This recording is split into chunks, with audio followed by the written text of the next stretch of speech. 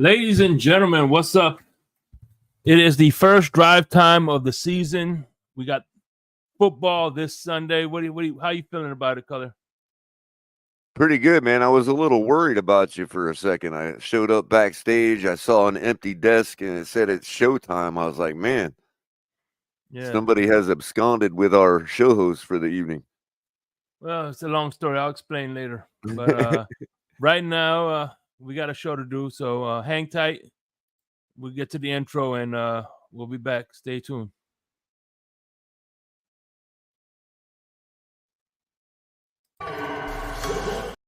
If you can, Color, can you drop the link in the group chat, please? Absolutely.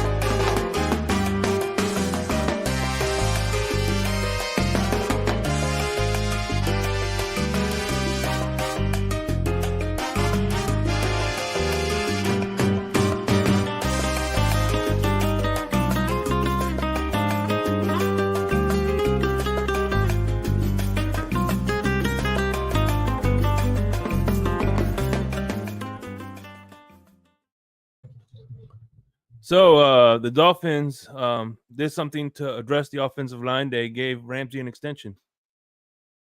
Nice. Well, maybe it'll give our offensive line more reps. Yeah. In the long run.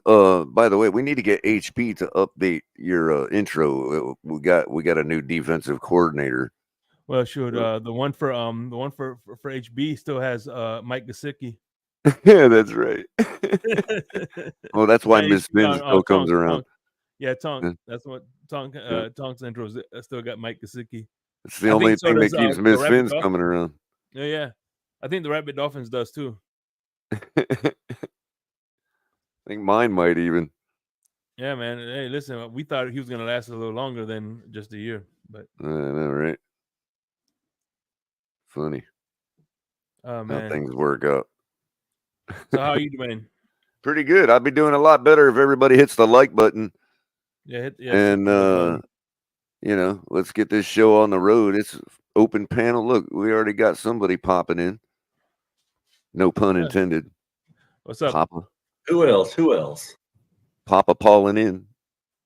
Mm-hmm. Yep. How y'all doing tonight? Pretty good, man. How about yourself? I hear you got some work done on your truck. Yeah, new bumper. I had my bumpers and roll bar powder coated aqua and orange. And then I'm dropping it off tomorrow to get it powder coated. To get it wrapped. Excuse me, I'm tired. I was putting the bumpers on myself today. Don't you have kids to do that?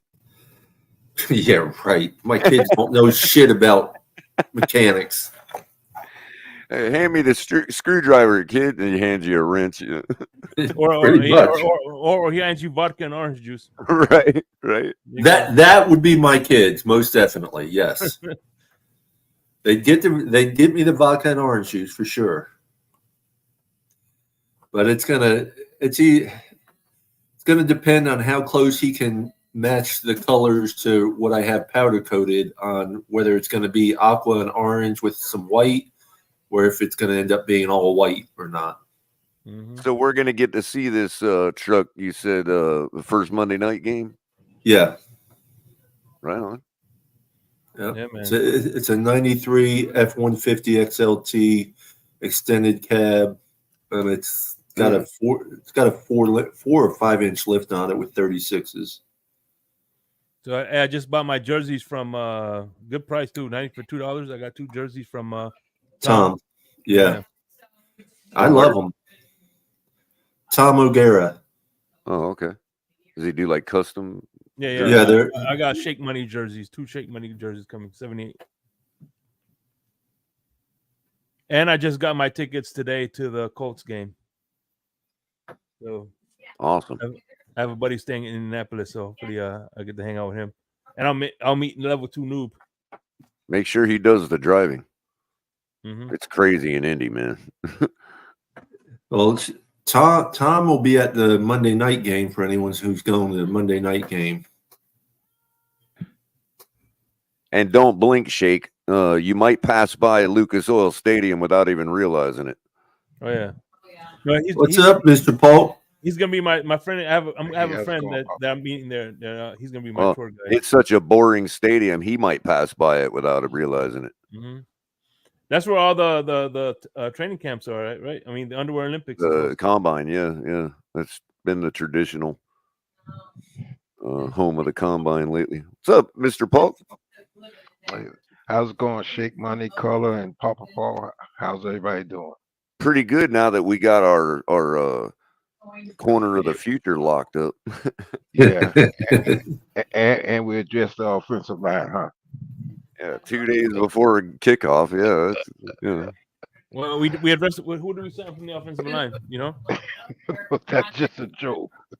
Oh yeah, I don't say damn. Ironically, right before the game, I saw a news report with the latest update on Ben Cleveland for Baltimore. They were in talks with the Buccaneers to trade him to the Buccaneers. I doubt that that's on the table anymore after last night. Mm-hmm. Since they kind of lost an O lineman or two. Very interesting. Papa Paul, you heard where Chris Brooks went, right? Yeah, Green Bay, right? Yeah. Yeah. Good for him. Yeah. They signed him to the practice squad for now. Well, they lost Aaron Jones, right? Did they? I think so. I think Aaron Jones is with somebody else this year. Oh, okay. They didn't grab nobody in the draft, did they?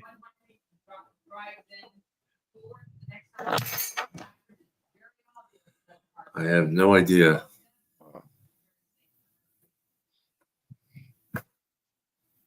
Oh, yeah. Aaron Jones went the Brett Favre route. He's playing for the enemy. He's with the Vikings now. Mm. Ouch. God knows the Vikings need a guy like Aaron Jones. I'll have to rethink my pick, though. Now I picked the Giants to beat them this week. I didn't realize they had Aaron Jones.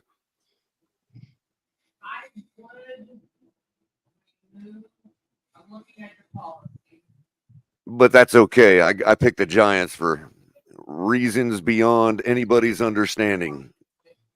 Well, people understand, but not the typical football pundits understanding. So Josh Jacobs is Green Bay's running back now. So they got Jacobs and Aaron Jones. Oh, Green Bay's with I'm sorry, Jacobs is with Green Bay, you're saying. Okay. Yeah. Yeah. Okay. Yeah.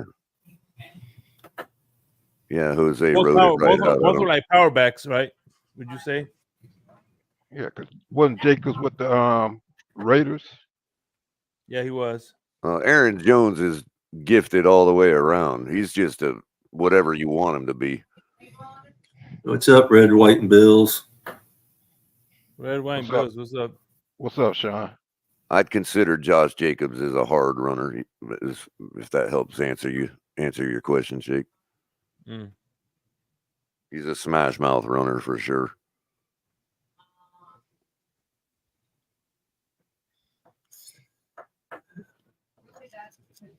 Tomorrow night, we have that big Richmond Webb party that we're doing to get him in the Hall of Fame. Right on. Hell yeah. I'll actually be broadcasting from there live with our show. You have a live stream? Good. Because I'm sure people want to be a part of voicing their support for Richmond Webb getting into the HOF. Yeah. Well, my biggest memory of him, basically, the way I put it, is when Richmond was playing, he was king of the O-line. Mm-hmm. Yeah, that's the easiest way to put it. There was a transition that took place. We entered a new paradigm when we drafted Richmond and Keith.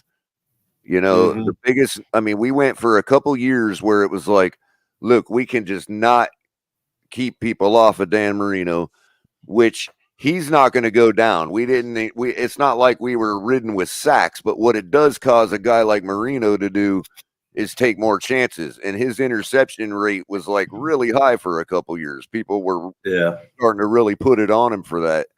And it was like, look, we need to cover his blind side. We need to do this. We need to do that. And when we drafted Richmond Webb and Keith Sims, it was like a paradigm shift. That was the moment when, okay, we're back now and we're going to be a consistent 10-11 win team. And I would like to see another draft like that. I was just going to conclude by saying that Richmond Webb, and I would include Keith Sims with him, they opened up the whole era of the early 90s. Yeah. And I would like to see another draft like that this coming draft. Yep. They were the reason. I know we never had a good running game or a good running back for Marino and all that. That's the trope. But there were times like Sammy Smith had a run for a minute. We had other guys that could consistently run the ball, Higgs and these other guys in the early 90s. And it was because of, again, Richmond Webb, Keith Sims. Yeah. Improving our running game. Even though we still needed a better running game, it was still much more improved than it had been. Mm-hmm. Yeah, when I get a chance, I gotta go back and see what running backs we had back there when we had But you had Logan, Mark Higgs, Sammy Smith. Who else did we have for a while? Kareem Abdul-Jabbar. Behind Richmond Webb and Keith Sims, I don't know, Fred. Oh yeah, maybe not Color, maybe not.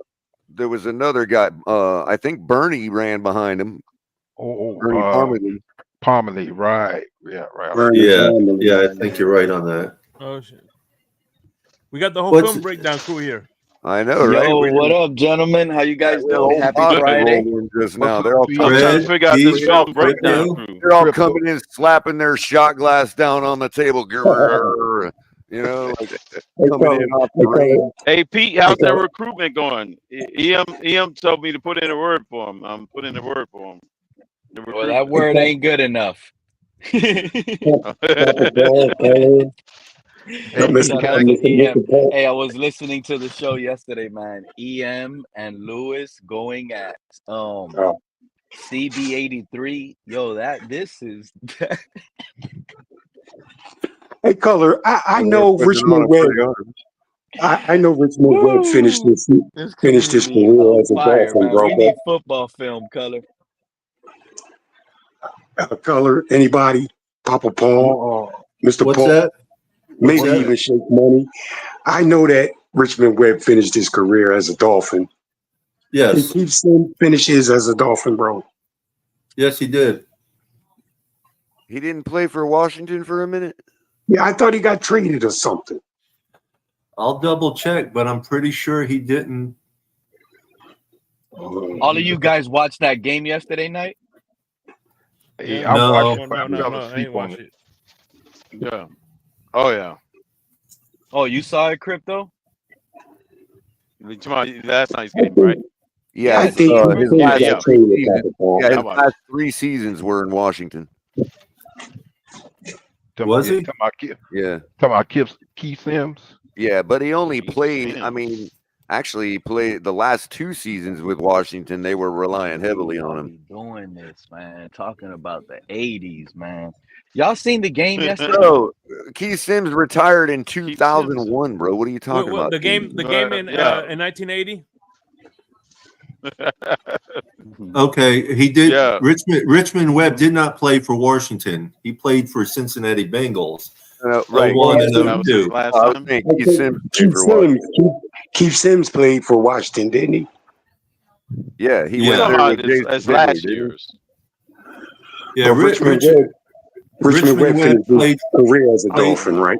Yeah, Richmond Webb played from 90 to 2000 as a from 1990 to 2000 as a Dolphin. He played 2001, 2002 as Cincinnati Bengals. Papa Paul, all of those offensive line were trash. We sent over to Washington. I hear all the time. Richmond Webb needs to be in the Hall of Fame. Why? We never had a 1,000-yard back under Marino. Excuse me, 7-time Pro Bowl, 2-time second team, 2-time first team, all-decade team. One-dimensional. Hall of Famers need to be real deal Holyfield, bro. What do you call 2-time first team, 2-time second team, 7-time Pro Bowl, all-decade team, all-rookie team, Miami Dolphins honor roll? Come on, you can't tell me he doesn't need to be on there. Hey, you gotta believe in Bruce Smith's word, Pete. If even Bruce Smith put in the word. There you go. There you go, man. Come on, damn, Pete. Come on, man. Hey, let me ask you guys a question. I saw the game last night, right? Sammy Smith had 831 yards and 8 touchdowns in 1990, which was Webb. Didn't he have back-to-back seasons, like 800 yards and back-to-back seasons? No, that was good back then. He had 659 in 89 and 831 in 1990. Yeah, okay. Now you got to keep in mind, Pete, that's with Marino still chucking the ball 40 times a game. Exactly. That's what I'm saying. We never ran the ball. That's pretty good. But it's still the impact of Richmond Webb and Sims on our running game was definitely clear. Yeah, that was Marino's fault.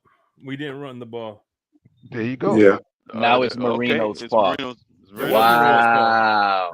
Because I don't know. They love to blame Marino for everything now. So maybe we shouldn't use the word fault, but it was Marino's choice to chuck the ball 45 times a game. And listen, we he had control. Don't you blame Tua for everything? So I'm blaming Marino. Fuck it. Oh yeah. Damn. I don't blame you, Shay. That's all right. Let you down with Marino too. Technically, everything. All you freaking Marino years. What did y'all get out of all those 20 years? Technically, everything is Don Shula. I blame Don Shula. It's Von Shula's fault. He should have fired everybody. He should have rebuilt. How you go from 1973 Actually, it was Chris Greer's fault. to 1990 or something without winning another Super Bowl, man. It's all Don Shula's fault. Actually, he should have got rid of the team. It was Chris Greer's fault, Color. God damn. Exactly. Hey, Pete, I tell you, man, you sure not Give me the making middle this school. one, They should have man. done something better. Off the chain already. That show just started. Hey, No, but because Crypto, I'm mad they at put I'm mad at Crypto, they put it on. Listen, they put it on Dave Wanstead. They put it on Marvin Lewis. Consistent 10, 11 win team, blah, blah, blah. No. Well, that's what Shula was from 73 to 1990 something, bro. Pretty much when 11 games. Just like Marvin Lewis and 83. Dave Wanstead. Hey, you know what? Crypto. You know what? I realized Brian Flores sabotaged Dan Marino. That's it. That's what he did. Exactly. Yeah, for sure. Hey, did you guys read I got to talk about something. That's a good point, Shake. Let's have an emergency community meeting up here on the panel. Can we have an emergency community meeting up here on the panel? Emergency. God damn, what's going on now? This is an emergency right now. What I'm about. Meeting? This is an emergency. This is an emergency topic. This is a breaking news. Let's just be honest. Let's talk about it. Can we? No, man. Let's talk about it. I need to know how you other Dolphin fans feels. Listen to me, please. Listen to me clearly. I got a simple question. I just need to know how you guys feel about this. Listen, yesterday we woke up. Jalen Ramsey's hamstring was as soft as a newborn sea turtle shell, right? Today, he gets paid, and now he shows up I to don't practice. mess with baby sea turtles. Damn, baby sea turtles. God damn. You know the lifespan of a baby sea turtle is like 1% survival or something like that. Don't get Crypto started. Come on, Crypto. Let's be honest. You see how they're deflecting this problem? Down there touching their shells. This is backdoor. This is under. You know what I'm starting to believe? Jalen Ramsey, listen to me. This is what I think happened, okay? And this is just me hypothetically thinking as what the Dolphins, and this is me thinking this way because the Dolphins led me to believe in this way, by the way. Jalen Ramsey saw the cornerback room after everything just happened during training camp. He saw that we needed Ethan Bonner. He saw that we needed Storm Duck. He looked at that cornerback room and he told the organization, if you guys want me to play, you guys need me. You guys got to pay me. I'm not playing if you pay me. He put that pressure on me. This locker room is not as gelled as you guys believe. This is the gel that does not stick your hair. It does not do anything. It doesn't style it. This gelling that we have in Miami, this is not. So you're saying it's just a bunch of grease is what you're saying. It's just a bunch of grease. It's a bunch of grease. And it's not working. It's not going to work. It's just meant to give us the wet look. And you're trying to spike it up and it's damping down. You can't even get it to stick up. You try to use this. You try to use this gel in Miami to try to do a mohawk. You know what? You know why I don't jive, Pete? Because we don't need any tonic to have the wet look. All we got to do is play in our environment, and we got the wet look. This is a disaster, man. Why aren't you guys talking about it? Can of Murray's, bro. You gotta get a can of Murray's, bro. Because latest reports, it's going to be 92 degrees at game time, feeling like 103. Mr. Paul. Bro, we just extended Jalen Ramsey. The man he played 10 games last year. He had 2 interceptions, one against Aiden O'Connell. Hold on. He had 22 tackles in 10 games. I don't give a damn. I don't give a damn. Color. In 2019, he had almost 19 tackles in only 3 games. He is the football son of Neon Deion Sanders. I don't care what you say. That's fine. You don't have to care, but you're going to see what happens when Brian Thomas Jr., Gabe Davis, and Christian Kirk eat his ass alive. God damn. Oh, yeah. And I'm 4'11", 110 pounds, and that's just like all them guys. You mean like all them guys ate him alive when he was in Jacksonville? And they were in the AFC Championship game with Calais Campbell, Campbell on the field, Campbell on the field, and playing under a head coach who our defensive coordinator has worked under, Doug Marone. Rock and roll. Hey, Papa Paul, who's 4 feet 11 inches, man? 180 pounds. And by the way, under a defensive coordinator that, by the way, was the defensive coordinator under Bill O'Brien in Houston when J.J. Watt was there. That's who our defensive coordinator is. He ain't got to deal with only Zach Zeiler. That's all we got on defense. I was commenting on Pete's comment, and I said, and I'm 4'11", 130 pounds, and that's just, and that's, and I said that's just my third leg. That's just your third leg. Wow, that's terrible. Oh my God! God! Y'all need to stop. Well, y'all got everybody going. Crypto, I blame you on this. I blame this on and y'all want me to tell you something? What did I do? I was quiet as a church mouse. Hey, Didi, let me say something about somebody in the community real quick. Dudley Durong sat up here, right? Check this out. I want to know how y'all feel about this, right?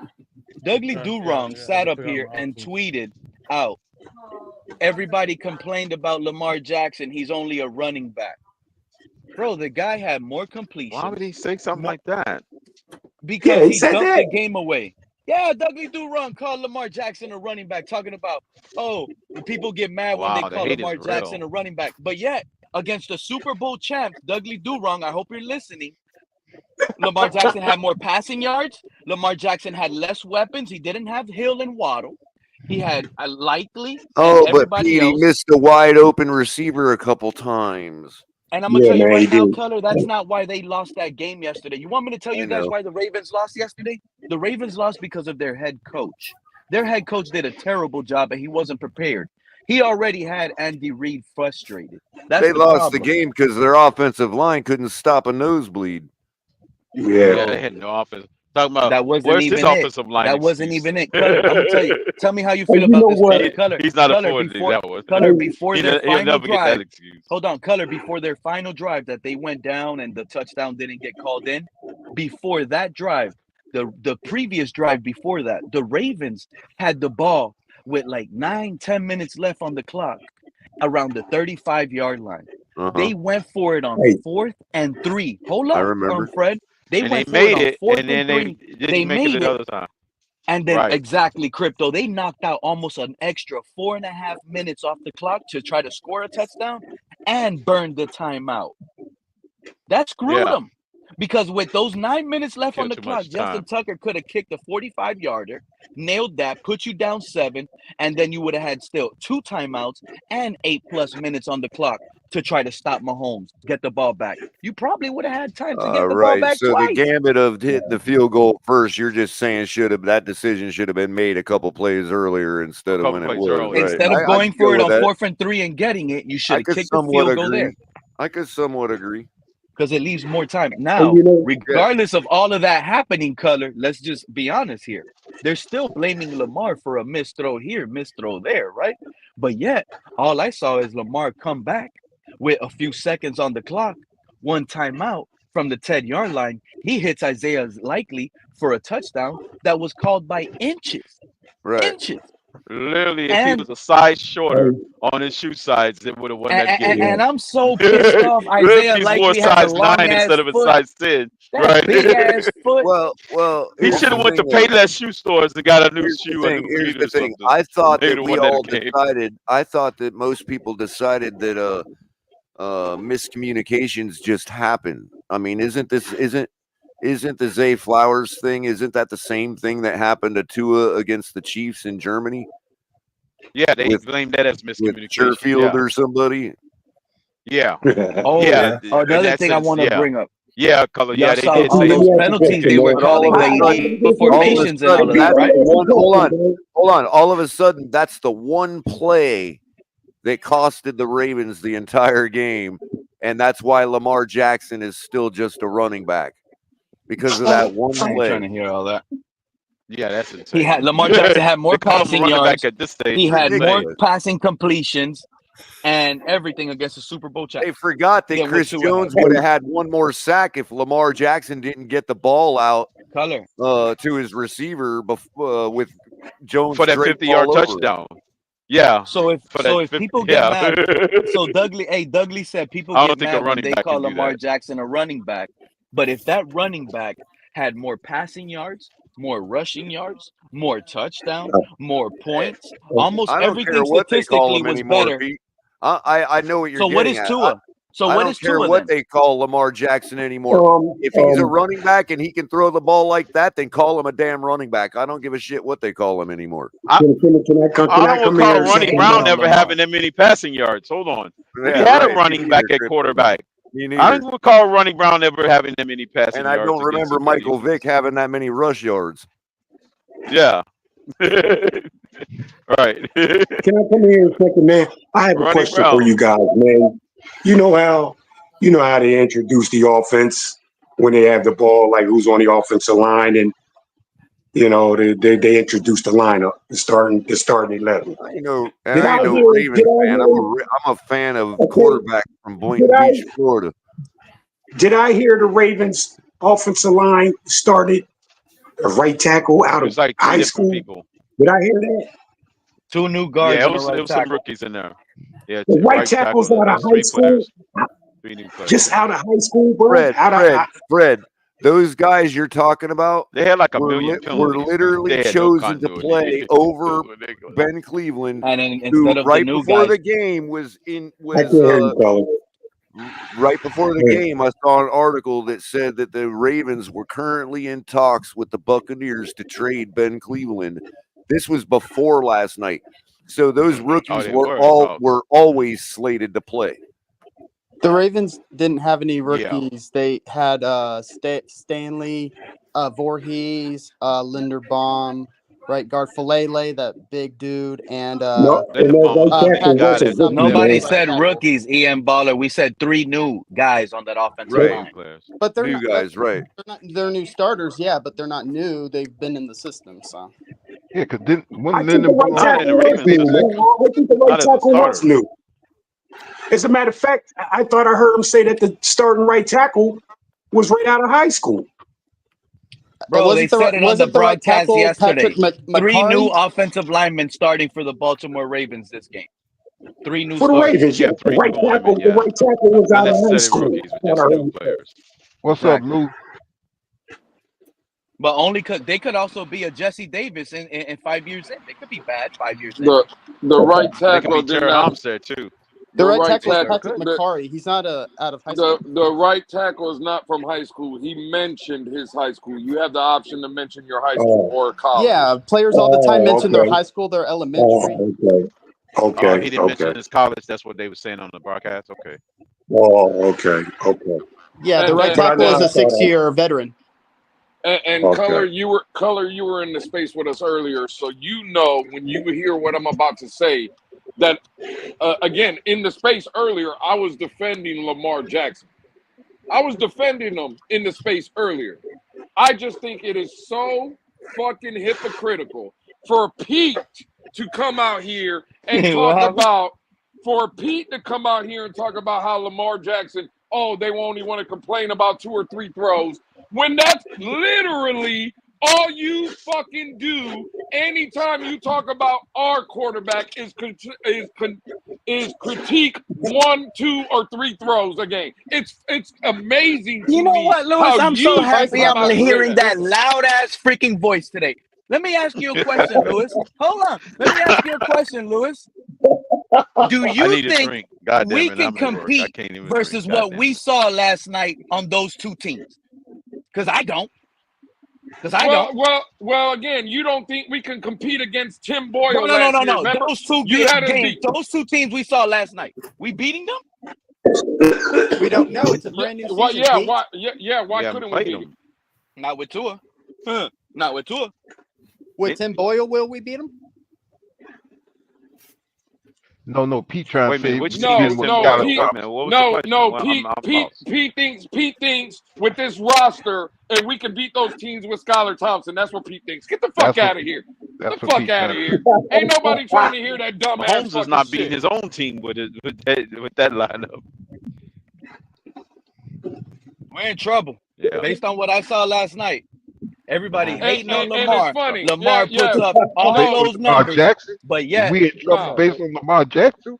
No, hey, Mr. Paul. No, Oh, we're not no, in trouble. We're not in trouble this season. We're in trouble right now in this goddamn panel because you got people like fucking Pete up here. All right. The simple fact is, Pete comes up here, and the first thing out of his mouth is in the playoff game. When again, before Pete and Fred and others were up here, Color was talking about it would be hard to imagine a team going into Kansas City with that weather and stuff. I thought Color was spot on, right? And Pete has actually said something that was factual. The Miami Dolphins, led by Tua, looked like trash in that playoff game, right? They only scored 7 points. But the same fucking guy that Pete is booty clapping up here for, Lamar Jackson last year, played that same team.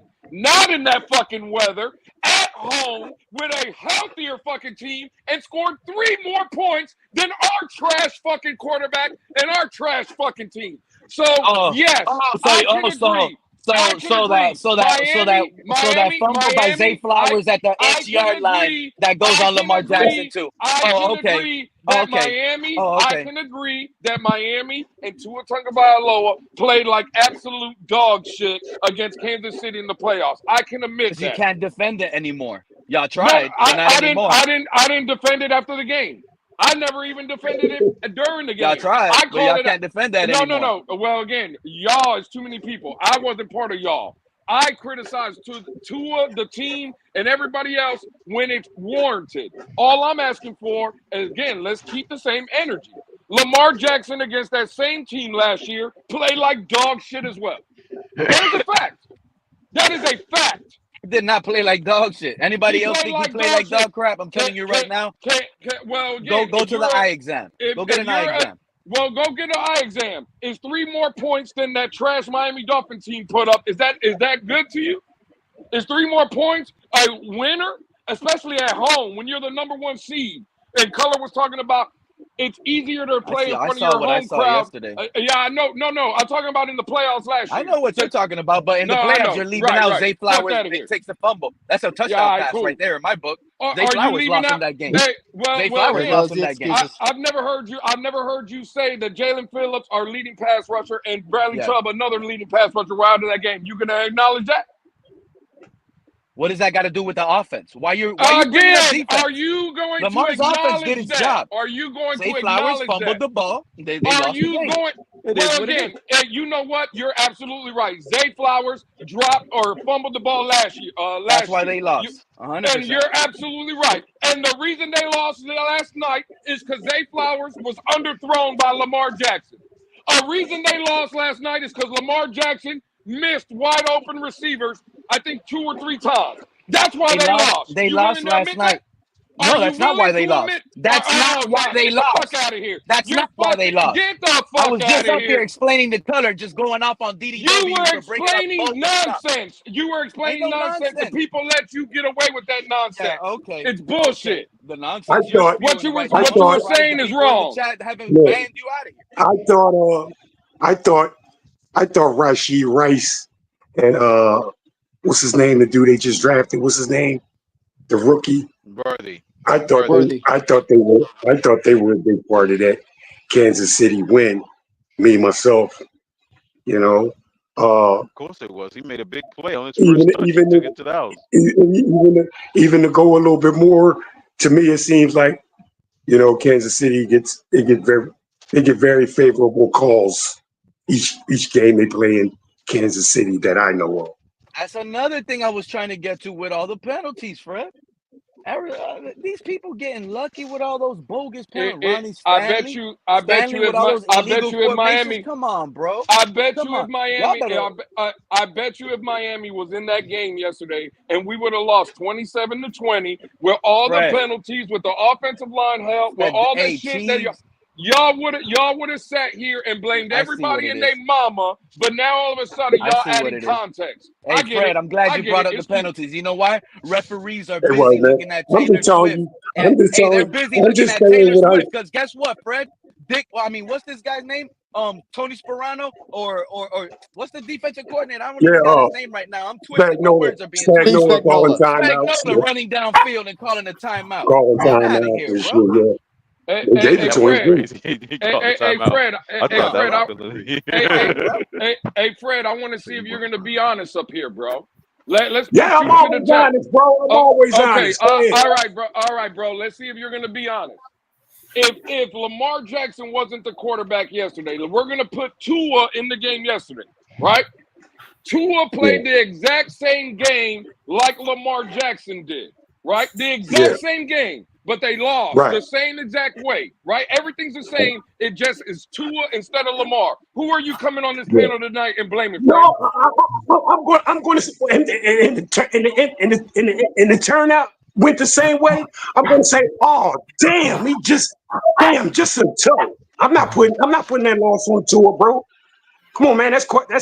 Evident, bro. I'm not putting that loss on Tua, bro. That's a great answer, Fred. As a matter of fact, I would praise Tua for making a play like that, bro. Tua can't even run for 100 yards in the season. Hey, Fred, that is a great answer, bro. At least you were fair. Now, Pete, let me ask you the same thing. Hey, that's a great answer, Fred. I appreciate. Ask somebody else that question, Lewis. Don't worry about me. You know his answer. You're a fucking clown. That's why. Because you're a clown. That's why. Hell no. I know. Nope. Straight up. Yeah, I know. Yeah, straight up. Can Tua give me 100? Matter of fact, can Tua just give me 30 yards rushing in one game? Hey, you listen to Sharif, man. He's going to give us 400 yards this season. That's what he said. Man, Sharif said he was getting 400 yards. Matter of fact, man, I hope Sharif comes up here because I got something saved for his ass about that. Let's get Sharif up here. Let's verify these yards. Sharif been up here. Sharif been up here for months talking about Tua's going to get how many rushing yards. Tua comes out talking about don't expect me to run the ball. Hey, Shake Money or Color, bring up Jermaine's comment. Funny, Pete, did you leave out Lamar Jackson's fumble last night? Did you forget about that, or why'd you leave that out in your spiel? Because you brought up Zay Flowers' fumble real quick from last year to playoffs. What about Lamar Jackson's fumble last night? Did you like that? Why didn't you bring up Lamar Jackson's fumble, Pete? Yeah, he definitely fumbled on his own 10-yard line to a strip sack. He didn't throw an interception. Mahomes threw an interception. Again, I'm not asking you about Patrick Mahomes. I'm not asking you about. I'm not asking you about. Did you not just hear us before you click that link? We were just discussing how they had three new guys on that offensive line. And that's Chris Jones. Why didn't because you know Chris Jones is going to make a play like that in a game. That's no big deal. The fumble? Why didn't you bring up the fumble? That's not a big deal. Oh, it's not a big deal. Bet. I'm glad you said so. Turnovers in a game is not a big deal. Is that what you're saying, Pete? Unless Lamar made up for that. Lamar made up for that. If Likely had a smaller foot, they'll be going for the 2 and getting it and winning that game yesterday night. Smaller foot, He's good with Pete going, bro. Smaller foot. If Likely had a smaller foot, that they was would have almost won like that game yesterday. What's his name in basketball? He stepped on the 3-point line. That was Kevin Durant all over again when he stepped on the 3-point line and missed the game-winning shot. Yeah. That was literally the Kevin Durant situation, played in football. When he stepped on the 3-point line, the tie to go to overtime. That was crazy. And that's the first thing came to my mind. Kevin Durant. Hardball. That man is a boneheaded coach, wasting all that clock. Should have kicked the field goal from the 35 on 4th and 3. Pete, get in the chat. And then still had to go over there and kick another field goal. I know. Hey, Pete, get in the chat real quick. Hey, Pete, that's the same thing I said. Pete, get in the chat real quick and look at Red, White, and Bill's comment. You want to read that? Look at the last comment for Red, White, and Bill. Why didn't you bring that up? Bring that comment up, man. Somebody bring that comment up. It said, Pete, if Lamar hit Likely in the corner 2 plays before wide open, they would have won 2. Yeah. Got hurt on that play. That was a bad throw. It was a horrible throw. Pete, why didn't you bring that up? And Likely was wide open in the end zone. Why didn't you bring that up? Because that's a post corner out route in the goal line. That's a low percentage throw. That's not that high of a. It's not that easy like you guys are making it seem. Are you telling me? Out of here. Are you telling me that Lamar Jackson cannot make a post corner throw to the corner of the end zone? Is that what you're saying, Pete? That was not a quick open guy. Is that was what you're That doesn't saying? help your argument, Pete. That was a cross body, Because bro. he made a lower percentage play on the touchdown pass with 50 yardage. They said that was Thank less you, than 1% Crypto. throw. Thank you, Crypto. You don't have the argument, Pete. He actually made a lower percentage play in that same game. Well, let me argue that point, Crypto. Thank the you, only Crypto. thing that was lower percentage about that play is likely actually getting the yak to score a touchdown. But what Lamar Jackson it's the scramble showed on that made it possible. What made it a lower yeah, percentage. you're right, 100%. I was going to bring that up now. But then I was going to bring up the scramble like you just did. And the way that Lamar Jackson saw that the defender was not looking back, he just threw it. That was a good pass. That takes awareness. That takes elite awareness to know that I'm going to throw this ball to my guy because he's looking. The defender turned around on me. He don't know the ball's coming. What was special about that play was, like Crypto pointed out, the extra time that Lamar bought. But to me, it was how this guy was able to score. I thought, okay, a catch. Which means the corner post should have been a piece of cake for him based on his performance. Was easier. That one was easier. The other one was corner like kind post of a was cross easier. body. That one was another cross body. He was more confident on this one because he already made his decision. I wonder why Tony he ain't looking. Let me just throw it to my guy. Emojis. I wonder why Tony's in the chat putting up cap emojis when Pete's talking. I wonder why that is. Can anybody tell me why that is? Wait a minute. Damn, the sliders, man. Put them sliders and up this in man, the chat. hey, Crypto, this man is saying Pete is a liar, and this man has bought Pete ice cream before. And he's calling him a liar. I know. That's crazy. God damn, that's crazy, Louis. You're right. What are we lying about today? That's They crazy. can click that link. They can click that link. It's Friday. No, it's don't Friday. nobody want to click the link. Don't nobody want to click the link because you're up here. Trust me. Fine. If you weren't here, they would definitely click the link. I feel like that's how they feel about you, but we'll just keep it there. Well, again, call it what you want. Hey, can I ask the panel? Can I ask the panel? Hold on, Pete. Hold on, Pete. Hold on, Pete. I want to ask Louis something about the ZB83 stuff. Is it me? Is it just me, or is anybody else here think that Kansas City, man, gets some real favorable calls, man, in Kansas City, man? Because I kind of thought, like, when they is it just me, or does anybody else think the calls are very favorable in Kansas City? You talking about for a Super Bowl? Testing out that new rule. I'm talking about any game in Kansas City. Do the calls seem favorable for the Chiefs? Oh, it was crazy. Saying talking about the referee calls and all that. Check it out. That guy, that right tackle should have been called more for Kansas City. Hold on, Crypto. Let me get my. Hey, listen. What happened, Tony? What am I lying about? I want to ask Color and Shake. I just want y'all to do me one favor because I'm not going to be up here with this madness, right? But can you clip every time Pete came up with an excuse for Lamar missing throws? And I just need those clips. Because the minute he get on his page and start critiquing Tua every throw, I'm just going to replay all those clips that you came up with and all those excuses you gave for Lamar. That's all I want. Jay, if any one of y'all can do that, I would greatly appreciate it. They can clip whatever they want. I want them to clip this You already got 7. You already got 6 of them already. I want them to clip this part. I got 6 or 7 right now. Hey, Tony, let me ask you a question, Tony. How many missed throws you think? Hold on. How many missed throws you think Lamar missed? Last night? Yeah. 3 of them. 3? That's my somebody that's about to two to Flowers and one to Isaiah Likely. Yeah. I'm going to say 1 to Flowers because the other one I'm going to blame Flowers that didn't stop. He underthrew Flowers one time. He underthrew Flowers down the sideline. He underthrew him, bro.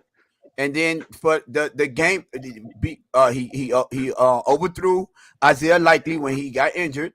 And then the one before he attempted that to Isaiah Likely, Zay Flowers was wide open. Zay Flowers was wide open. He should have stopped. But hold on. I got one to Likely to do. This is all I want to do. Because I'm done now, Fred. 122 yards rushing, divided by 3 is almost like 4, 8, 12. It's almost like 30-something yards per. So if he misses only 3 throws a game, that guy's giving you 35 yards rushing per throw. Hey, listen. On average. So guess what? Can Tua give you 30-something yards rushing? Listen, you ain't got to get that to me, because listen. Okay. I said Lamar Jackson was the best Lewis ran off last night. You see Lewis ran off. Well, because he know I was about to kill you. But look, I said Lamar Jackson was the best player on the field last night. Baltimore Ravens will have not been in the game if it was not for Lamar Jackson's play.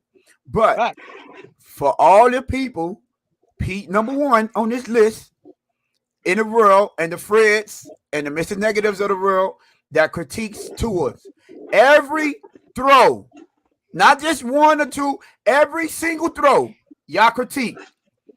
And then you got, when the game is on the line, you had 3 opportunities. And I hope y'all ready for that. Hold on. No, y'all was talking. He had 3 opportunities. And 2 out of those 3 opportunities, he missed the throw. I'm not going to count the one that Isaiah Likely stepped out of bounds because he put the ball where only his receiver could go. That was a great throw. But 2 out of the 3, he missed them. If that would have been Tua, y'all would have not mentioned nothing about what happened before that. That's the only thing y'all would have focused on, is he had an opportunity, 2 opportunities to win the game, and he folded in the clutch. And now y'all up here caping for Lamar Jackson. I just want to clip these shits up, because I'm not even going to argue with you niggas no more. I'm just going to play the clips of how you niggas were trying to give Lamar a fucking excuse. This nigga said that was a hard throw. I'm sorry for saying it. Bro. You forgot. You forgot how you criticized Tua? Both of y'all. Y'all criticized him. I don't forget anything. And now y'all going to say a hard throw? You're talking about a back-to-back MVP. All he had to throw is to hit the python. Someone that was talked about in September to be an MVP. We're talking about the guy that just won MVP in back-to-back seasons like that, bro. Okay. And let's not forget what making what he wasn't back-to-back MVP. And let's not forget why it wasn't. He's a 2-time MVP, not back-to-back. Not back-to-back. You're right. No. And let's not forget why I brought this whole Lamar Jackson to the table. Because it was all Dudley Do-Wrong's fault, DDW. I'm upset at the tweet he wrote that he retweeted me, making it seem like I don't want to hear nothing about nobody else tweet. That's what I brought up. That's what I brought up. No. At the end of the day, you trying to deflect, Pete. They're calling Lamar Jackson a running back. He didn't make you give her an excuse for Lamar Jackson, Pete. Stop it. More completions, more touchdowns, more yardage than Tua did, and Tua has better weapons. But so that's why I brought Tua. What I got to do with him missing throws? Because you're bringing up Tua and asking No, I know. I brought up the fact that you critique every last Tua throw. I didn't bring up. And that's why. Okay, so why they calling Lamar Jackson a running back? You know for a fact, Pete, if Tua had that same exact game, the only thing you would on this panel, the only thing that you are on this panel talking about is the missed throws that Tua did. That's you don't want to hear nothing about, because you would have said, listen, that's what you would have said. If he would have made the other 2 throws, he wouldn't have to depend on him stepping on the out of bounds. That would have been verbatim out of your mouth.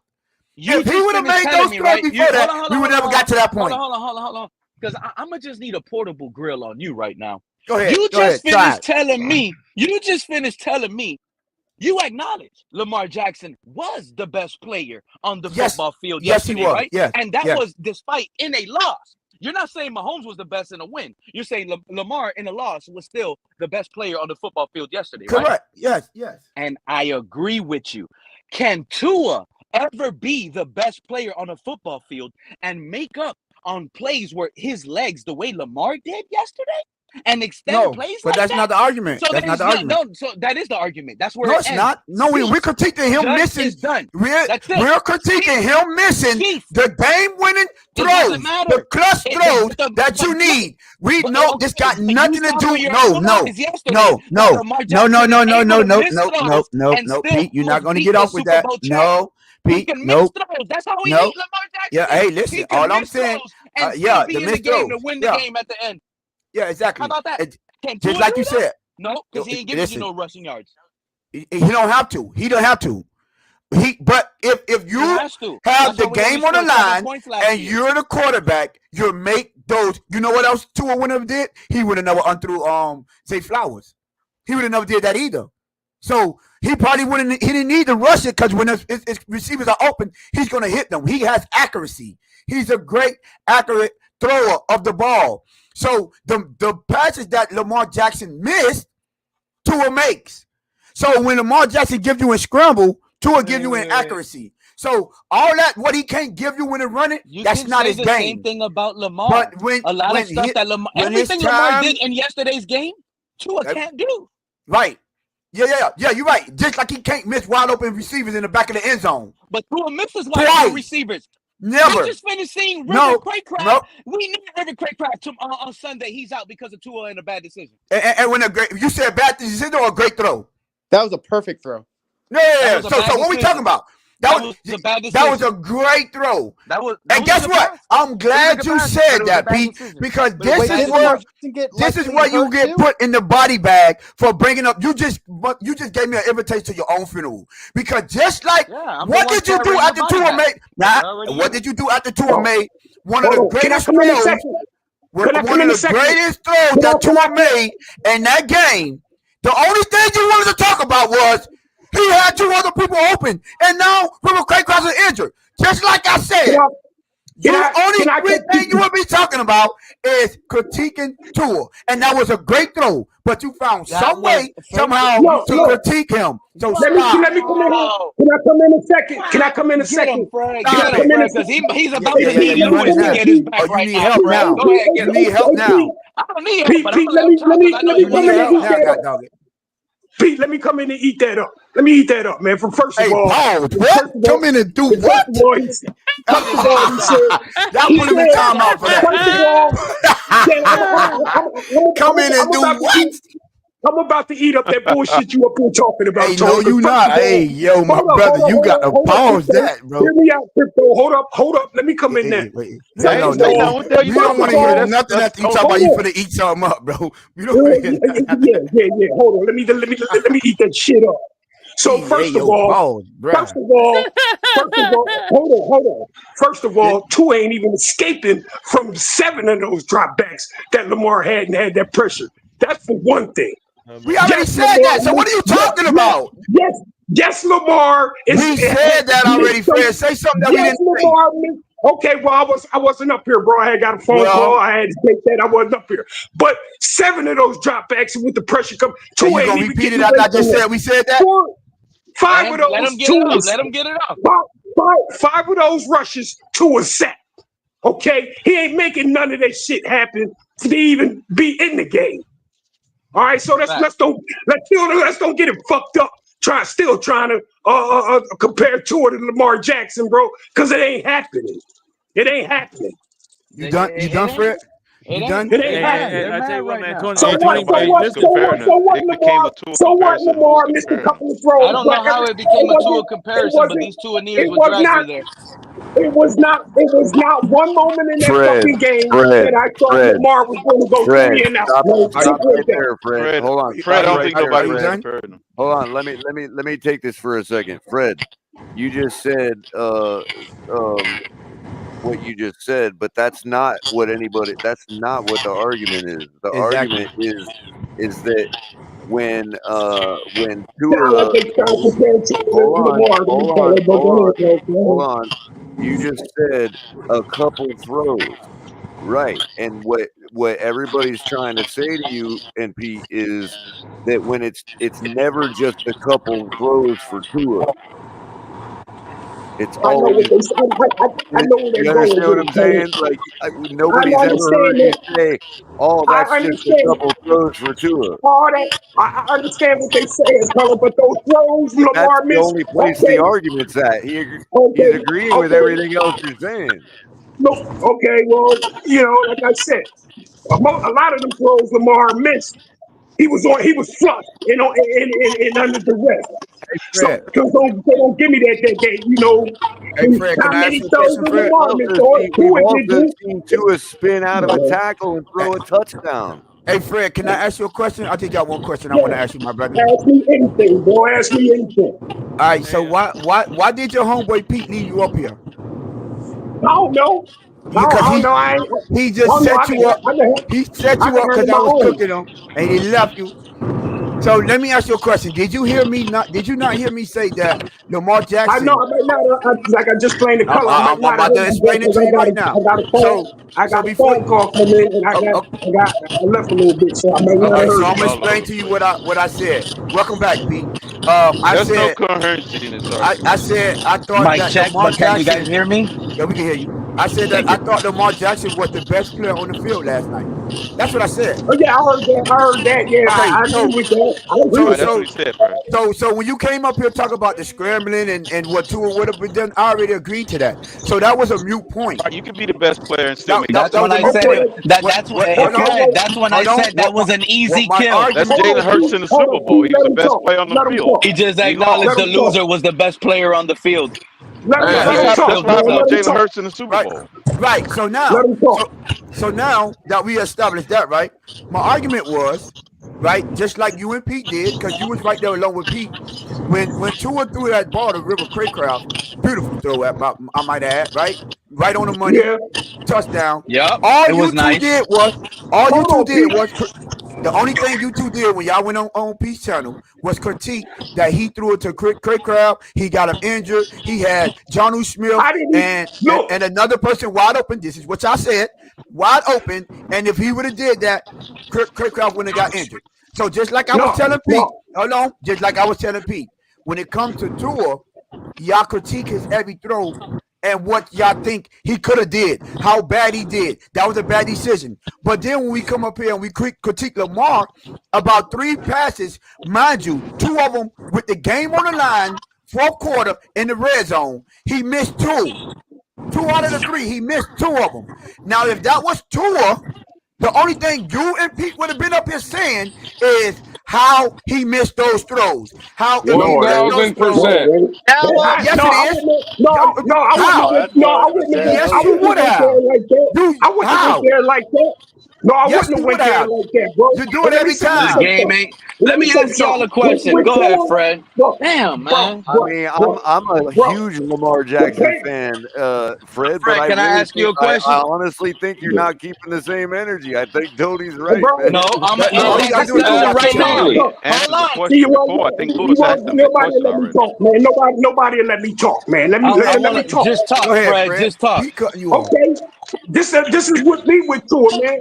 Tua makes good plays, good throws. I be like, yeah, good shit.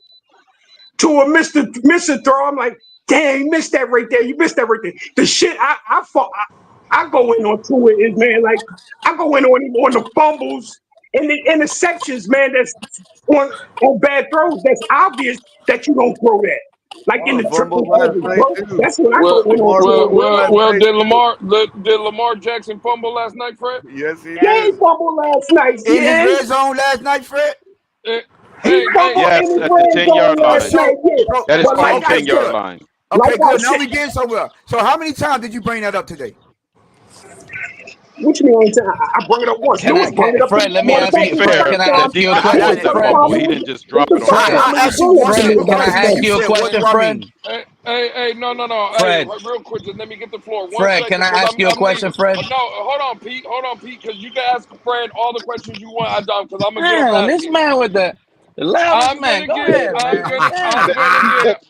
gonna get up out of here. See, what Pete don't like is see this bullshit that we're killing the narrative. That's why Pete gets so mad. Pete, you can have the floor right now. It too. Hey, Pete, you can have the floor right after this. Hold on, Tony, real quick. I got a stat for everybody's ass right here, and it's crazy to me. I got a stat. You ready for this stat, Pete? In the first half of yesterday's game, a whole half. I'm not talking about a drive. I'm not talking about 2 drives. I'm talking about a whole 24 minutes of a football game.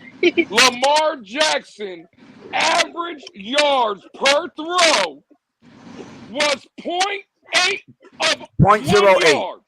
0.08. not even a full yard of throwing the ball. So basically, for the entire first half of the game, this man, every time he threw the ball didn't go past the line of scrimmage. Can you believe that? Can you believe Yeah, I that can a believe it because quarterback? Patrick Mahomes wasn't that much better. Yeah, Okay, I can cool. believe that. And I'm not talking about Patrick Mahomes. why are you making it seem like? Why are you making it seem like the Ravens weren't playing just the Super Bowl champs that just upgraded their team? Well. Again, did Miami That's last why year I play the asked you Super Bowl earlier. champ? Yeah, Did what I Miami saw last year? yesterday, I don't think we could beat none of those two teams with Tua. Hey, Pete. Last year when Miami played Kansas City, was Kansas City not the Super Bowl champions when we played them? Yes, they were. And we got lucky to put up 7. Where did we? Were they the Super Bowl champions? You just said the Ravens were playing the Super Bowl champions. What I'm asking you, when Miami played them last year, were they not Super Bowl champions? Yes or no? Yeah. So why the fuck are you bringing that dumbass shit up then? Look, let me say this. Can I say this? Can I say this? Can I say this? Even with, can I ask you a question, Fred, before you say what you say? Because I got a simple question. I got a simple question. I've been trying to ask this question, Fred. Let me ask you. Go ahead, Pete. But you're gonna make me forget too. We have the same issue. So let me just say this. So let me just ask you a question, Fred.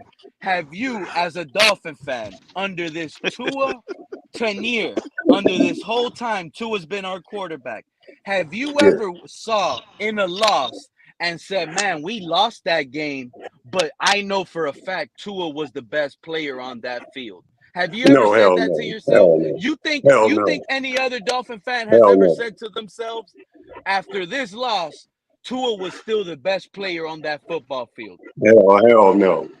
Hey, but you know what? So let me ask you a question then. Can I go behind? Go ahead, Fred. Hold on. Actually, yes. Not in one moment. Alex, let him go, Alex. Stop. Let me say, hold on. Not in one moment in that fucking game did I have any doubts Lamar wasn't going to pull that game out. None. So you saying you was wrong the whole time? So you just agreed you was wrong the whole time, Fred? No. Fred, so let me ask you a question. Since people want to play, so the difference with Lamar and Tua to me is like, we're done. Ain't no way Tua coming back from this.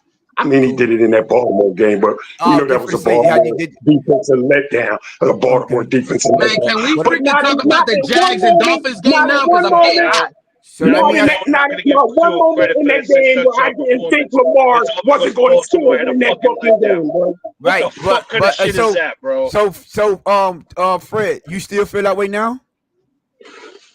Yeah. Even though he lost, so you still wrong because he didn't pull it out, Fred. Newsflash, he didn't pull it out. No. Okay, Tone. Now, let me ask you. Hold on, before you respond. Let me ask you one question. I'm gonna say, hold up, Tone. Hold up. I'm gonna say he didn't pull it out by a fucking toenail. All right, cool, good. But I'm gonna say Tua didn't even have a fucking chance in Kansas City. It seemed like he ain't want to be there. If you ask me. Did he have a chance in Did he have a chance? Did he have a chance in Germany? Hey, Fred, we already put Lewis in. Did he have a chance in Germany? Hold on, Tom. Yeah, he had a chance in Germany. Okay, cool. Fuck that all the way up. Fuck that all the way up. Just like Lamar Jackson did last night? Just like Lamar Jackson did last night with the game on the line? Lamar ain't fucked that game all the way up. So Lamar didn't miss. He didn't miss Isaiah Likely in the back of the end zone? Lamar didn't miss Isaiah Likely in the back of the end zone? No. And guess what? He came right back and threw. No, it was Isaiah Likely first, and then it was Zay Flowers. Come on, man. Yeah. All right, so let me. You know what? I want to say this real quick. You know what? All right, cool, Fred. Let me ask you a question then. Since Pete said after a loss, right? After a loss, he said nobody said Lamar was the best player. Because I gave it. He was the best player on the field. But have you ever left a game? Have you ever watched a football game and left saying Lamar Jackson was the best quarterback on the field? Win or lose? Let me tell you something. No. I need you to answer my question. I need you and Pete to answer my question. Okay. If if this does, I remember when he beat us, bro. Blow us the fuck out. He always blows us the fuck out. Was he the best quarterback on the field, or was he the best football player on the field? He was the best quarterback in 2019. My God, you know what? Yeah, I'm gonna tell you like this. Get out of here, Pete. I'm gonna tell you like this. Get out of here, Pete. When he beat us, you talking about last year when he beat us, right? What was his stats when last he beat year? us last year, when he beat us last year, it wasn't like 2 years ago when he beat them in Baltimore. No, Yeah. He ain't never thrown 6 touchdowns in the game. No, he ain't never did that. Check this out. No, he threw 5 and they took him out in the third quarter. Right, exactly. 230. Lamar, That was his stat. 18 for 21, 5 touchdown passes, 320. Man only threw 3 incompletions. Tyler Huntley came in, went 1 for 1, and threw a touchdown, bro. Yeah, right. So did you leave that game and say he was the best quarterback on the field, or did you say he was the best player on the field? After this game, he stamped his name to win MVP. That ain't got nothing to do with the quarterback question. Him being the best quarterback. He won MVP based on our Well, Fred, your homeboy asked that question. Your homeboy y'all just reaching with these questions on Lamar, bro. You know, every time somebody come up with something, then you be like, so if Lamar do this, Zach Wilson was the best player when the Jets played the Chiefs. I just want to put that out there. You see that, Kirk? No, that still wasn't. That's crazy. So let's. You said that Tua had an opportunity, right? And he had three. Technically, he had 4 opportunities to win the game against the Chiefs, and he came up short. And all y'all did was ridicule that man all day. That's all y'all did. Talk about what he did, how he missed, but he had him in a position to win the game still, at least, right? But now let's fast forward to last night. The same exact situation. Same exact outcome, and we up here praising the man for failing. We up here praising the man for missing not 1, but 2 wide open receivers in the end zone to tie the game to go to overtime. But I ain't hear not 1 peep about him missing throws. Not 1. I'm praising one the man. He was on the board, the rest of the other one. I'm praising the man for what he did under duress, bro. Constantly, every time he dropped back. But so how many times did you? How many times did you praise Tua for what he do under duress? What? Constantly. What did I have to praise? What did I have to praise when he was under duress, bro? My point exactly. He won 11 fucking games. He won 11 games, but you ain't had nothing to praise, right? He won 11 fucking games. Led the league in passing, but you had nothing to praise. All right, cool. What he do? What he do under duress? Fred, you're not helping yourself out, Fred. You're not helping yourself out, Fred. What he do under duress, bro? So we were down. You gonna let me speak? When we were down game 1, the same way when we were down game 1 last season, the same way your boy Lamar Jackson was, right? On third and 22 or 3rd and 23, whatever. 3rd and 15. He's under duress. Scrambles, hit Tyreek down the sideline. Perfect throw, I might add. Gave us a chance. Pulls out that game and win. Why I ain't hear no praise about that? Since you said what he did under duress. He pulled out his opener when he was down. That was the Chargers game week 1. You know, the 3rd and 15, where he hit Barrios on the sideline. Cool. Oh, that's Alex. Y'all let Alex go. Y'all let Alex go. So hold on, Tom. So you hit Barrios on the sideline. So hold on, Tom. That's Alex. Hey, bro, hold on. You dig deep to find 1 fucking pass that he threw when he had to run, bro. You dig down deep to go find that, bro. Hey, Fred. With Lamar, it's something. This is crazy. Dolphins game. Imagine after Sunday's game. Hey, Fred. After that game, it's gonna be over. Fred, I hear you arguing, and we ain't even playing football. My nigga, Fred, let's talk. If you ask me a question, listen to it. Fred, man. So now, Fred, I can't hear you, bro. So you're right. So you're right. Fred, he got nothing with that, bro. Fred, would you shut your mouth, Fred? Fred, I can't hear you, man. Would you be quiet? Would you be quiet so I can talk? Damn, man, I can't. Yeah, Pete. I know you can't hear him. We haven't even played on Sunday yet, and you guys are going wild. Hey, Fred. So imagine if we lose on Sunday. That's gonna be the end of the world. Hey, Fred, let me ask you a question. I just asked you. Hold on. Because Fred, y'all let Fred, when I asked you a question, right? And I said, why haven't I heard you give Tua praise for what he did under the red? You said, what? did I have to praise him for? Now, I gave you one. You gave me one, bro. You said it was none. You said it was none. I'm supposed to praise You just said it was none. Hold on, bro. I'm supposed to Fred, praise you can't this use man. absolute. You can't say none. You can't use the word. You just said it was none, Fred. Come on, man. That don't even make sense. Okay, Fred. Hey, you know what, Fred? Fred, you know better than use that word right now. Hold on, Crypto. You right, Fred. That was only one, Fred. So let me give you another one. How about week 2? How about week 2 in the 2022 season when we were down against Baltimore Ravens and he had to do that spin move under duress, I might add, and he hit. I'm giving you opportunities for you to praise him under duress like you doing Lamar. Yes, that's what I'm doing. Bro, you praising him one game out of fucking 16, bro. I just got you 2. I just got you 2. 22. I just got you 2. Last year, now you're going back to 22, and you're giving me one. Hey, listen. Okay, he hasn't played a game yet this year. You're giving me one throw a year, bro. We haven't played the game yet. Okay. Let me get this real quick, Fred. Okay, Fred. So when you ask about funny, bro. How you go back? I can't even wait for Fred, how you go from none? How you go from 0 to now 1? I just trying to figure out the math because at first when I asked you, right? No, I'm trying to figure it out with you. You gave me one for 2023, then you went back and gave me another one. Well, it's only one game. It's only 22. So how many games could I give you from this year, Fred? I'm with you, Fred. I hate that they got to go back 2-3 years. Which game you want to give for this year? Hey, Tony, you gonna get one on Sunday. You gonna get one on Sunday, Tony. Okay, so you said we ain't play no games. Hold on. So when you said we ain't play no games this year, right? So when you asked me, what game did I have to praise him about for him being under duress? What game should I point to? What game should I point to? Should I just Okay, I'm gonna tell you like this. No. Answer my question. No, don't tell me like that. Just answer my question. Ask me that question again, bro. Ask me that question again. Oh, Connor, I got a question for you too. Told me, don't say nothing. Everybody be quiet, man. Let's hear the question. Damn. When I compared and I said, because you said you gave him praise for what he did under duress, right? That's what you said. Yeah. And then I said, so why you don't give Tua praises for what he do on duress? Your response was, let me finish. Let me finish before you. Your response was, what did I have to praise him for? What did he do? Okay, cool. So afterwards, right? Based on how they trash in the offensive line, he's gonna have a lot to praise for. So basically, hold on. Right, good. Right, Crypto.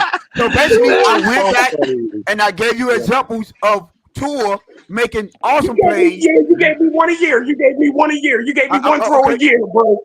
Okay. So I'm asking you, why didn't you praise him for that? I didn't say how many. I didn't say he had a lot. You the one said he had 0. You the one said he had none.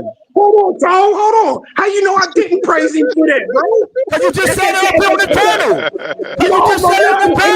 No. In the moment in that game when he done that, because of the fan, I was like, yeah, to him.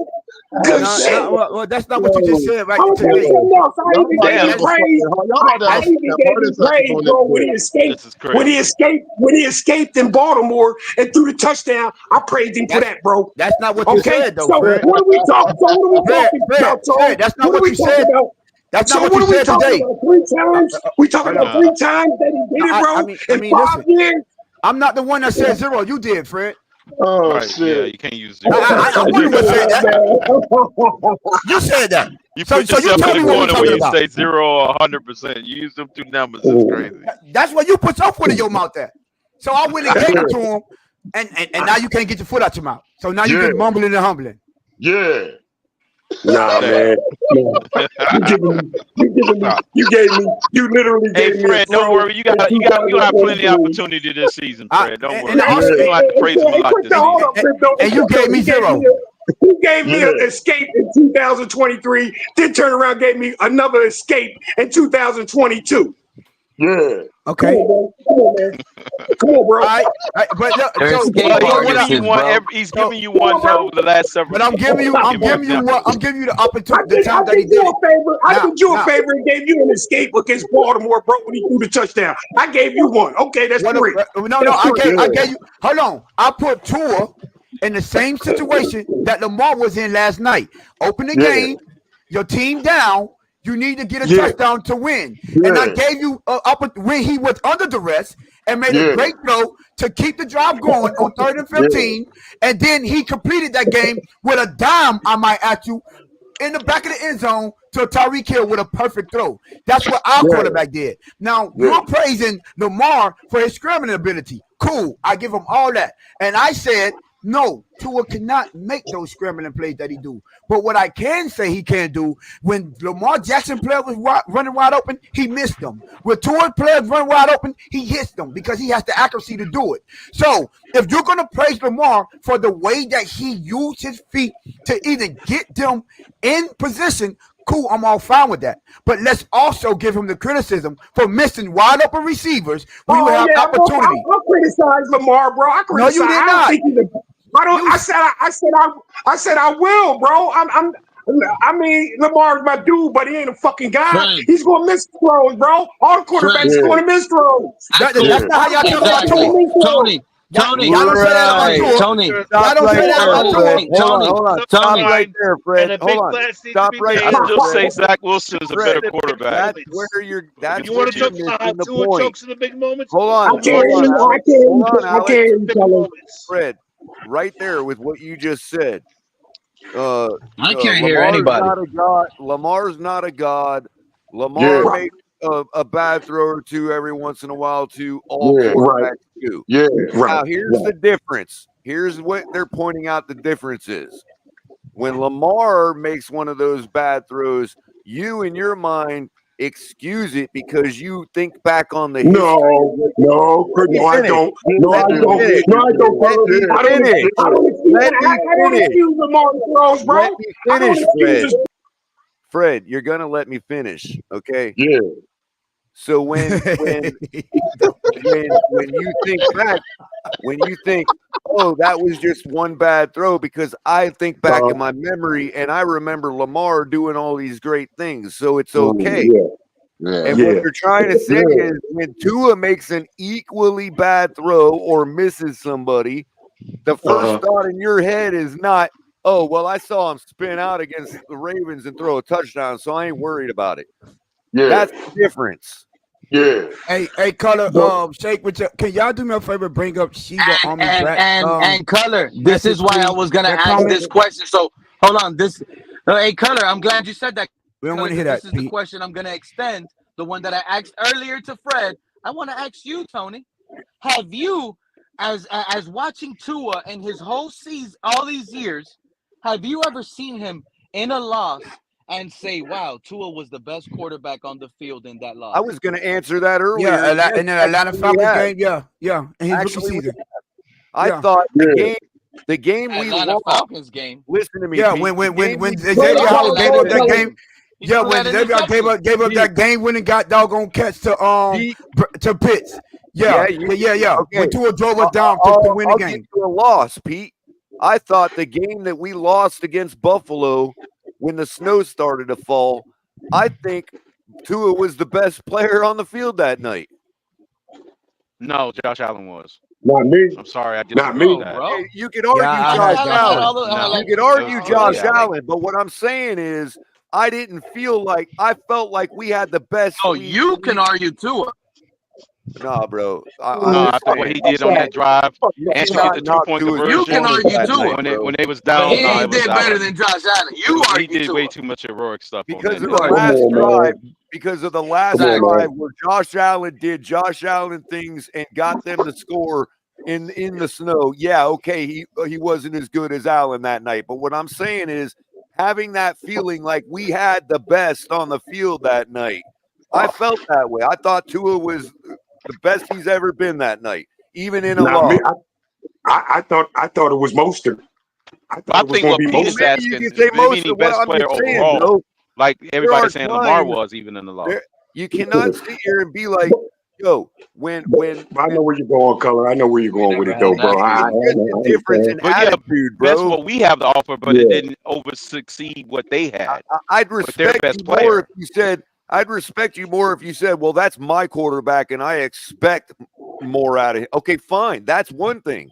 But that's not what y'all are saying. Y'all are like, you look at a miss from Tua as an example of why he is what you think he is. And that may be fair in your mind, and it may prove to be fair. But what's not fair. But I don't think that's Pete's question. But what's not fair is when you don't default to, hey, wait a minute, I saw him do some great things before from the 10-yard line. I'm not going to go hard on him about that throw. We've seen Tua do great things from the 10, 15-yard line, bro. Yeah, we have seen him. Against who? I think he's saying best player overall in the game. If he misses a receiver, hold on. If he misses a receiver and throws the ball out the back of the end zone or whatever, my first thought ain't, oh my God, here we go again. Yeah. And I wish we played last night. The Atlanta game will be more of an example than the Buffalo, but it was clearly Allen the best actual player in the game. Yeah, fair enough. No, I gave the Atlanta Falcons game. The Atlanta game is more of an I'm example. not gonna lie. I don't even want the game to start. Debate. I'm just saying that, in general, I hope they push that game back or some shit. Hey, just make sure y'all don't forget to clip all those excuses that Pete gave for Lamar Jackson. Cause boy, I can't wait till the season start. You about not have not one. I don't want the season to start, man. I'm nervous, bro. One complaint about Tua. What excuses? What excuses? Since I've worried when we're at about the 15-yard line. Cap, you wasn't here when he was giving excuses. I didn't hear what Pete said. What's happened? Real quick. So Pete said the first one that he missed to Isaiah Likely when he had him wide open in the back of the end zone, he said that was a hard, tough throw. He said that was a tough throw. That's a low percentage throw. Low percentage No, he throw. was more than the rest than the one in the end zone, the wide open. You can't expect for him to make that throw. He could make it. It's just a lower probability. Yeah, he can still make it. No. Exactly. He made the throw. It's just a low percentage of it being completed. So what was the excuse for the second one, Pete? When he missed Zay Flowers? The second one was just bad decision making. Zay Flowers, he kept running. That was just a bad decision to go with the ball. That was a bad decision making. That had nothing to do with accuracy. That's just a bad decision where to throw the ball. Why he ain't that was a good thing, Tony. That was a bad decision. Right. Bad communication. Bad decision on who part? On Crypto. Now I'm gonna say Thank you, sir. As long as you keeping it 100 up here. You bringing up Zay Flowers just reminded me of Malik Washington, bro. This guy just got rated out of the game, bro. No, we don't want to hear all that, Pete. We stand on this topic that you giving these excuses for Lamar Jackson. On that throw to Zay Flowers, I did think he missed him on that. That was a miss. So why you I think Zay the irony here is I thought it was just a miscommunication, like the throw to Cedric in the Cedric Wilson, right? No, but we didn't. Pete didn't want to hear that. Pete didn't want to hear that against the Chiefs. Oh, what quarterback? How you got miscommunication? That's what Pete was saying. My point. Well, if we saying it was miscommunication, then that they would go back to the corner of the end zone throw. Then as the no miscommunication, but that was just a missed throw. He threw it to the second row because he hurried up to the line of scrimmage and he threw Lamar Jackson expected Zay Flowers to be in that spot, and Zay Flowers kept running. We talking about Isaiah Likely. We talking about Isaiah Likely was back there and he got him injured. Isaiah Likely. I ain't hear you bring that up, Pete. Why you ain't bring up the fact that Lamar Jackson got Isaiah Likely injured? Collarbone landing on that play, bro. Well, I'm just asking you why you ain't bring up that fact that he got him injured. Yeah. Yeah, he was because you blame Tua for the River Craycraft. So we got so many. Yeah, he did get him dinged up there. Why didn't you bring that up, Pete? First of all, because that's all we heard. Can I explain? When he got injured, they probably could have won the game because he would have threw to him another 2 times in a row. The question, can I explain? I'm waiting. Because he's bringing it back. He's bringing it back to the preseason touchdown of River Craycraft, right? No, I said Isaiah Likely. Preseason. I said Isaiah Likely. Quarter. That was preseason. No, Isaiah Likely was in the fourth quarter, and guess what? That was in a must-win situation. You got to get your points by any means Pete, necessary. you should have stuck with This the is not preseason Robbie first Chosen quarter, example, bro. Concussion So example. You'd have been better so off. so it's better for you to miss. No, It's better for you This to is a make totally a bad different scenario. throw. Color, this It's is a better- regular season in a crucial clutch situation. You're trying to make a play. And you came up short and got your player injured. Right, you A came up very short, important. A very And you important could have player had him injured. for an extra play, P. You could have had him an extra play. They probably would have won the game because they would have threw it to him another So time. Extra time. I was in the mountains during the We wouldn't game. have I taken that missed, play I off. missed the last preseason game. Tell me how the injury happened. Was it a nice throw? Perfect throw in the back of the end zone, right in his hands. To who? To Craig Craft? That's the one. I don't remember that injury. I don't know nothing about it. What I'm trying to determine is that throw to Craig Craft. Hold on, Fred. That throw to Craig What Craft I'm was a trying to dime, bro. determine is- It was a dime, bro. Hold on. It was a dime. It was a dime. Hold on. So the However, defense injured him. How did he get injured? However, Fred, for hold on, fourth down play, for fourth down and inches, I thought it was a risky call for fourth and inches. Me myself, but it was a make that dime. throw. Are you Hey, talking about the Fred, hold touchdown? on. Exactly. Hey, I was just trying to determine whether it was like the Robbie Chosen throw where it was like completely behind him, causing Robbie Chosen to have to stop and get slammed into the turf and get a concussion. That's all. No, I it was wasn't a throw trying to like that. determine. It wasn't a throw like that. No, he It was threw a it in dime, stride. fella. He threw it in stride. Yeah. It was on the hands, fella. It was on the hands where only Craig Craft could get it. You know what I'm saying? My feedback on that was against McDaniel for trying to high risk play like that on fourth and inches, bro. You know, I thought, hey man, you run the ball, get the first down. That's what I thought. As far as the throw from Tua, I thought it was a dime, bro. It was perfect throw. Perfect throw. You couldn't ask for a better throw. What exactly are we talking? Hold up. I gotta stop. I gotta get back in here. Fuck that. So that was Craycraft's fault then. Enough of Bad that technique on the bullshit. catch. Pete, That was bad technique. Pete. What's up, buddy? That's Lamar Jackson didn't lose and the Ravens lost yesterday. He didn't make the throws to win the game, but that ain't the reason they lost that game. They got cheated. No. That was the worst officiating I've ever seen in my life, bro. That was, bro. I'm sorry, but where's Pam at? When you need it, where's Pam at? Before halftime, somebody go get that game took the piss out of me. I was like, bro. What the? Are you? They called that man for illegal formation three in a row. He got called like 8 times. Quarter between both teams, bro. It was no. Listen, first of all, no. Hey man, can we let Cat talk, man? Can we let Cat talk? Can I hear Cat, bro? Let me just put it to you real, okay? Yeah. The game looked like we were gonna have a blow for blow game. That's what it looked like we were gonna get. And then the officials said, no, we're gonna give extra chances all first half to the Chiefs. My man, Cat. That's it. That's it. That's what I saw. You know what? No, it kind of remind me. Hold on. No. Let me land because I don't want to hear how. Oh, they got penalties too. Yeah. On an extra possession where they're inside the 20 and you knock them back 10 yards, that ain't hurting nobody. Okay, it's not. They, bro. How many times did I watch the right tackle to the Chiefs line half a step and into the fucking backfield, further into the fucking backfield, and then the bitch jumped off sides like 8 times. Hey, what the fuck? That's how we start. This is what I think is going on. Football this year. This is what Hey, hold up real quick because I'm gonna land my plane right here. If they're gonna get that kind of call, you know what? The refs. Hold on a second, everybody. The refs having the final say in that football game with the toe being over the line, whether it is or isn't, was all too poetic that was how it fucking came down in the motherfucking end, because the refs were deciding that fucking game the whole time. I don't give a fuck. It was Fuck poetic Taylor how he Swift. ended. Fuck Kelsey and his fucking porn stash. Fuck Patrick Mahomes and fuck the fucking refs. I'm done.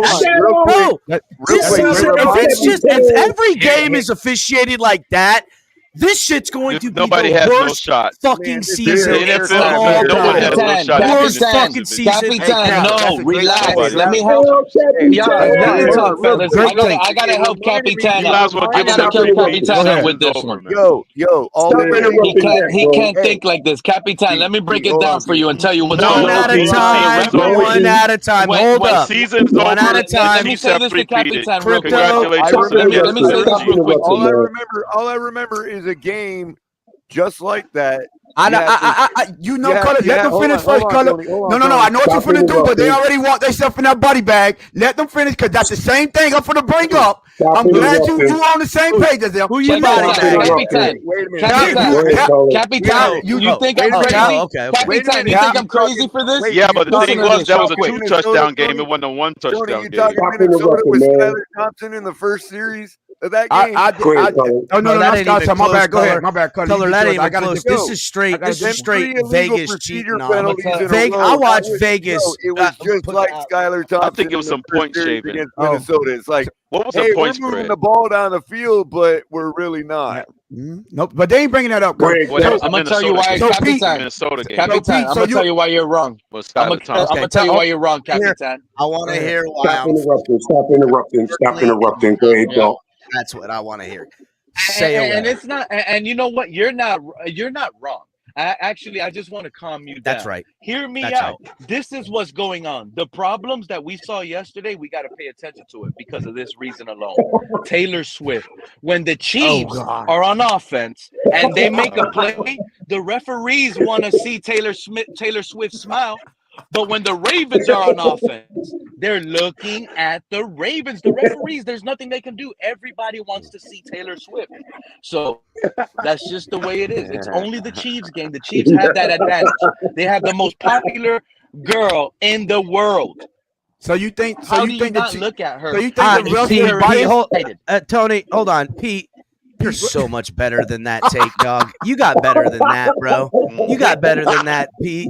Like for real, Tony. You right now, that's what it is. Pete, I've heard you lay some of the best takes on the line. That ain't one of them. That was weak, bro. Like, I don't agree with that.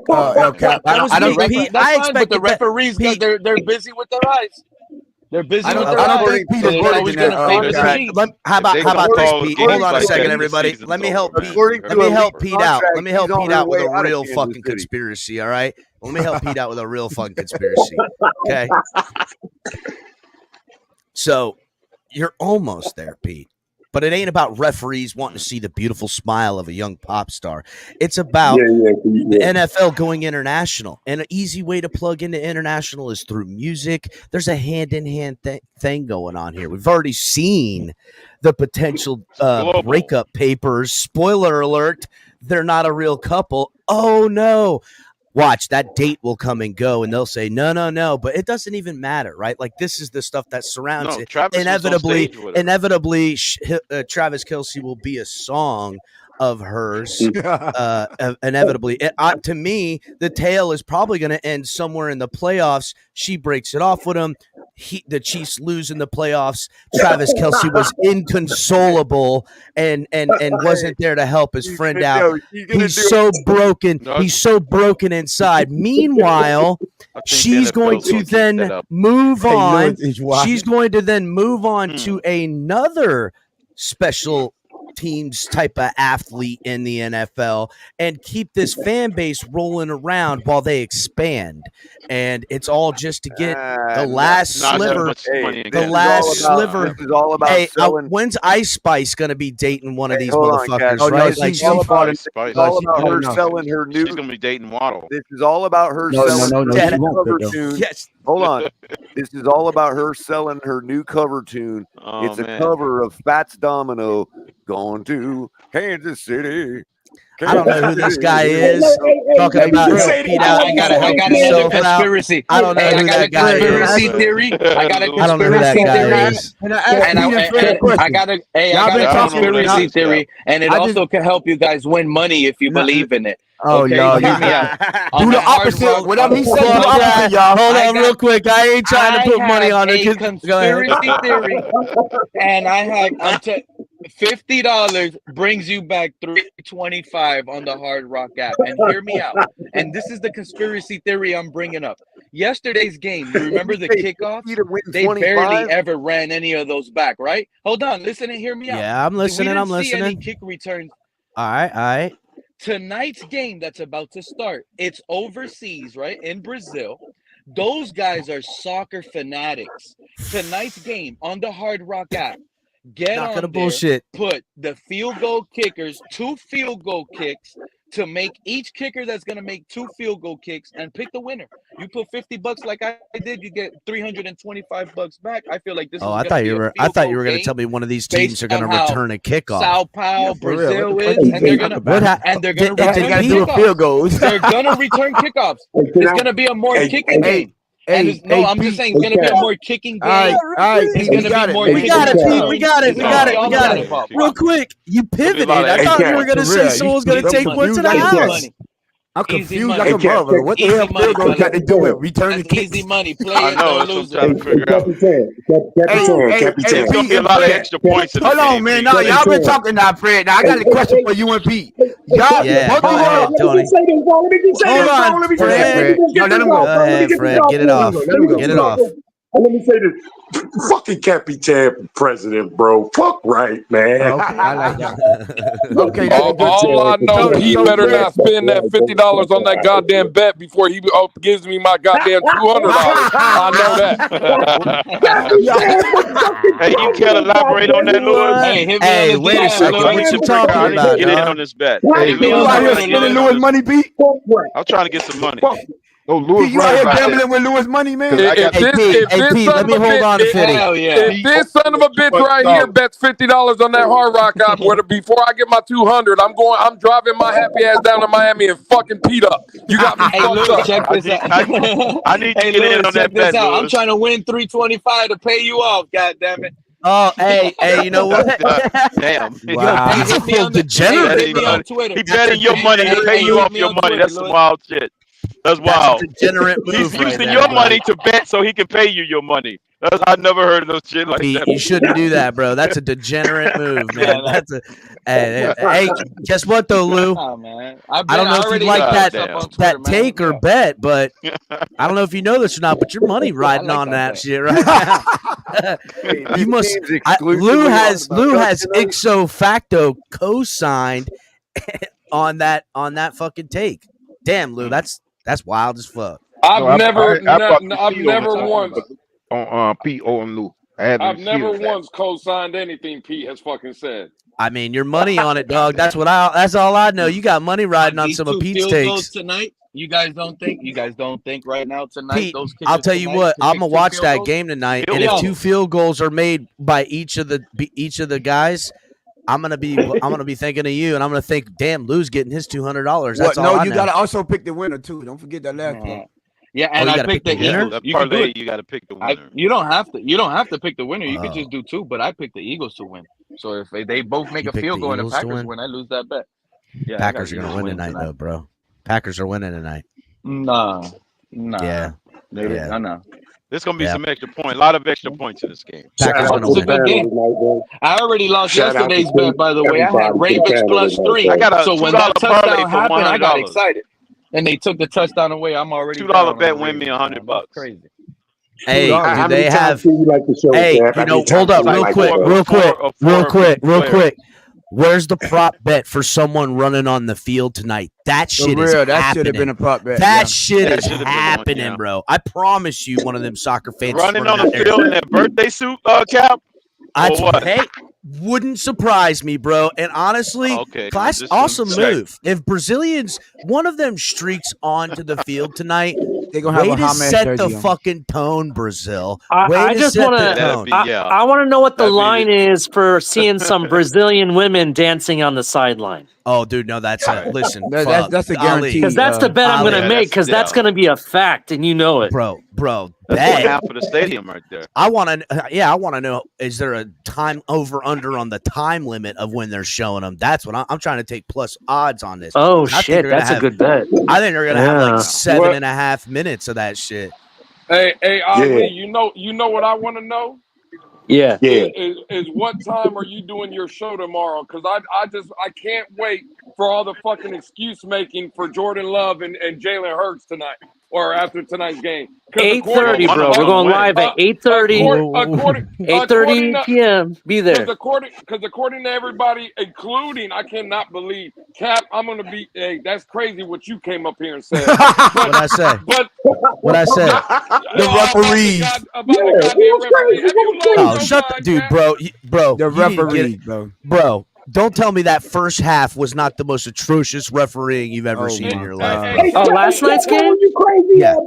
Bro, I'm afraid they're gonna do that to us, bro. With that right now, every game, we motion a lot. Y'all should be concerned by that because we motion a lot. Every game looks like that. We don't have Taylor Swift. Don't worry, shit, bro. We're gonna have like 20 penalties. Can y'all let Lewis finish, please? We don't have Taylor Swift. Hold on, go ahead, Lewis. Go ahead, Lou. Cap, can I just ask you a question? Because I will agree that the officiating was bad yesterday. I could even give that to you. But let me ask you a question, Cap. Was there any bad calls the last 3 plays of the game when Lamar Jackson missed 2 easy wide open touchdowns and on the last throw when Isaiah Likely? Yes. Was there any bad calls on those 2 plays, Cap?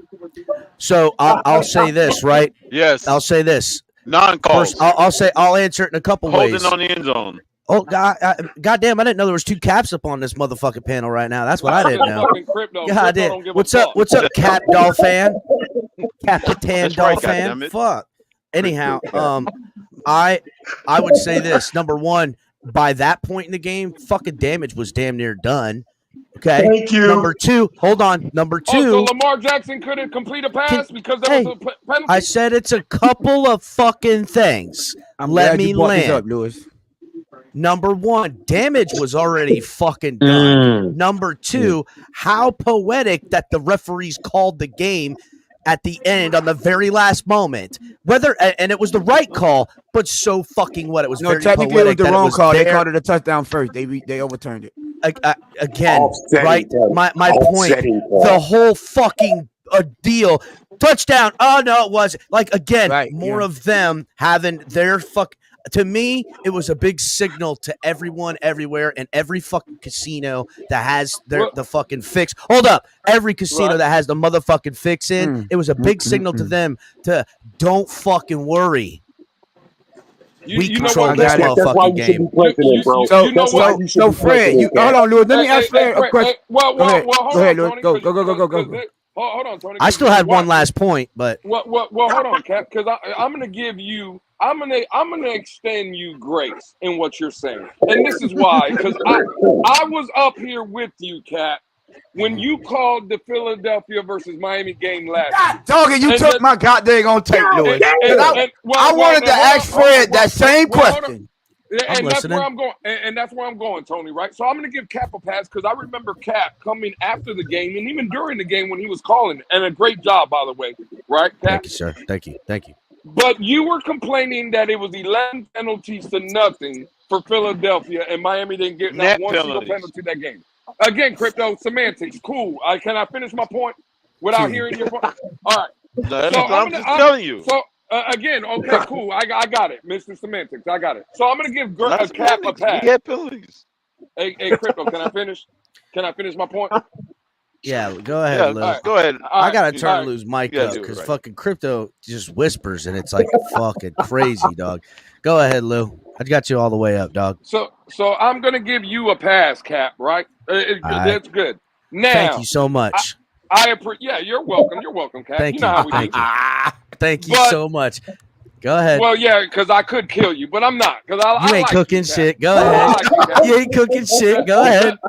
The simple fact is, though, I also watched Pete and Fred do a breakdown of the Philadelphia versus Miami game, right? Uh-huh. And Fred, not one goddamn time, brought up a penalty. Was the reason of the game. It was that Tua was trash. And Tua couldn't do nothing. So now that Lamar Jackson, even with, again, penalties, right? There was no penalties when he missed an wide open Isaiah Likely.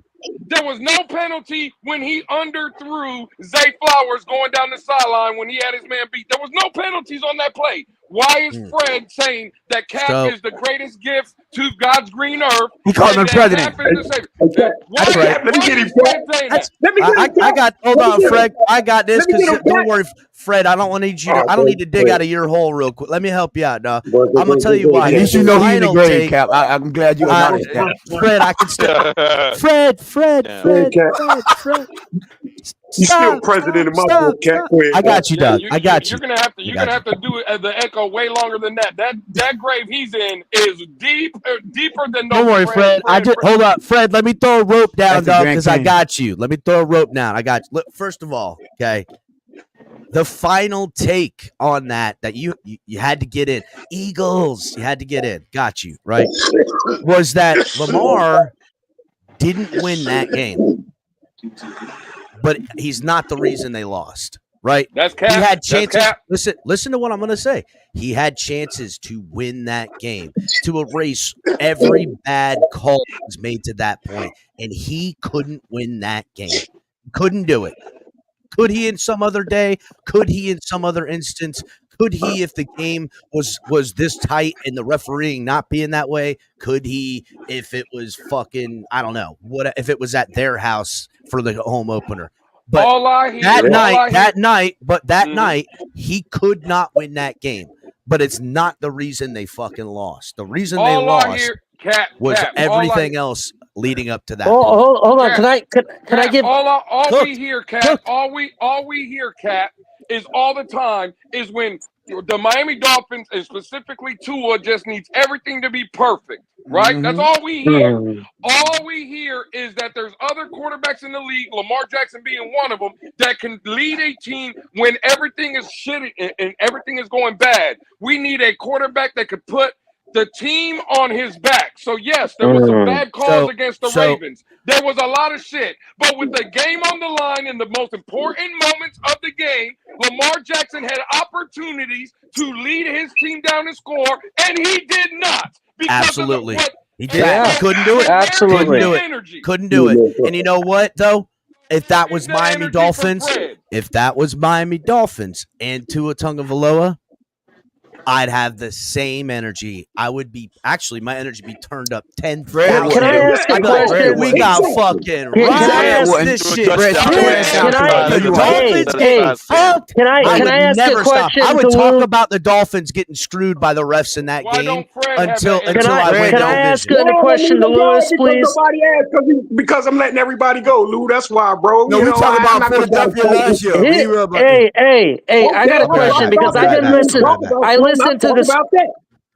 I listened to the spaces and shit, and you guys talking about Lamar this, Lamar that. He was the best player. No, he wasn't the best player. I've heard that, but one take that I haven't really heard, which is my opinion, Zay Flowers fucked up quite a few times during this game. And if you really go back and watch him, he had chances to get first down, but he sit there, knick-knack, danced like he was some tiki-taki soccer player. Yeah, and he didn't actually – they were looking at each other like, what the fuck are you doing, bro? So my point is that Lamar, he definitely could not lead them to the end, but he didn't get any help from his star wide receiver either. No, I disagree with that part. You dispute that? Let's go back and watch the tape. Bring up all 22. Let's watch it. And when Tyreek dropped in every big game last year, when Tyreek dropped every single one of them. Well, I'm not going to receiver route. I'm going to go to the fact that he had a smaller shoe size. When Tyreek would drop a touchdown pass in every big game we played last season, Tua was trash. So again, I ain't trying to hear none of that shit. I hear you. I don't go that route. Team lost. If Tyreek had a drop for a touchdown, he just say nobody said Tua was trash? Wouldn't nobody led that. They led that. They were the president of that club, bro. That him, Fred and Pete, the two are trash club. Stop it. I want to get in there. 100%, man. I want to get in there, bro. You know, first of all, because of Tyreek was dropping the ball, touchdowns or whatever, nobody say Tua was trash for that. Now, what he did before Tyreek dropped them balls and what he did after Tyreek dropped them balls probably was trash what he was doing. So what Lamar did before he Lamar looked like trash. What Lamar did, he did what the fuck he always do. He put that team on his back. He didn't the final numbers on this. He did look like he was throwing on his back leg on some of them. This word trash is getting thrown around a lot. Let's look at the final numbers. Bro. Competitive. Hey, Cap, let me tell you, Cap, is our team not competitive? That's how I came in, Cap. I said referees. Lamar Jackson was trash in the end of the game. In this fucking game, Cap. That's the same thing. I came on the fucking panel. Lamar Jackson was trash yesterday. At the end of the game, Lamar Jackson was trash. Lamar Jackson's never trash, bro. He's never trash. He's never trash. At the end of the game yesterday, Lamar Jackson was trash. On the last drive of the game, Lamar Jackson was trash. Hey, Fred, what's Lamar Jackson's record in the playoffs? Got down there to even get a shot at throwing it. Hey, you tell me when has Lamar been blown out, bro? Whoa! Get the fuck out of here! What are you talking about? Can you tell me when last time Lamar was blown out, bro? I can tell you I can tell you when he blew I can tell you when he blew a 20. Hey, Tony. Don't worry, I got him, Tony. I got him. By anybody. Hey, Fred. Hey, you're absolutely right, Fred. By anybody, bro. So leave Lamar. Shut up and let him answer. God, dog. Hey, Fred. Hey, Fred, I got shut up, I got it. Answer, when somebody cook man, that could shit. you shut up? Shut up, let the man answer. Ain't nobody, everybody ever seen Lamar blown out, bro. Cut it out. Okay, hey, I'm trying to answer you, Fred. You're right. Lamar Jackson has never been blown out, bro. That's what makes him great. And when a quarterback gets blown out, Fred, according to Fred, right? That means you are trash. I would agree, Fred. I just want to ask you a question. And it's going to be surprising that I'm going to talk about your favorite football team, the Miami Dolphins. I watched Dan Marino get blown out, Fred, 62-7 against the Jacksonville Jaguars in a playoff game. You ain't lying.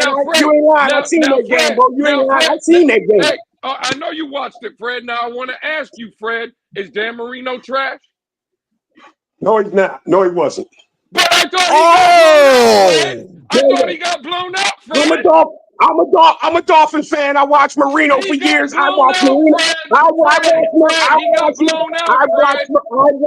Marino blow motherfuckers out. I've seen Marino get blown out, bro. How do we go from Lamar Jackson, bro, to Dan Marino, bro? Bro, I thought the topic was Lamar Jackson, bro. Hey, Fred, he got blown out, Fred. He got blown out. No lie, I seen that. Do you see how stupid that shit sounds? But you said he ain't trash. I don't see how stupid that sounds because the issue, the topic right here is Lamar Jackson, bro. Well, hold up real quick. Hold on, just real quick. Fred, I gotta ask Fred a question. Fred, I know. Hold on. Well, Fred, I know you've been disappointed with this team's results. Most importantly, the quarterback. From this current juncture, heading into week 1, Tua Tagovailoa getting his extension. This team tripling down on this guy and where we're going. Is Tua still trash?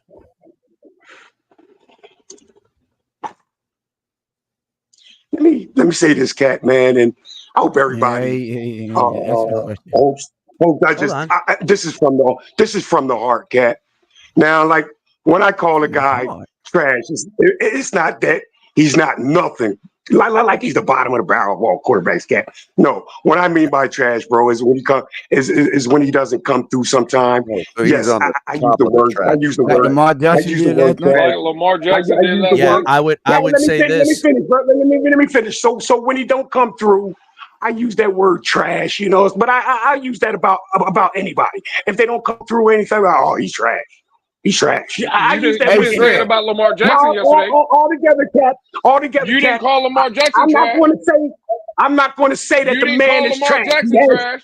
No, I don't call Lamar Jackson trash. But For what, bro? He didn't come through last night. He didn't come through Okay, last he didn't night. come through. He didn't So come he's through trash. last night, So man. he's But the man trash. is So he's no, trash. man. See, So he's trash. you see how that goes, Cat. Yesterday, You see how that goes, Cat. You see how that goes, bro. I call everybody trash if they don't come through. Trash. He's trash. Well, hold on. Now, let me ask another question. Okay. Tua, you're calling Lamar trash then. Okay, bro. Tua. No, I'm using your logic. Then your logic got blowed out. Would you be your logic is calling Lamar Jackson would you trash. be on Tua for losing against the Chiefs in that game? Over there. Hey, you asking me? You asking me? Yeah, I'm gonna asking say okay. In that game, that playoff game. No, last night. Last night, dog. Oh, last Insert night, Miami if Dolphins. If Tua didn't come through and he had that same throw and all that shit worked out the way it did last night, I'm not calling Tua trash for that. No. Cap. No way, bro. How could I do that, bro? I couldn't do that. You did it plenty of times before. You capping. Well, we have the examples. Just bring up the goddamn tapes from the post games from the last two games. Why y'all having this goddamn conversation when we have the examples 2 times last year? All you have to do is pick up the goddamn games and after the post games from last season, and that'll answer the goddamn question. Stop speculating. Okay, right? Because you do it all the time, Fred. Crypto up there getting turned up, getting his chest all poked out. I'm gonna tell you like this. No, I'm just saying to prove it. Either way, you can just pull up the post game from the Chiefs game last year. Meet and greet. You can't speculate. We have post game instances from last season. Hey Fred, let me give you. I want to compare Lamar Jackson and Tua. Hey, Right? So come on, man. Let me give you. Fred, let me give you Tua numbers and let me tell you if this trash, and then I'm gonna compare with Lamar. Y'all acting like this is something new. Hold on. I want to see if Fred keeps the same fucking energy. So Tua goes 31 for 59, 365 yards, right? 1 touchdown, 2 interceptions. And he lost a fumble, but we lost 28-12. Is that garbage or not? Fred, I'm talking to you, sir. I know you're talking to me, bro, but I'm trying to take that in. Say that again, Tone. Let me gather that in. Yeah, right. go slower. Tony, go slower. All right, he went 31 for 59, right? Hey, Cap, you got it? Hey, Cap, I'm taking back my vote now, motherfucker. You know what? Go ahead, Tone. Ask me that question. I love you, Fred. Fred. Go ahead, Tone. I'm taking back my vote now. 31 for 59, right? But he threw for 365 yards. But he only had 1 touchdown, 2 interceptions, and he lost a fumble in that game and lost 28-12. Would you consider Tua being trash in that game? No, that ain't trash. That ain't trash. That's one touchdown, 2 interceptions, and a lost fumble, 3 turnovers. That's not trash. That's not trash, bro. That's not trash. That's a bad performance. I don't give a fuck. 3 turnovers. I'm pissed. So you would say Tua had a great game. So you say he had a great game, even though we lost 28-12. Coughing the ball up 3 times. But I ain't calling him trash on that, bro. That's putting up good yardage. You know what I'm saying? A touchdown. Fuck yards, bro. You know what that's 2 interceptions and a lost fumble. But that's not trash, Cat. That's not trash. Okay. I'll tell you, Cat. If you want an example of trash, I don't know what game y'all talking about. That's cool. So give me an example of Tua going trash. Go ahead. If you want an example of trash, I'm gonna give you an example of trash, bro. Go ahead. Three game lead with 5 to go, losing that goddamn division. All right, Fred, I can't talk to you anymore. That makes no fucking sense. Wait a minute, what game y'all talking about? Who threw 20 touchdowns? The playoff game against the Chiefs, that was trash. Matter of fact, it was trash plus. He didn't throw 2 interceptions in that game, Fred. Matter of fact, what game y'all talking Fred, about? he didn't throw 2 interceptions in that game. Tony, what game y'all talking about? Hold on, no, this is about Fred. There's nothing. I was trying to see if Fred, he's not keeping the same energy, so I'm not even gonna finish that because that's a goddamn lie, Fred. Cap. Oh, I was just trying to see what game. I don't know what's that, Ali? I'm trying to figure out what game y'all You know, goddamn we had a conversation about the fan base internationally. Yeah. This stadium is freaking sold out, bro. This place is packed. What? The game. I'm watching the game right now. Yeah, that stadium is filled. Like it looks like people sitting on top of people. That's what it looks like. I guarantee they've sold 1.5 gazillion tickets in the whole town. They just told them a soccer match was going on. Nah, dude. No. There's actually there was a study done, Color. There was a hold on. There was a study done, and they confirmed that internationally, the Brazil is like the 4th largest fan base when it comes to NFL. They have over 22 million fans. It's like the UK, Mexico, Germany than them. Actually, UK is less than has less fans than Brazil. Brazil was ahead of UK. Don't forget Japan. Yeah, Japan's. I want to say they got a lot of Seattle fans there. I think. Way to say Fred Ali. Good job by you. Fred, I just got to say, try not to look. I know Pete gets you worked up. Don't let Pete get you worked up, Fred. Okay, man. Let's try to look at this. Got you worked up Because wait a second. For that game, I would say the whole offense failed more than it was just Tua failing. You know what I'm saying? Cat. That's bullshit. In that Chiefs game. Because the defense kept that man throws all over the goddamn field. All over the goddamn field. And everybody field, dropped them too. I watched a bunch of drops. I watched a bunch of short routes. I watched a bunch of slow guys. I watched a lot of people do a lot of things wrong in that game on offense. Mahomes had more drops. Mahomes had more drops. I got you. Yeah, but Fred, you got to remember, we were going in there with no defense. We had to get guys off the street, dude.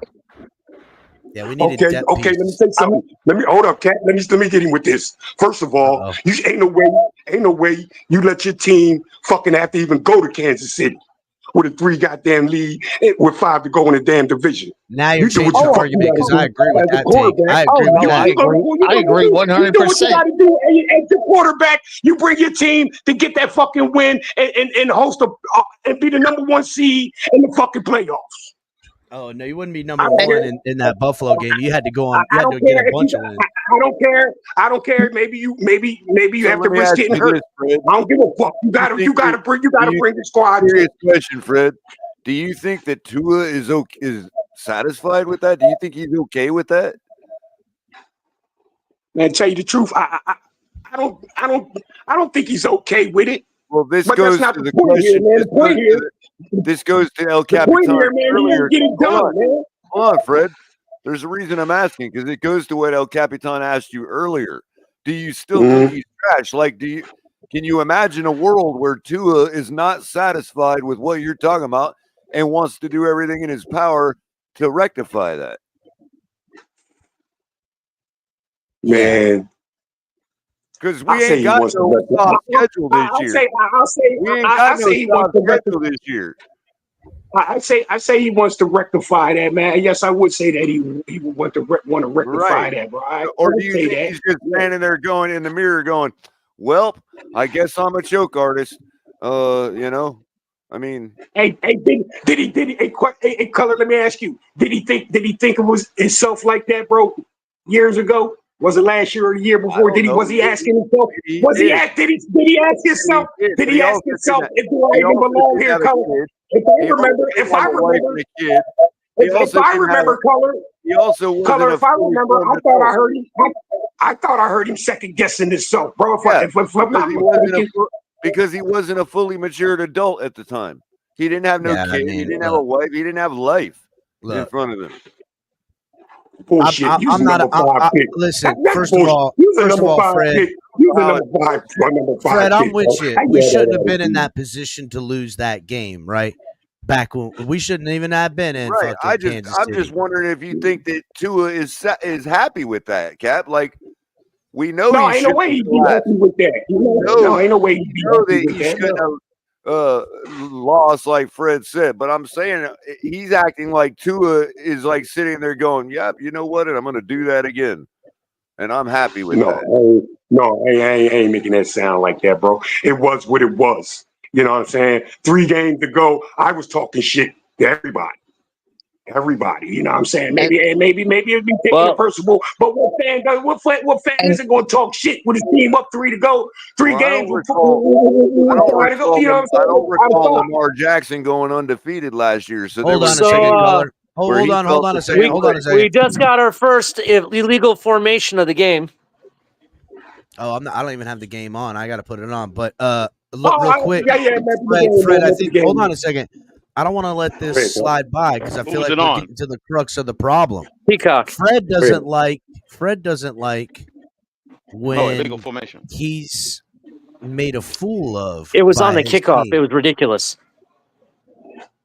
It's on Peacock. I thought it was on NBC. It might be on NBC, but I was told it was on Peacock. No, yeah, it's on the Peacock network, Cap. It's on the Peacock network. Cap, tell me about me, bro. Tell me about me, Cap. Go ahead, bro. Fred, I just the name of the mommy's gonna give me that information. I'm just saying, right? Like, when the shit talking you can do isn't back, like you're ready, you're shit talking, and then the team lets you down by not backing it up. Now you got to deal with the backlash from the shit talking. It fucking pisses you off because you done stuck your neck out in this way for your team. You're trying to, but here's the deal. I would say this, Fred, you strong enough to stand 10 toes down even through the losing, right? So bro. Then let's try to. I've had to stand 10 toes down through the losing for fucking I don't know how many years, Cap. I lost count, bro. Fred ain't never stayed no 10 toes down. He been complaining about to us since he been here out of here. That's true. And you know what, Tone? You know what, Tone? You know what, Tone? You're exactly right, bro. You're exactly motherfucking right. Since he's been here, bro, I've had pushback on his play. Mainly his play. Only thing was his play, bro. It can't be as him as a man or a human being or nothing like because I don't know him like that. But as far as his play, bro, I've had pushback on him since he's been here, bro. You were exactly right. But you like Lamar Jackson playing. He ain't did no better than I do like Lamar Jackson because every time Lamar Jackson steps on the field, bro, I just see Lamar gonna win this game. Lamar's gonna win this game. That's just the attitude I have, bro. So that means he should have had a Super Bowl. I don't see no game in Lamar play when he ain't hurt. Like I said, when he played, I don't see no game where as though Lamar can't win it. So that means he should have had a Super Bowl right now. What I'm looking at right now, Tone, I'm like, what it is now is like, damn, can this quarterback be the winning team? Can this quarterback play in this way? That's why having Lamar won a Super Bowl yet. Why? How come that's Lamar why they got Derrick Henry. I don't know. Maybe the fucking stars ain't lined up right. I don't know. But you say every time he get on the field, you say he gonna win the game. Exactly. So every time Lamar gets on the Super Bowl by now. Every time Lamar gets on the field, I feel like he's going to win against whoever. But Tua doesn't make you feel like that, does it, Fred? Tua doesn't make you feel like that, does it? I got you. Hey, Hold on, why would he make me feel like that? Why would he make me feel like that? He hasn't beaten anybody above 500. You know what I mean? He's looked like I'm not gonna say he's not looked good. He's not looked good in cold weather. Why would I feel like that, Cat? Late in the season, Lamar Jackson haven't either. So yeah, but Fred, Dan Marino struggled in the cold. He struggled in a lot of cold. Yeah. Dan Marino struggled in the cold, but I've seen him win games in the cold. I've seen Dan Marino win in New York. I've seen Dan Marino win in Chicago in the cold. I've seen Dan Marino win in all the cold places, bro. All the cold places. You want me to give you Dan Marino record in the cold weather again? Since you win the cap? I don't care if it's bad or good. Like I said, I see Marino win in the cold, bro. I don't care. Take those facts and that mind change down the road and kick rocks. I don't want to hear it. That's basically what Fred said. I hear it. That's what he said because he said he win in the cold weather. He said, "Fuck you and your facts," pretty much. Listen, here's the thing, right? It wasn't Fred, like that, Fred. Cap. It wasn't like that. I just see I know you Marino mean it winning in the a poll. derogatory So, way. You just didn't want to hear anything to change your Hey, mind, real no quick, matter have what y'all Tony ever was heard going of to bring. anything like Whether that? it was truth or lies, you didn't give Cap, a shit. You weren't going to hear it. Cap, have hey, y'all but ever heard look, of bro, anything like that? Have you ever heard of Cap, both? we can't admit up here, bro, but that I Have ain't you ever just heard spitting of both facts. teams This is getting all facts. penalized for 12 men on the field on the same Who? play? An Yes, offense. sir. Both teams. Both I'm teams. not even watching it. I'm not even gonna lie. I'm too Yo, caught up in both Fred's. sides of the ball got flagged with 12 men on the field. Good. Who was Offsetting on the penalties. Yeah, offense? like, why the hell Well, did they they should have just just let that play go. Yeah, I Hell was yeah, gonna say, 12 why did versus they just 12. let that play out? That would be dope. Shit. That's how they should. You know what? They should expand the rosters and Well, put Green 12 Bay guys scored on a the field. Shit touchdown would on be it, though. crazy. All right, so real quick, Hey, Fred. hey. Real Yeah, what's quick, up, Fred. Cap? What's up, bro? I can't. You're not wrong, right? You ain't wrong. Thank you. To say that this team has faltered in colder games. This team has faltered late in seasons and definitely in the playoffs. But that's no different than any other Miami Dolphins team we've had. Okay, Cap, man. You know what I'm saying? That's no Okay, different. Cap, but And we can look in the deficiencies at the quarterback from what we would hope to get to what we're not getting, what we got probably more likely than not at some point earlier in the season. Because really, we're getting in position to win the AFC, win our division, get in the playoffs, win in the playoffs. Okay. But you're right. Okay. There is something missing. I just wonder at this point, after looking at it for an entire life through that exact lens, is it something else I haven't considered? Is it something else other than quarterback or needing back when we had Dan needing a running back, whatever? And you know what? If you look at most of these teams that win these Super Bowls, every one of them motherfuckers, from the janitor to the head coach to the GM to the owner, are dialed the fuck in. And until this organization is going to prioritize winning a fucking Super Bowl and everyone on that same page, then I don't know. They're hoping to get luck, and then maybe the fire will catch. To me, most of those teams, they get in the playoffs, they have a run, and they fall short in a big game late in the playoffs. But whether it's the AFC Championship game, Super Bowl, or the game heading to the AFC, wherever, second round of playoffs. My point is that then those teams usually come back absolutely with their hair on fire, dialed the fuck up, and that's when they win it or get lucky, right? To me, we're not so fucking lucky to strike gold a certain way. I'm hoping at some point this team is dialed in with only championship on its mind. But it's not just the team, it's the organization, it's everything. So, again, I don't fucking got the answer. But to blame it all on one guy, I can't do that anymore.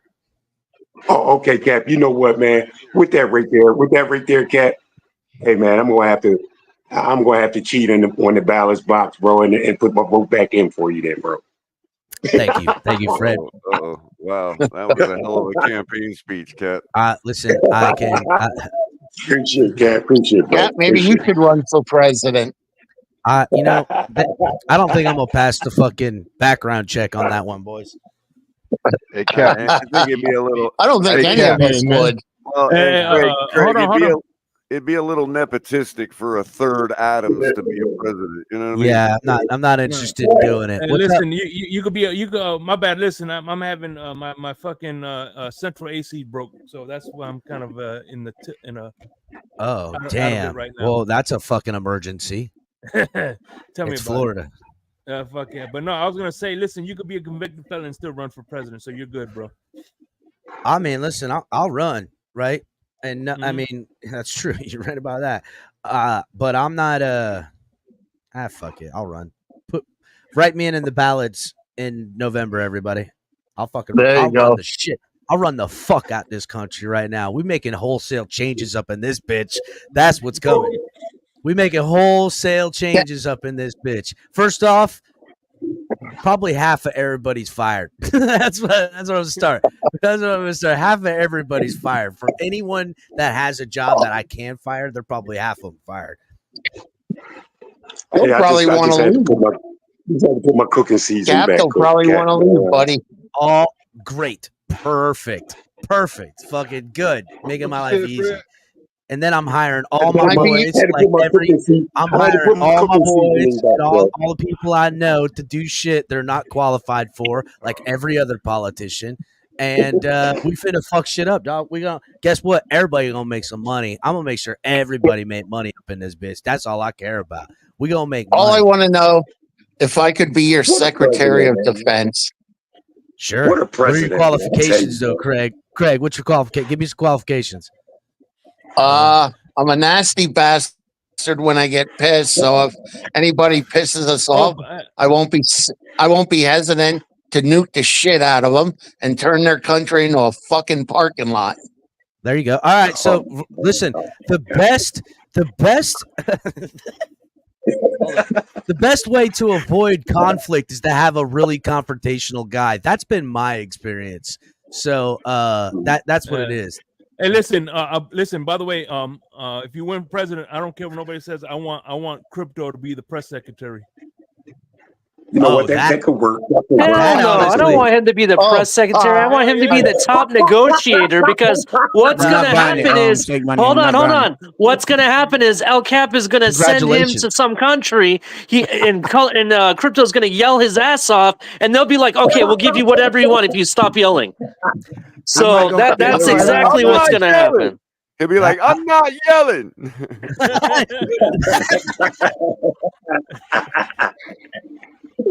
I'm not yelling. Oh, God.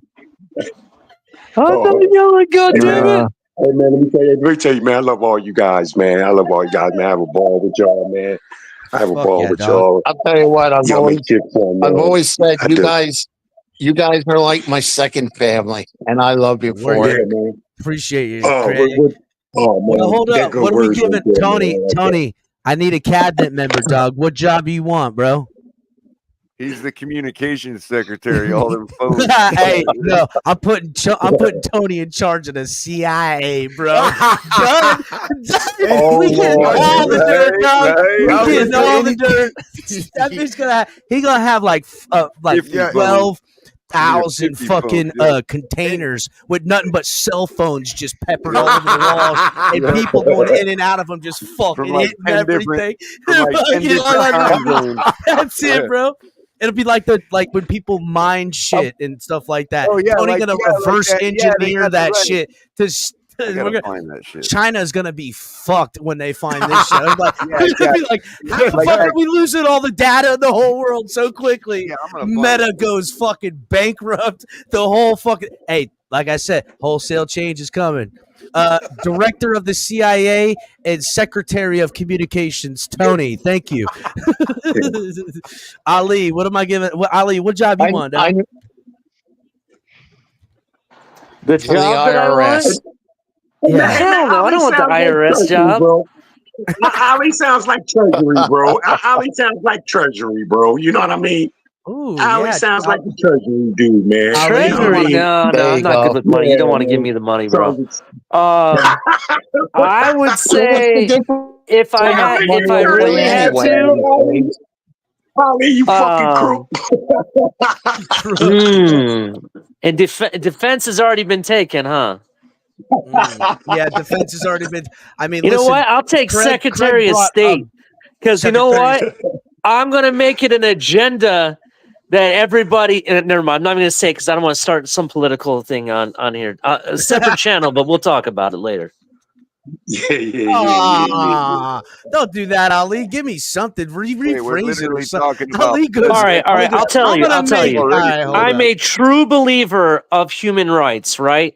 And there's a lot of countries that do not provide even the most basic common human rights to people. And I'm going to fucking burn them alive, bro. I want everybody to know what a shitty country they are. And in fact, to the point where even they know it too. I know exactly who he's talking about. Dark turn, bro. That took a dark ass turn. I didn't know. There's a whole. That's why I said another channel. Hold on. I was getting ready to deny Ali because I thought he was going to say we're going to go to these countries and re-infrastructure them and get them water. I was like, bro, we don't make no money doing that. You know what I'm saying? My first agenda. I'm in office because we about to get rich, right? Like we didn't make money doing that, Ali. So you know, we might have to. Hold on. Let me put Shake on mute. He's in a. So that went fucking dark. We gotta burn them. Fuck. I'm just saying, dude. Like, God if you knew who he was talking about, you'd agree. You would agree if you knew who I was talking about. I got you, but you know, all right. Fuck. I don't know. Listen, give me more of the head games type, right? Like, I don't want to be directly involved with conflict. That's what I got Craig for. Craig's going to scare everybody into going, fuck it. We don't even want to see if he's playing.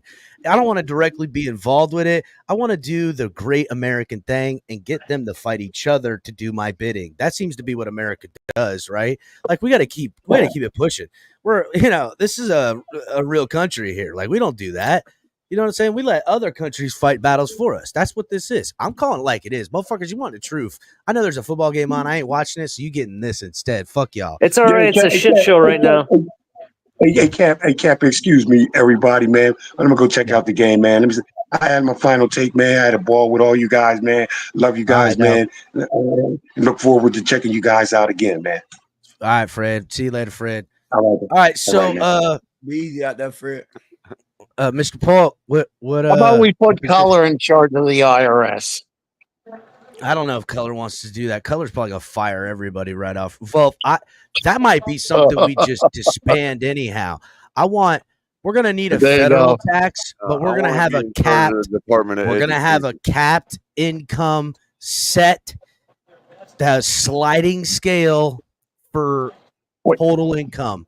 Now, for federal tax, the rest of it is between you and your state. I want the states to get money because if they want to blow their money on dumb shit, that's on them. You now have more control in your local areas from what the state's going to get that you've been paying into to what your town's getting to what your fucking county's getting. I want that. I want the bulk of the pot of that money in the states. The federal shit is for the rest of the stuff, right? And we'll figure that out in other means, right? By the way, I found Tony already hard work at his job. If y'all want to see the picture. Oh fuck yeah, I want to see it. Yeah, here it is, right here. Tony is. This is Tony hard work. That's how I'm gonna keep up with Fred and Pete's terrible takes right there.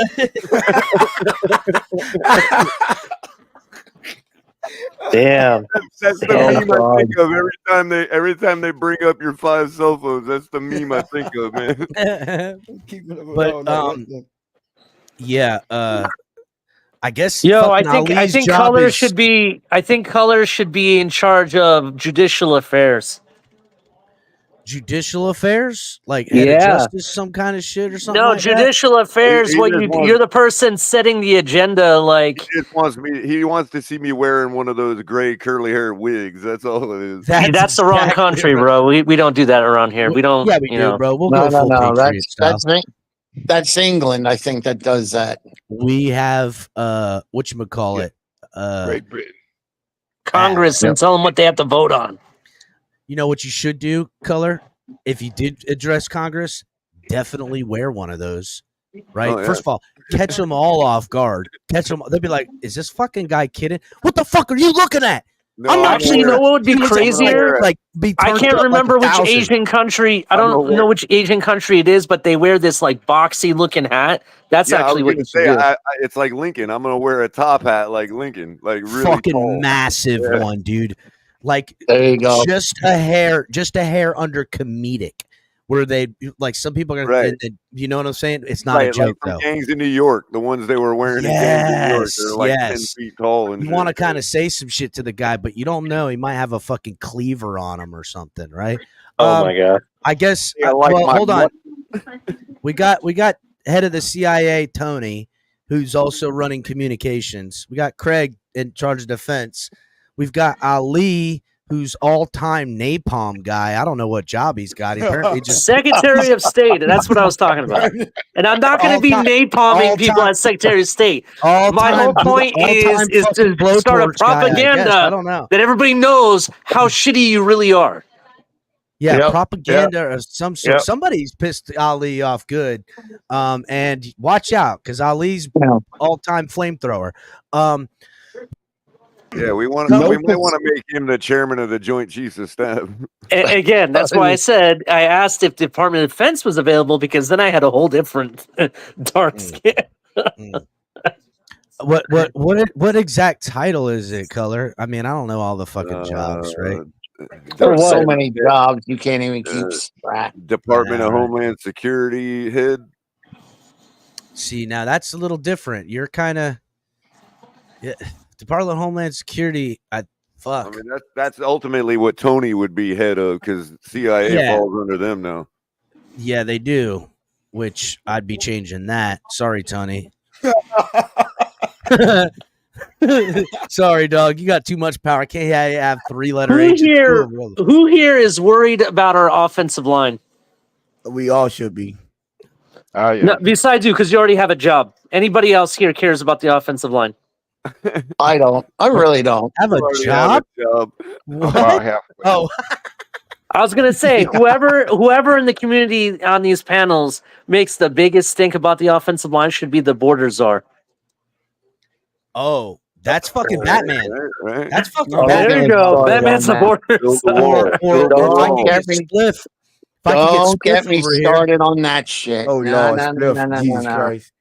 I could ixo facto, decree federally that Spliff has to run the border. He's building more than a wall over there. Right? All right. I can say, listen, I'm gonna come back and there's gonna be trenches with barbed wire. There's gonna be a fucking wall, and then on the other side of the wall, another trench that you can't tell how deep it goes. It's just a dark damn. And on our side of the wall, real quick. On our side of the wall, there's gonna be nothing but Spliff laying in a lawn chair smoking a big stogie. Watching all these fucking drone cameras I'm watching all these drone cameras on the device Tony hooked him up with that has 12,000 cell phones on it.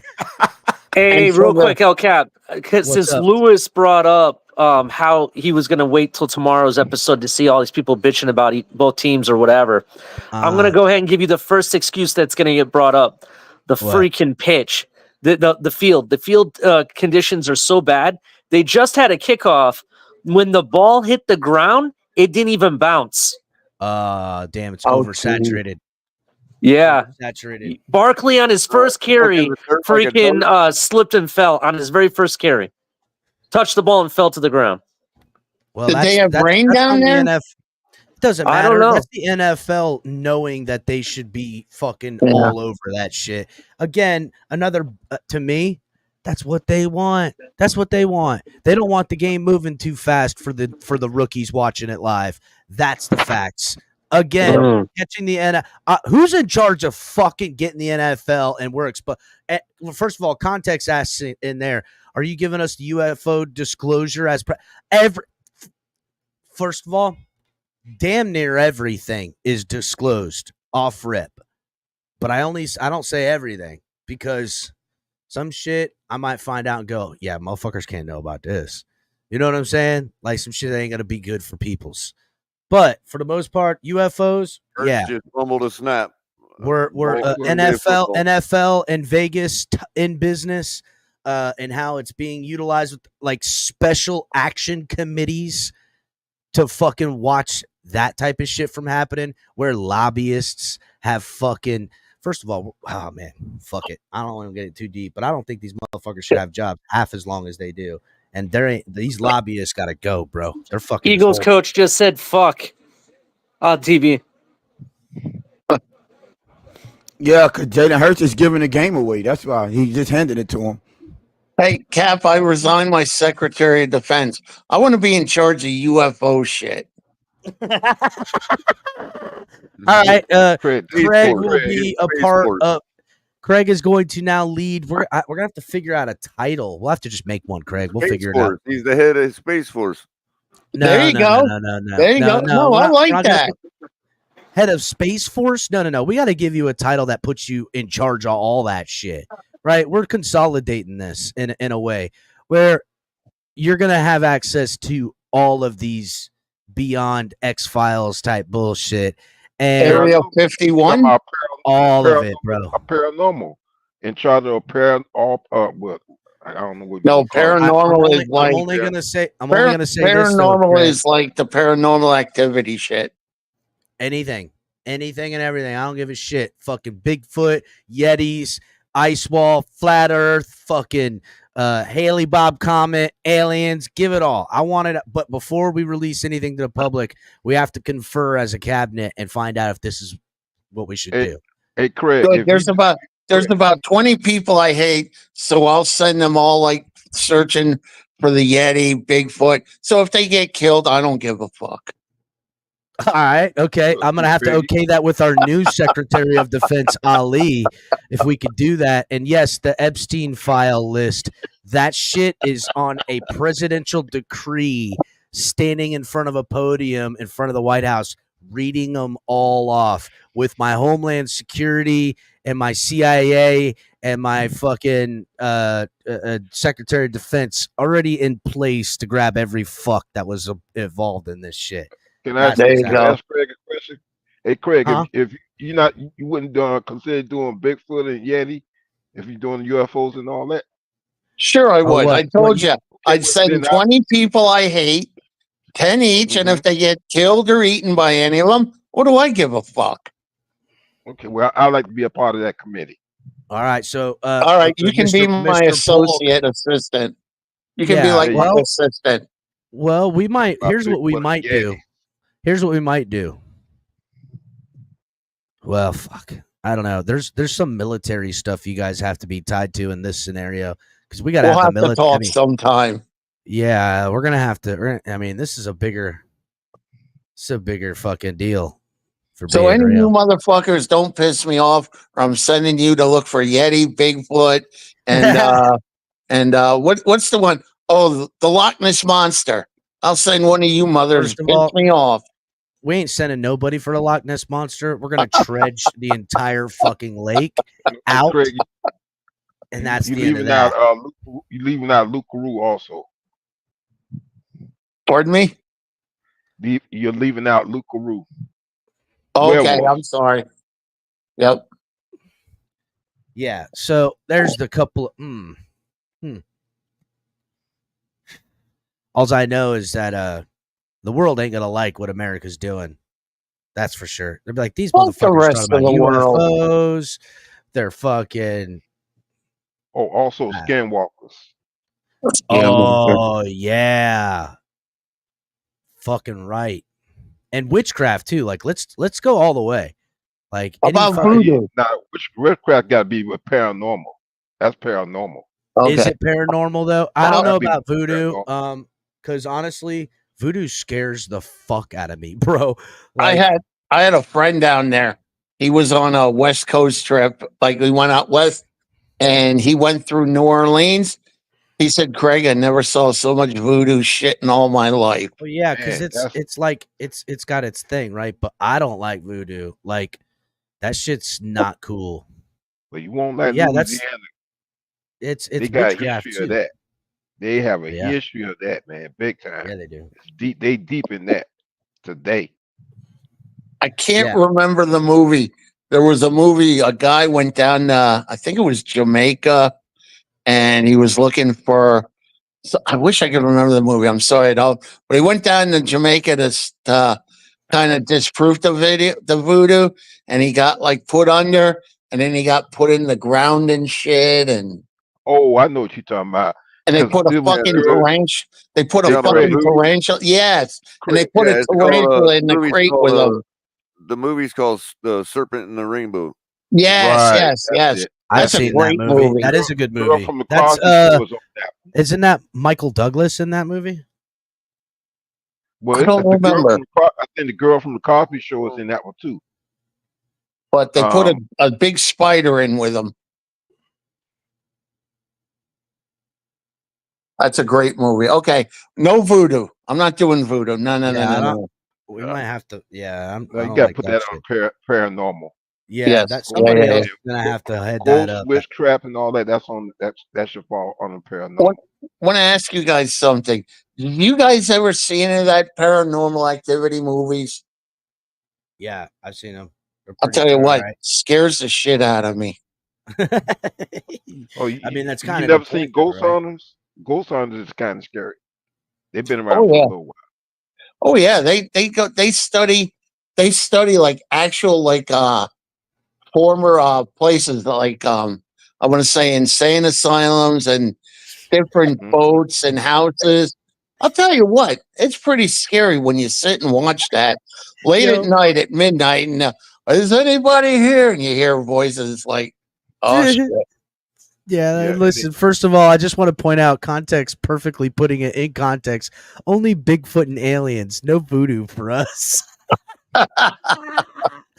You got it, context. The way it's put and said is hilarious. Yeah, Oh yeah. my God. Give me all the aliens and fucking Bigfoots around the world. That voodoo shit's where we draw the line, God damn it.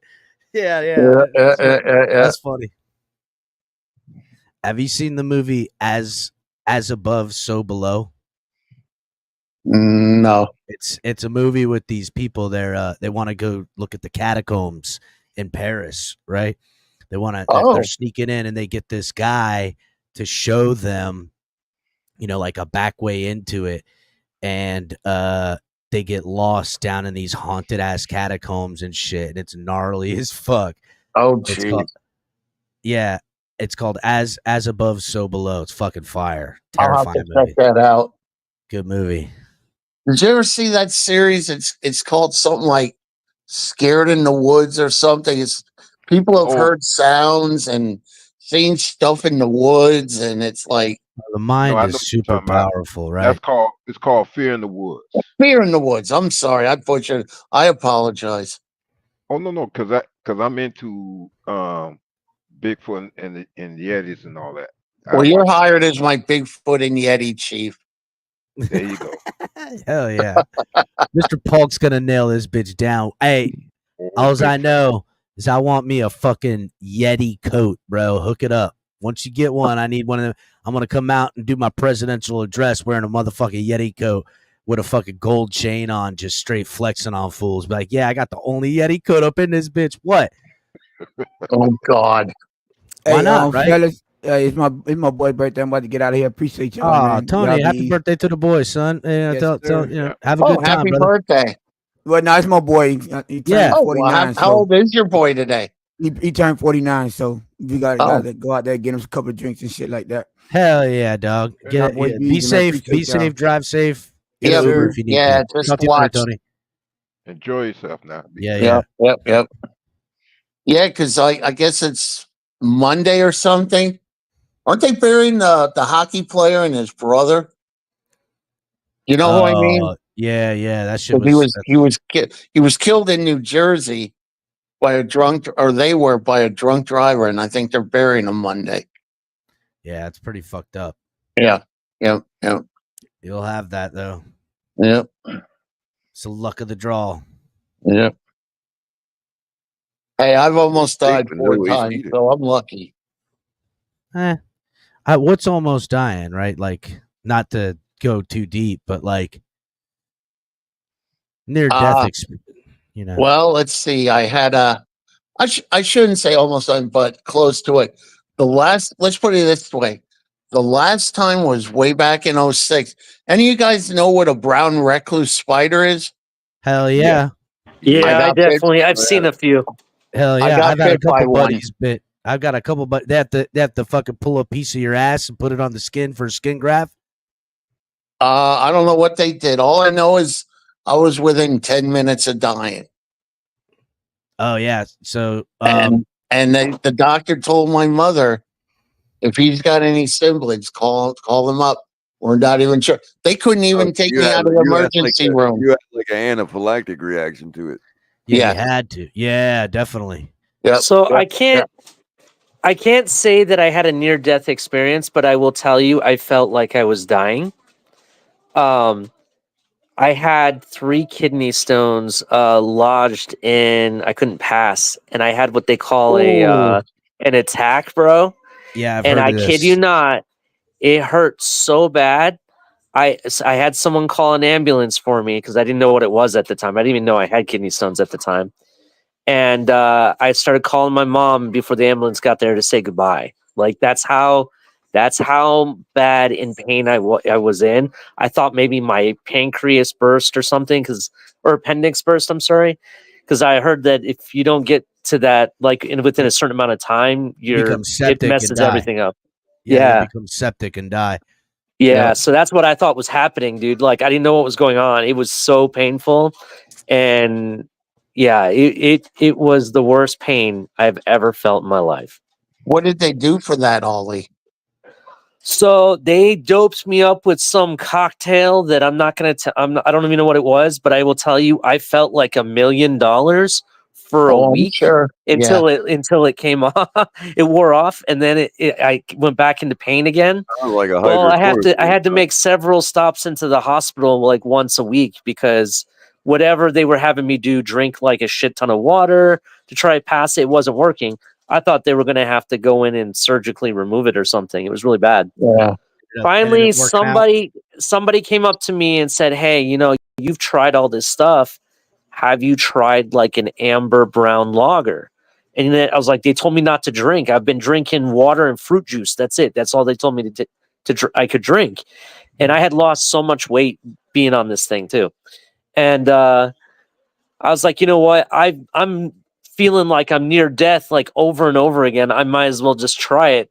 I drank a Yingling, and I kid you not, an hour later, I passed all 3 stones. Wow. I mean, And they say beer is bad for you. Look at fucking that. Yeah, that's how I passed them. I don't necessarily recommend it because I'm not a doctor, but it worked for me. That's all I'm going to tell you. It'll make you pass stones that you didn't even have to start the night. Yeah, probably. Was it just because like the beer was like making you more go easier than the water and the other stuff? I don't even know. Some old guy that I used to work with, and I don't mean nothing. No offense to people that are older than me, but he was very much older. He was a senior to my age at the time because I was in my late 20s, and he's like as old as what my dad is now in his 70s.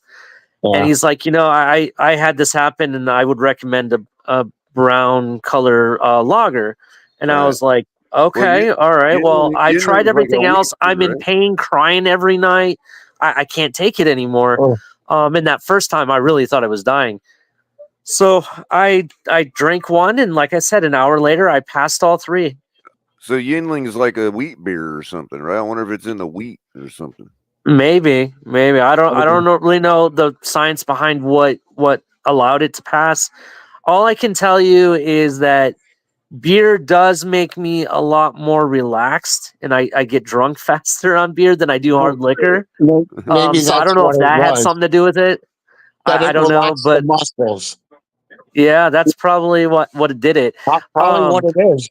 Also, if you're trying to avoid, if you're a soda drinker like me, like I drink soda from time to time. Well, I used to be more in my 20s, but now I'm kind of off soda right now.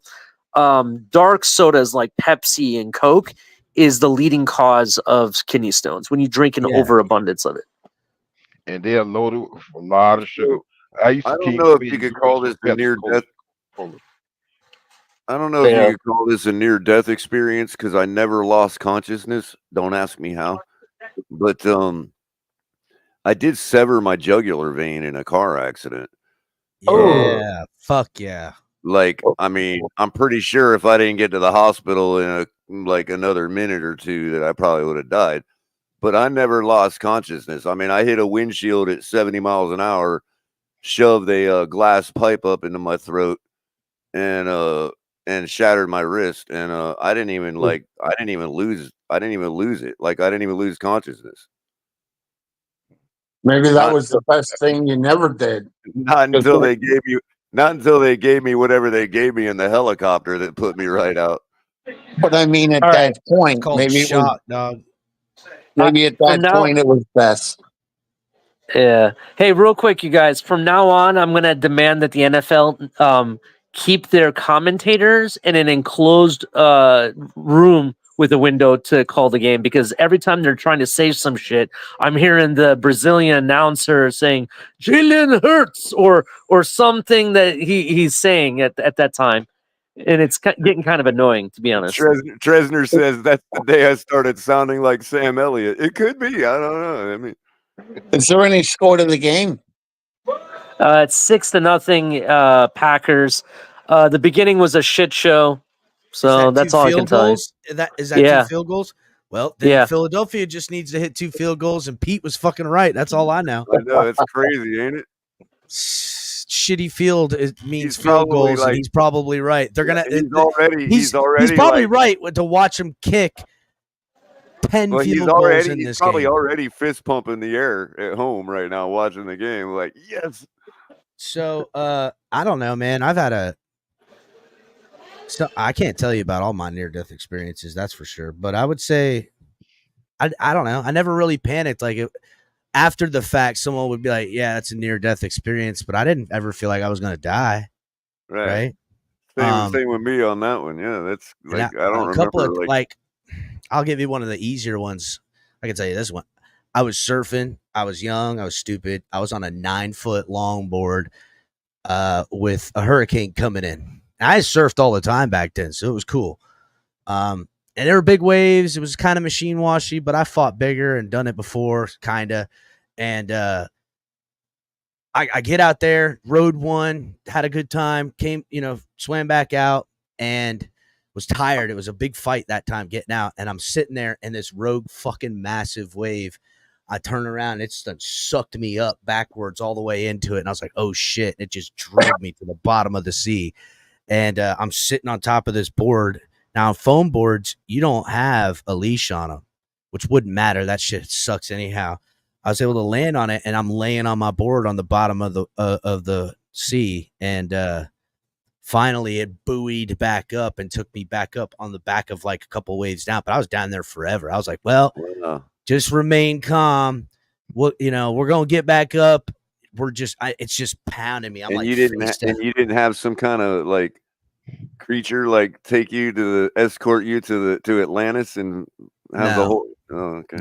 No hallucinations of any sort. No SpongeBob down there or anything. Nothing, bro. Nothing. Just the water force again and again and again.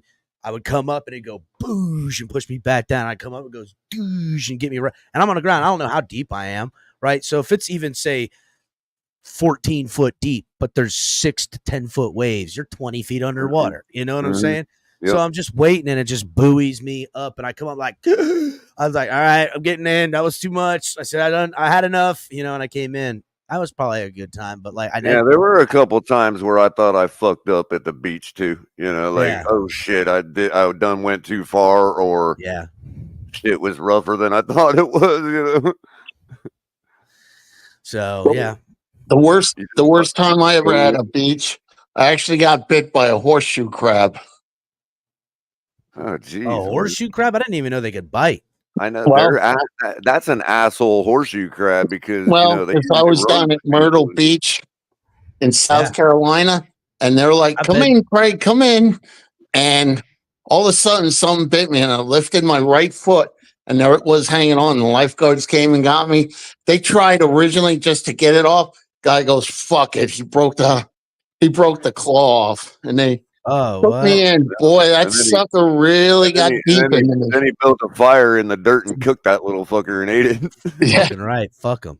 Yep. That's how you do that.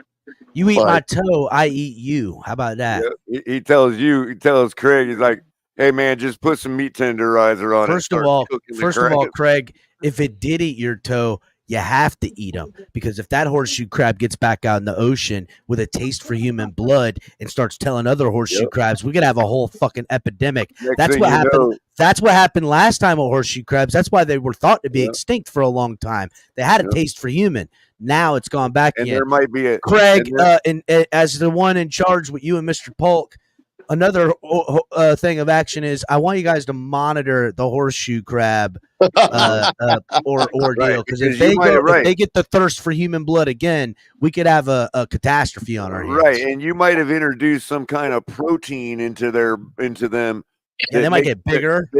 That evolves them into intelligent, to where it's like planet of the horseshoe crabs. You know what I mean? There you go. Fucking climbing out of the ocean now on the fucking offensive. I don't need any of this. They all got bandanas on and eye black on with machine guns. Yeah, fuck all Rambo fucking ones now. El Cap with his campaign slogan: "The horseshoes are coming." Yeah, yeah. There you go. Thanks a lot, Craig. Sure. Blame me, caller. Sure. Listen, Blame the guy.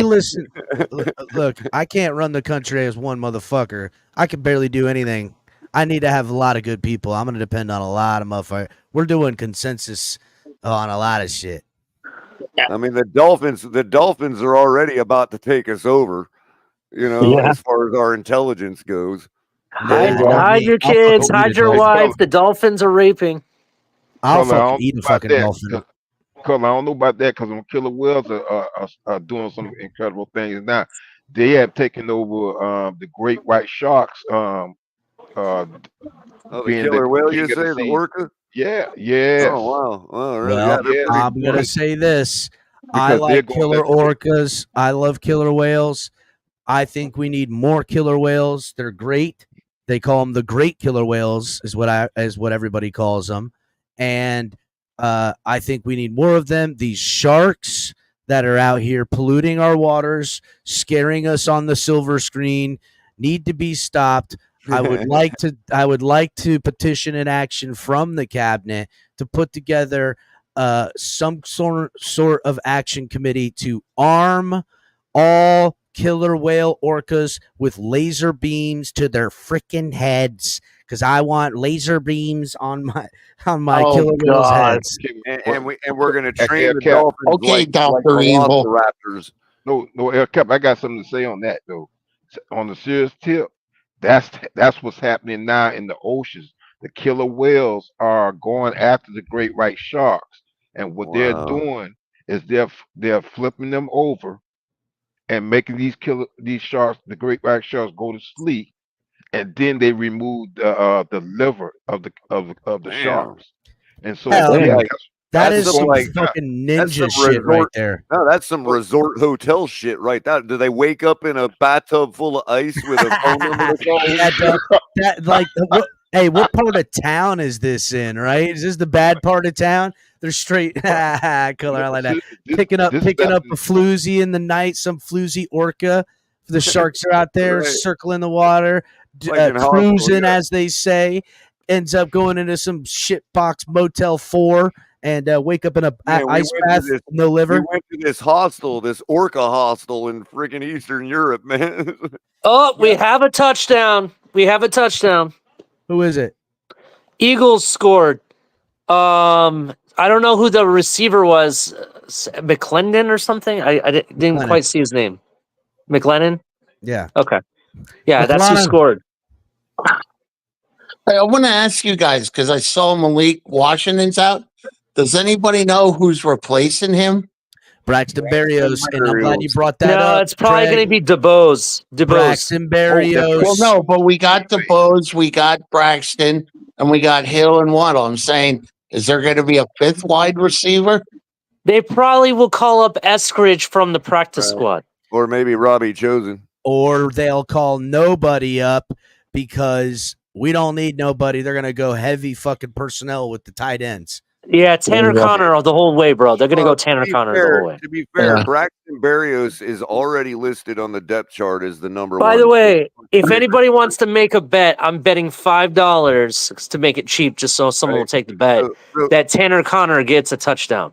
I think that Braxton Berrios anytime touchdown is going to smack dog. Yeah, so that's true. It could be Braxton Berrios. You're right. Braxton Berrios is listed as the backup on the depth chart to Tyreek Hill. So his role is different than Malik Washington's anyway. So they may call somebody. Listen, Color, they're not going to call anyone up over Braxton Berrios. No, not over him, but no. But he'll come in for either. He'll come in for any. Real quick. Let me just pull up the depth chart. I know on the depth chart, Color. I know you're not wrong. I'm saying Braxton Berrios will line up as the X, the Y, and the Z. Right, He'll line up at all three. I meant, where is Malik on the wide receiver depth chart? Who is he backing up? He was behind. Backing up him. He was behind Waddle. Right. And so who was backing him up was the new guy is coming in. The guy that's from what I'm saying. There's nothing really lost except relief for Waddle. Because now they only have 4 guys as wide receivers. No, they don't have a backup to Waddle. They don't have anybody to come in every once in a while to give Waddle a breather. I thought they did. Okay, I stand corrected. Well, I'm sorry, because I was trying to see. What I meant hold on, real quick, Ali. That's who we're trying to determine who it is. It's not going to be Berrios because Berrios is already the breather for the reliever for Tyreek Hill. Okay. So when I walked back into my office to watch the game and I saw the touchdown, I couldn't quite see who the player was, and I kind of missed it, I guess. And I stand corrected. It was Saquon Barkley who scored the touchdown, by the way. Oh. Now, that doesn't mean that they won't have Berrios doing double duty and relieving both Waddle and Hill. That's a possibility. Yeah. I just thought maybe they'd call up like Ezukama or Robbie Chosen to give him another wide receiver. Right now, if I were to guess, it'd have to be Robbie Chosen because he knows our offense. Yeah. Ooh, that Robbie Chosen anytime touchdown. If he's on the fucking game day roster, look the fuck out for that Robbie Chosen anytime. The odds are going to be stupid. Yo, I would do, bro, is I would bet on a 1st and 10 touchdown right out the gate, just like I'd call up Eskridge and just have him focus on kickoff and punt returns because the guy can run a 4.3 like no problem, and then just have Berrios focus on being that number 4 or 5 receiver. Oh, okay. I see what you're saying. Okay, That's what I would do. Yeah. It'll be interesting. I still think we're going to beat Jacksonville. So Grant without Dubose Ramsey. is the guy. Craig, Grant Dubose is the guy that's listed as 3rd behind, or 2nd, I should say, behind Waddle. Okay. So they may just, I mean. Okay. I was just wondering what they were going to do. He's already on the 53. Even if some people freaked out, we may not have. Even if we don't have Ramsey, I looked at the Jaguars wide receivers. They're not that great. I mean, am I wrong in assuming that, or? All right. Now, the one thing I do see is Braxton is listed as the number 1 kick returner and punt returner. Okay. Devon Achane is backing him up on kick return, and Malik is 3rd. However, on punt return, they only have Malik listed as 2nd. So they may need to figure out somebody to back up Berrios or relieve Berrios in punt return duties, but I don't imagine. Yeah. I mean, they can almost grab anybody to do that. Yeah. I was just wondering, and so what I was saying earlier is everybody's freaking out. Oh, we may not have Ramsey. Well, I think we're going to have enough offense. Between Hill, Waddle. Look, I'm not gonna lie, bro. That shit about him like having the injury, okay, and then getting signed out of nowhere, okay, but then he goes straight back to practice after signing. That doesn't make sense. That's why I kind of do think Lewis, who was yelling about it, he does have a leg to stand on. It does seem very weird, to be honest. Yeah, like Johnny Ringo in Tombstone, he'll play. Yeah. Well, like I said, I have us winning 31-21 on Sunday. What do you have? Say that again.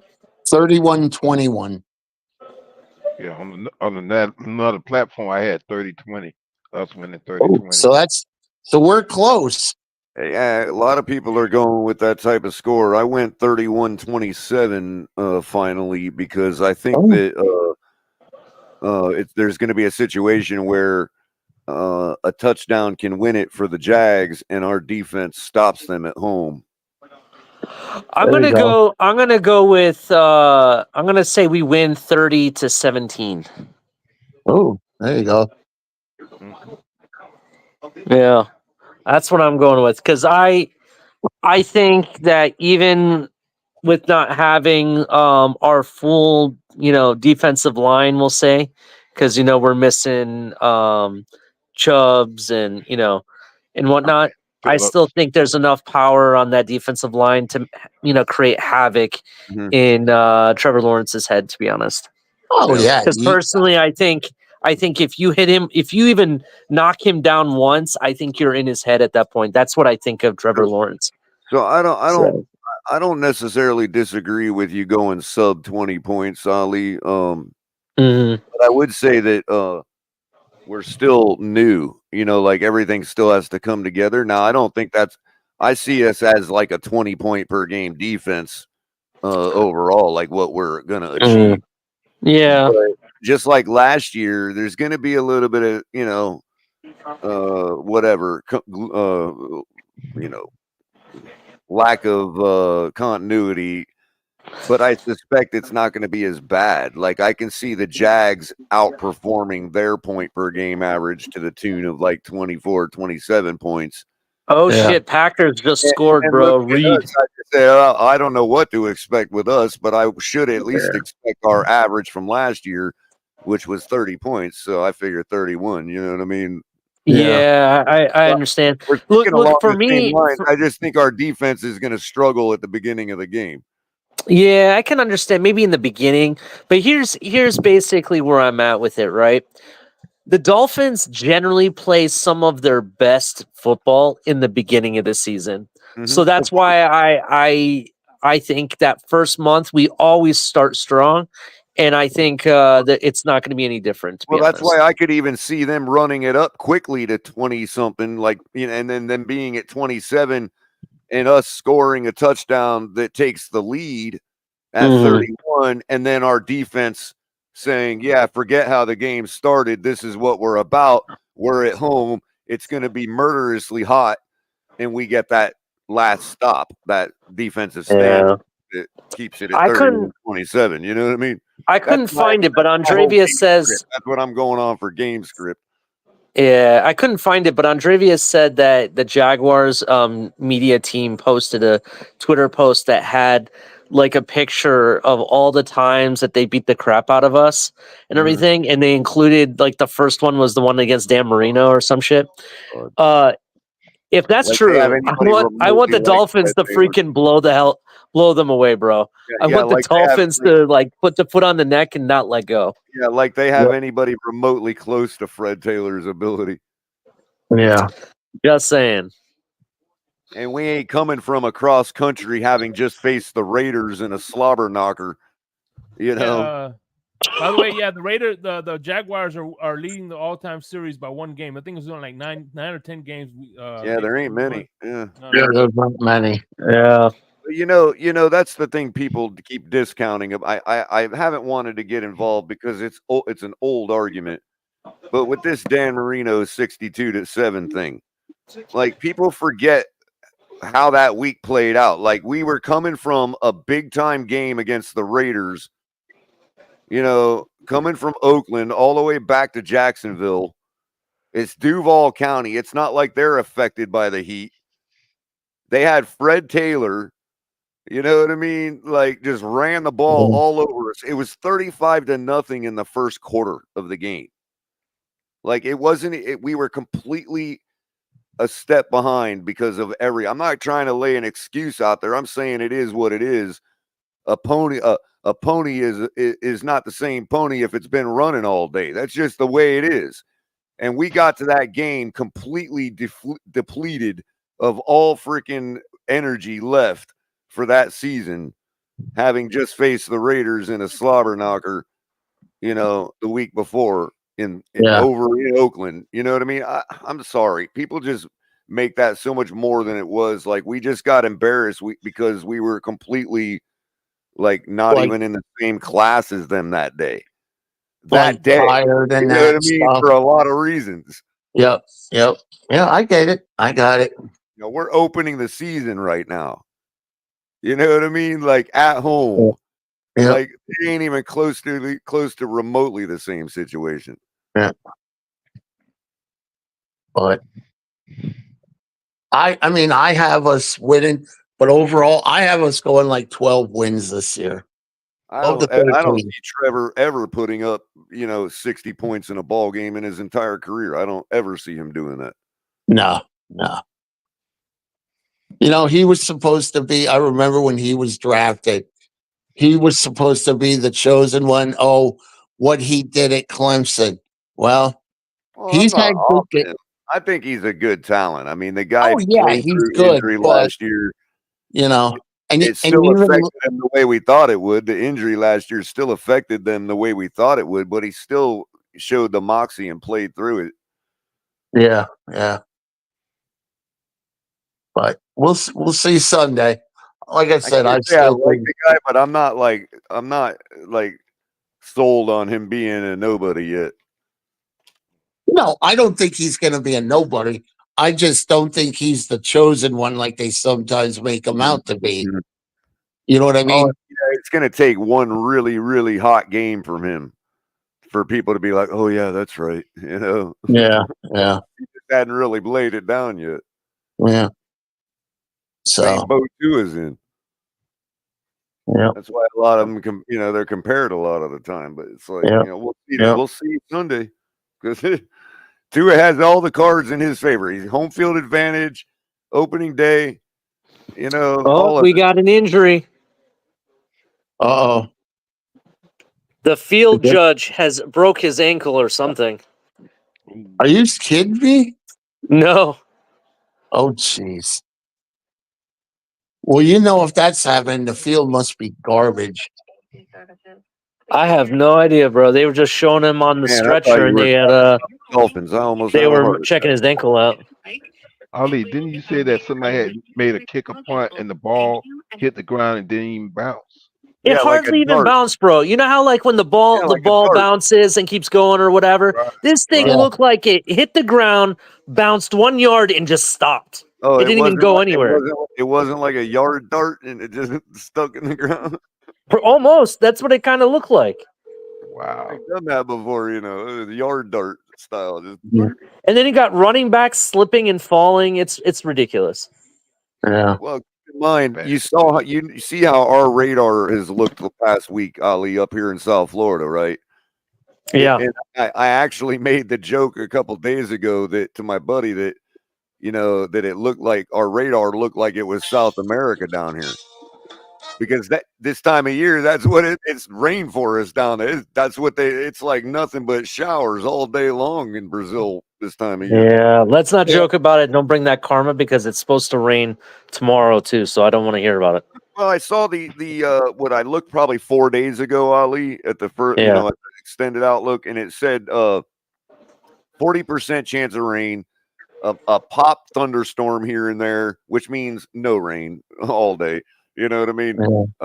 And it was like 92 for a high with a heat index of 103. So it sounds like it's gonna be a typical opening day cooker, man. Dress accordingly. Are you going to the game tomorrow, Color? Especially the women out there. Dress accordingly. Yes, I'll be at the game. Color will be at the game too. Okay.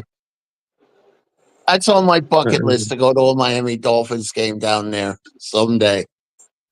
I think my seats are under the shade. I'll be really happy if they are, depending on. You're on the third level, right? Yeah, but I don't know if the angle of the sun peeps in there. Are you on the end zone or are you on the away side? I'm on the end zone. You know what though? Then you have shade, bro. You have shade. Yeah, and you know what though, Ali? When we went there for a preseason game, it was evening time and the sun was setting, and the sun was right in my eyes for about 20 minutes. Oh shit! I didn't know that. Well, it's fine. It's not a big deal because there's rarely a game where you're going to be there at sunset like that. But yeah. But the thing of it is because the start time for that preseason was like 7 o'clock or something.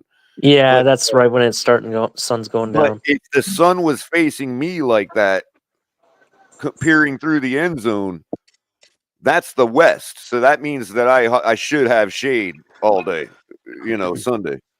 Mm-hmm. because it'll be behind the sun will be behind me or right above my head. I do not know what people see in Jalen Hurts. I am just not a fan. I know quite a few Eagle fans that aren't a fan. Saw him at the tailgate tonight for drive time. I'm gonna pop in. What's up, Hooked Up Joe? What's up, man? What's happening? I won't be here long. I just wanted to pop Oh my in. God, Say Hooked hello. Up Joe, you're alive. I haven't seen you in ages. Yeah. Hey, by the way, Hooked Up Joe, I was hoping that your graphics will make Tua talk, but man, I like putting the overlay over your cam too. That's pretty nice. It should be an easy modification to make in OBS, right? Yeah, it is. It's OBS.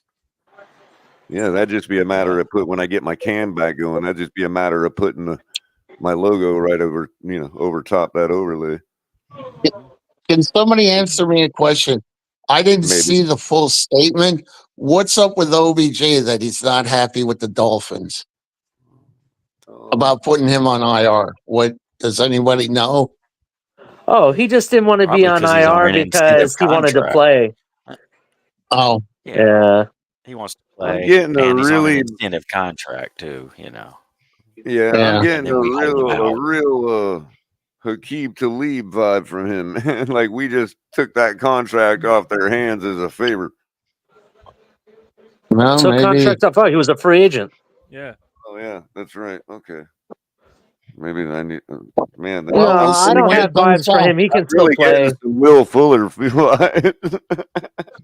There you go. That's better. Those are better vibes. Yeah. Nah, Well, isn't he? Who's our fifth game against? Isn't it the Colts? After we just watched what Jalen Ramsey perpetrated, y'all think it'd be odd that OBJ just wants to take his time? Come in at the right moment. That's true. Yeah, I think we're just saving him, and we have roster problems. You know what I mean? And just stash him away. Well, that's what I was might be thinking. I was trying to say that without actually saying that, Hooked Up Joe. But yeah, that's No, what I'm it's agreeing with you there. I'm perfectly okay if that's what they're doing because to be honest, when Chubb comes back, we have decisions we have to make. You know what I mean? Are we really going to have all these defensive ends? Not only that, but I firmly believe that OBJ's job is solely to be able to use his veteran experience to sit down in the open spots of the zone for Tua to pick apart. You know what I mean? Yep. So you don't need to go through the rigmarole of training camp for that if you're a veteran of his status. You don't need to go through the early season struggles. No reason to risk injury like that when we could have very well been without him this season and still have Super Bowl hope. So, Plus, I don't. He was even if we kept him on the roster and he played. We just scored it. Eagles just scored a touchdown. You must have very nice. Saquon Barkley again. You must. But just to let you know, even if we kept him on the roster, the 53-man roster, and he played, there's a chance that he could get injured, and because he wasn't at 100% still, right? So what are you going to do? You're going to risk injury in the beginning of the season when it's really not needed, when really you want him for December? For a valuable piece that you really didn't need in the first place. He's kind of dressing. Well, you don't need him for those games, but you need him for the big games, which doesn't start till midway through the season, to be honest? Remember what Tua himself said he needed to work on, the things that we all say he needs to work on, which is going to include finding that guy in a scramble drill, finding that guy who's able to sit down in the open parts of the zone. And that's one of the things that Odell Beckham Jr. is gifted at. And then what do they do with Craycraft? They bring him back. And you can trade Berrios if you really want. Yeah. Just saying, because I really don't see the point of having Berrios on this team. I'm sorry. For instance, when Tua, rolled out the play that Tony had brought up earlier on Fred, when Tua had rolled out, of trouble against Baltimore and threw the touchdown to Craycraft, that could have very well easily and more easily been Odell Beckham Jr. So, Craycraft becomes a moot point other than to back up and be ready because he knows the offense so well. Yeah. I don't see Craycraft going anywhere, bro. Everybody thought, he's not going to make this roster. They showed you in the second preseason game why he's going to make the roster. And I think we've been right all along to think that he's just a friend of the family. He ain't going nowhere, never was. Yeah, he does everything that you want out of the receiving a receiver that's not the main guy. This is why Wilson Jr. got especially protected blocking. Yep, he's the best blocker. I mean, you think about it this way, right? You had Michael Jordan, and you had all these other guys. Though they weren't the main guy after Michael Jordan, they all had a role to play, right? That's exactly what he does to the finest grade ever is play that role guy. And the other thing, Ali, is, and I'll apply this to Jeff Wilson Jr. as well. When you're playing, when your camp and your preseason and your practice level is at a level where it gives your coach an excuse to protect you because he likes you personally. In other words, a coach doesn't want to make it obvious that he's protecting a guy because they're old friends. You know what I mean? But if the guy's also having a great camp and always doing his job right, he may not be the superstar of the team, but he's going to be protected by a guy that considers him your friend. And in the case of like Jeff Wilson, the way I saw him performing in camp, I never had a doubt that he'd find a way to keep him on this roster. And so it's not, the Brooks thing wasn't really surprising to me, and nor is Craycraft ever surprising to me because the guy catches everything thrown to him. Yeah. And he's the best blocker, and they really put a big emphasis on blocking. I mean, if you don't block, you don't get the rock. Hooked up in his case, you could add blocking / being in the right spot where Mike McDaniel's play needs him to be. Mm-hmm. Yeah. I mean, yeah, definitely. And if he's even drawing somebody to him, he may not be blocking on a play, but if he runs his route right and he's in the right spot that Mike McDaniel designed for that play, Mike McDaniel designs a guy to be in a certain spot in order to make the defensive player assigned to him or assigned to that do something. And if they're not doing what they're supposed to do, even if they're not part of the getting the ball and all that, if I'm 2 feet over or 2 yards over from where I'm supposed to be according to this play, it may not draw this certain defense player far enough over that Mike McDaniel needs him to draw to get this other shit done. You know what I mean? So besides blocking, it's every bit as much as Craycraft is in where he does his job, just like Durham Smythe. He is where he's supposed to be on that design play. And Mike McDaniel is the type of coach that's going to eat that alive. I agree with that. I was thinking about this while you were talking about if we were to bring.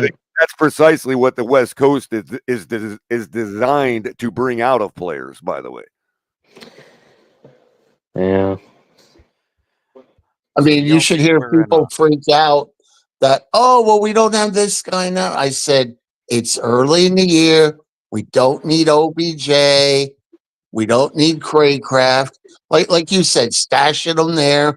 So when it gets to be November, December, then we have these guys that'll be a bigger part.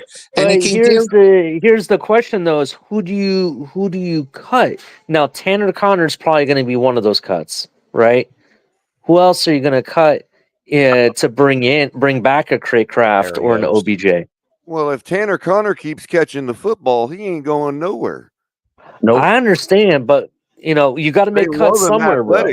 You know what I mean? So if he can keep catching the football like he's shown improvement doing this camp, you also have to bring back Chubbs too. Right, and we have 4 tight ends, and then we got one. Wow! This game already has 4 touchdowns now. Holy shit! You notice the common denominator starting to creep across every position group on our team is we've got a wealth of riches. Like we've got a problem with who we decide to cut. Yeah, and every one of them are good. You know what I mean? It's like, who do you cut out of the tight end? How long has it been since we can say that? Right. Well, that's what you're hoping Chris Greer's been working towards. That's why I'm ready to build a statue for the guy. I mean, that the thing is I love it, and I love like this Jonnu Smith. I think he's going to be, how do I want to say, like our Swiss Army knife, because he can block, he can catch, and he can even get runs. He can run the ball. That's why they have him at fullback. Giving him the crash label already. Flex position, right? Yeah, crash Jensen spot. Yep. Oh man, that was one of my favorite players. He has to start punting the football if he wants Crash Jensen's spot. Oh my God, I loved him with the Marx Brothers. He drew so when they'd be like playing, like I remember watching from '84 color the Dolphins Redskins game, opening game, and Jetson caught 2 touchdown passes because they were so worried about Duper and Clayton. And he just stood there. His body double is on the field tonight. He plays for Green Bay. Oh, who's that? I'm not watching the game. Mac Hollins.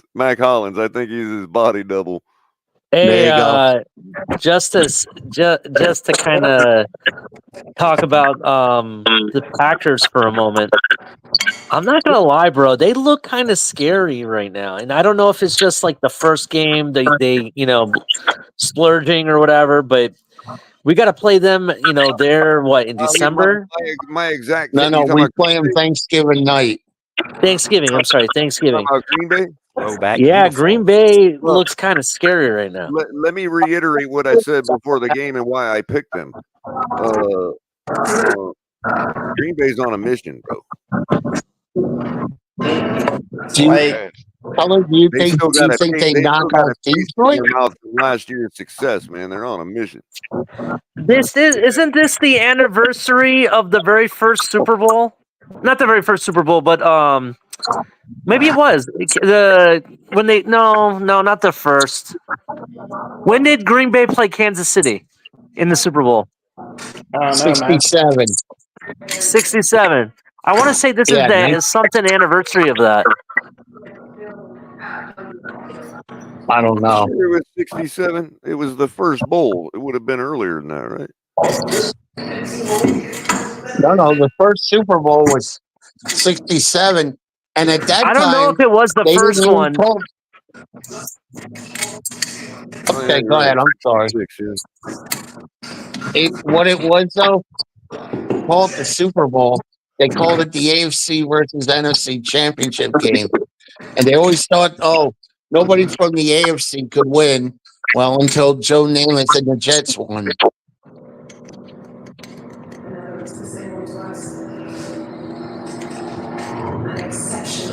So we'll see. Yeah, it was 67.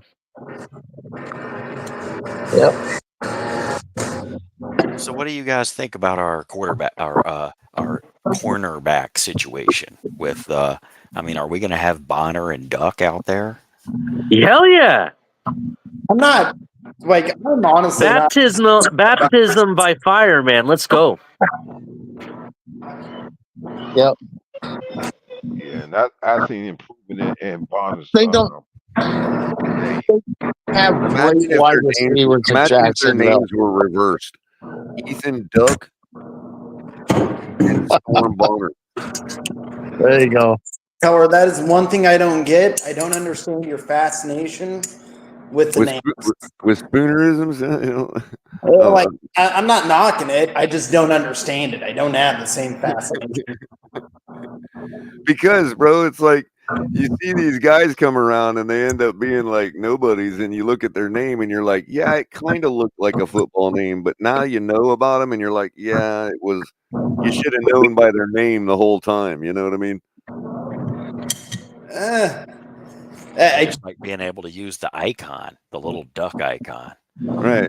Well, for instance, I said it. What started this was Skylar Thompson, and I've always said it with him. Like, can you really imagine a bust of Skylar Thompson with a placard underneath it that says Skylar Thompson in the Hall of Fame? You ever picture that name in the Hall of Fame? No, but I never honestly pictured Marino's name in the Hall of Fame before I heard Dan Marino. Now that it's in though, you're like, okay, I could see that. But Skylar Thompson, like really? He would have to shock the whole world to ever have that name make sense in the Hall of Fame. I wonder if that ain't happening. Like you knew before he ever took the field, but just by his name that he was never going to be in the Hall of Fame. Be honest. Yeah, I'm trying to be. I don't make Skylar Thompson like in the Hall of in the HOF, bro. We can't even get Richmond Webb in the Hall of Fame. Just a travesty. Right. Well, I think that's Richmond Webb is a football name. I don't think you're wrong. I just don't have the same, like, my mind doesn't function the same way in that regard. I don't like that. So it's. Think about, here's another one. Avon Austin. Great little, whatever you call him, back. You know what I mean? Wide receiver, scat back, whatever you want to call him. Gimmick. Yeah. But no matter how fast he was, no matter how much he was hyped up when St. Louis got him, his name is Tavon Austin, bro. Like, that is not a football name. I'm sorry. Yeah, I'm not even coming at you. You're wrong for your opinion on that. It's just a thought process that doesn't occur to me, man. It served me well over the years. Yeah, dude. Especially when the name is obvious, you know, like Skylar Thompson. I can't judge you on it. Not even trying, dude. Yeah, but Color, can you see Storm Duck being in the Hall of Fame someday? That kind of thing. Unfortunately, no. He could be. I mean, he's playing like a dog, but I mean, I'm just, you know. Watch Color. Watch he ends up becoming a Hall of Famer. Well, we're talking about it like that. Exactly, Ali. The percentages would dictate that at least one would get in with a weird non-football name. You know? Favre, he can't even say it right. That would be crazy. Storm the Hall of Fame. That question you asked me earlier today in the Spaces cover, that was a good question, man. Oh, right. Oh, by the way, I went and looked it up. I don't know if you saw my reply to the actual comment I made in the thread for that space. No, I didn't see the comment even. But yeah, I looked it up. Chris Jones wasn't even the best player on his own team last night. Statistically. Who was, out of curiosity? I let me pull it back up real quick. Pull up the tweet. Do you think that Lamar Jackson's going to remain the #1 rusher for the whole week with 122 yards? No. Jalen Watson was a win. I don't think they're going to be all that great. Their corner, Jalen Watson, but of course he's a corner, so that we can't really compare. Let me go to the first. You got linebacker Nick Bolton and linebacker Leo Chanel and defensive end Michael Dana and linebacker Drew Tranquil, all similar positions to Chris Jones, who had better stats. Chris Jones had 3 combined tackles, 1 solo, 2 assists, 1 tackle for loss, 0 QB hits, 1 sack. That's obviously a given because that was with the forced fumble and all that, which he did have. So the highlight, yeah, forced fumble and all that. And getting in the backfield all night, sure, we saw it. But statistically, he wasn't even the best player on his team last night. That valid argument, man. Like I said, there's more for me to go back and watch. You bring up some valid points. Just when I look at him, I absolutely think he changed and forced the Ravens to play a game that they didn't want to play. And I don't take that away from your argument. I'm just saying that it, to me, you know, I don't know if that qualifies as being the best overall player on the field when you're comparing it to any offensive position, to be honest with you. You know, like a wide receiver really has to either do nothing or drop everything to have a, you know, to be considered, you know what I mean? Like, even if a wide receiver drops a football, if he's got 3 touchdowns on the night and 200 yards, he's the best player on the field, even if he dropped 3 balls. That's given. The only other thing I would say, though, is it's not like, so it's going to be. I noticed earlier you had changed your verbiage a little bit to impact, greatest impact on the field. That I might agree with you on. Yeah, like the argument's nitpicky, right? I am being super nitpicky with the argument. I will 100% agree. I mean, I could go with that verbiage, like who had the greatest impact for their team. Yeah, I mean, I would say Chris Jones probably impacted his team more than Lamar impacted his. But then again, Lamar's quarterback. So if you're the biggest impact on your team at quarterback, you're by default going to be the biggest impact on the whole field. And if you were to take away even, so my answer would definitively change if one or two things happened. One or two of those deep shots that he overthrew were hit, or he didn't miss two opportunities in a row at the end. I also never got to nitpick those deep throws either. I've been hearing it all day. I never really put my 2 cents in on it. There's something to be said about Flowers not getting separation on those plays either, and not outrunning the defender. Lamar put the ball where it needed to be on a deep shot. I could argue that Zay Flowers just couldn't get there. You can make that argument, and I don't think it's exactly wrong. The one thing I would say about that, though, somebody has said Zay Flowers was wide open on one of those deep shots. I didn't see him wide open on any of those deep shots. I think wide open would be a stretch, and I don't think I said that. If I did say that, I misspoke. No. I don't think it was you. I'm just saying people are saying that all day. Like it's a given that those were bad throws by Lamar, and I'm just like, wait a minute here. Somebody didn't get no separation either all night. Yeah, no, that's valid, man. And like the other piece, it's probably what caused him to wiggle around so much on that last throw and caused the miscommunication. Like he's so tired of not getting separation, he just put the jiggle on the guy too much for Lamar to lock down what he was doing. You know what I mean? That's valid. You could say a better, if there's a quarterback better than Lamar that could have, still put the ball, whatever. Fair enough. That might be half failure on Lamar. You know what I mean? Throwing another QB into that scenario gets really weird too. Like it doesn't play out right. Agreed, because I have an agreement. There's variable factors. One of the things that Tua has been good at since he's kind of gotten himself to in better form. I think we're deadly from the 15-yard line, dude. Like I think Tua is putting the ball into somebody's hands. Oh, I agree with that. And he's not bad against the blitz, if I remember looking at the stats correctly, either. Well, you blitz Tua at the 15-yard line, and you're asking for a touchdown. Yeah. You're begging for it. You know what I mean? Because there's going to be too many options open that early in the play for Tua to just get the ball to if they're bum rushing him.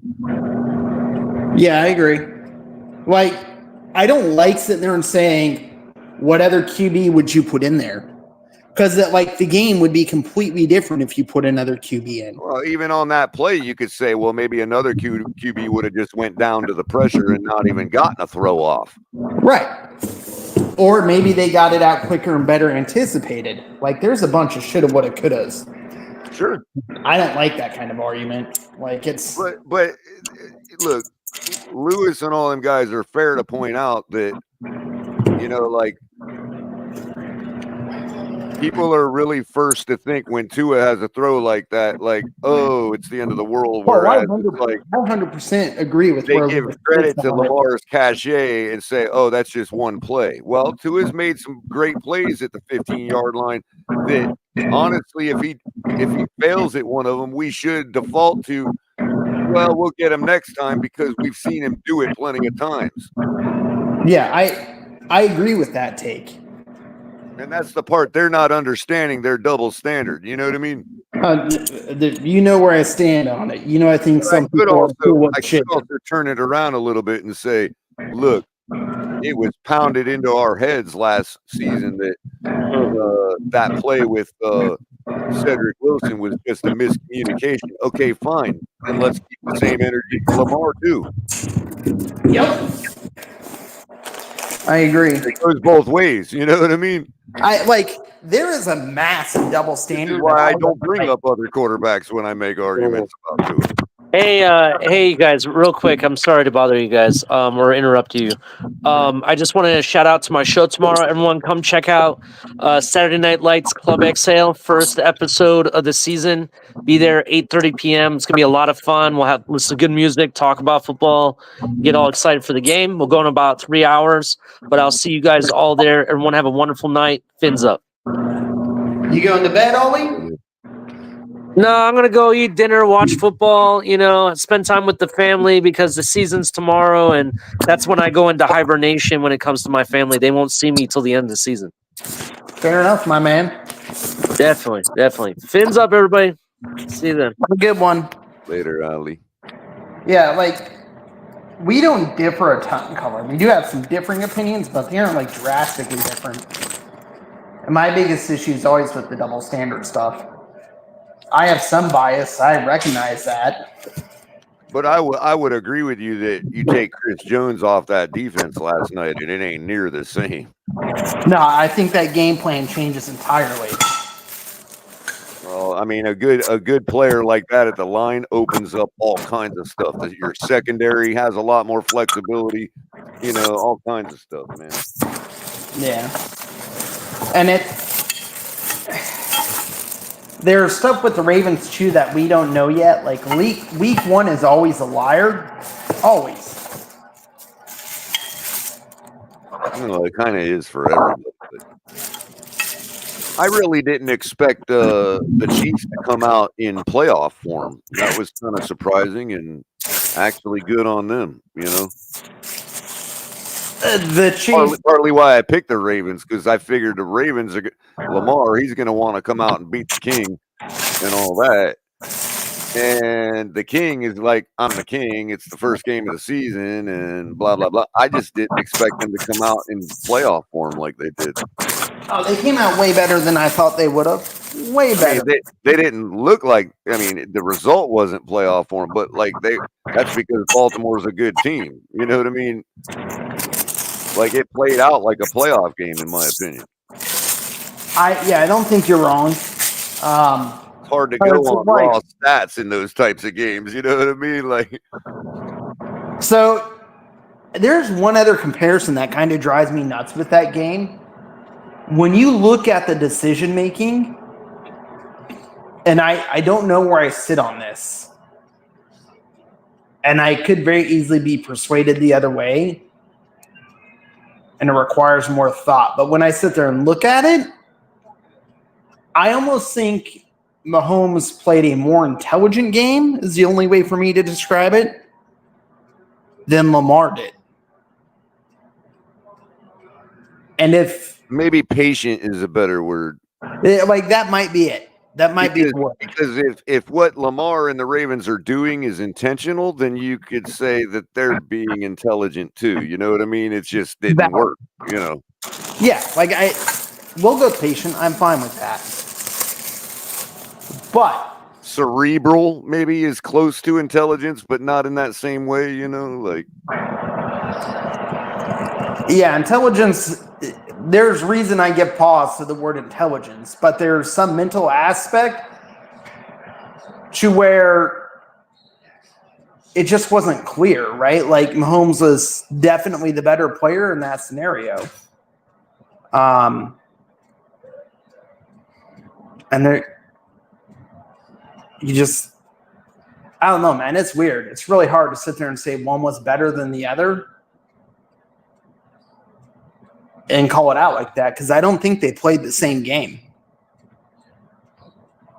at all. And yeah, I have bias towards Mahomes. I just think Mahomes is a better player, period. But evaluating that game, Mahomes or Jackson looked electric. and he looked kind of like he was playing out of control. Mm-hmm. Mahomes did not look like he was playing out of control.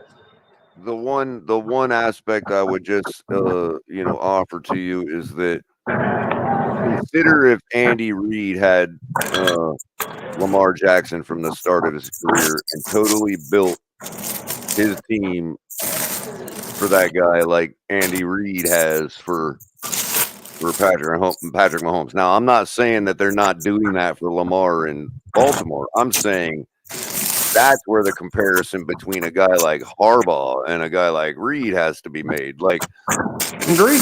If all things were switched, and not just switch the players in the moment and the teams, but you need to talk. Make Andy Reid Lamar's coach instead of Patrick's coach. You know what I mean? Yeah.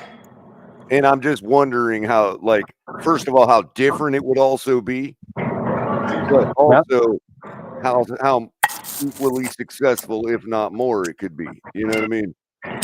Yeah, you are right. It could be way better if that were the case. He's saying the same thing in reverse if, like, we did a counterfactual. You know what I mean? And, like, Lamar was the guy in KC his whole career, and Andy Reid was his coach, and blah, blah. You know what I mean? Like, if we did a full counterfactual, we could be seeing the same difference between Lamar and Patrick, just reversed. Yeah. And like the other piece of it too, you're sitting there looking at it. We also have no guarantee that it would be any better or would be any worse, because there is. Other than the fact that I personally believe in Andy Reid more than I do John Harbaugh. That was the moreover point that I was bringing. I think Reid's a better coach by far. Whether Lamar would be the GOAT and be the one would be Patrick and vice versa, you could argue not. But I'm pretty sure that Lamar would already have a Super Bowl under his belt if Andy Reid was his guy. Yeah, I don't have a huge issue with that thought process. I don't think all of Lamar's failures are on Lamar. But a good portion of them are, though. I don't want people to be just think that they're wrong per se when they talk about his record against elite defenses and stuff like that. But I would just say, hey, I mean, talking about elite defenses. I mean, one in fact last year that literally won its team the Super Bowl. Yep. Yeah. No, I don't think all of Lamar's failures are on Lamar. I could turn around and definitely has Lamar was a toe length away from scoring 27 points against that defense. Yeah.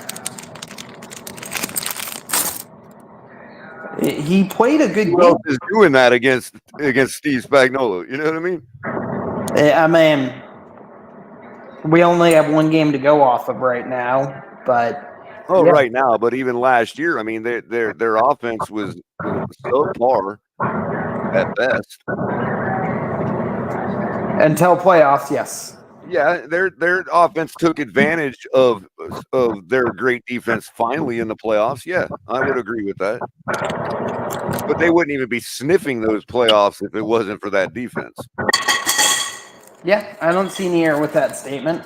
I mean, if you want to talk about like us being one and done all the time lately, like, and you look at our record and our stats and where we rank in various categories, that's traditionally where we are. And the Chiefs were there last year, yet they still won the Super Bowl. That's when you can say. That's when you can say, yeah, well, every quarterback has to have has to play with a bad team every once in a while, and every quarterback needs a great defense. Yeah, sure, that's where that applies. And I don't even think that's a fair argument.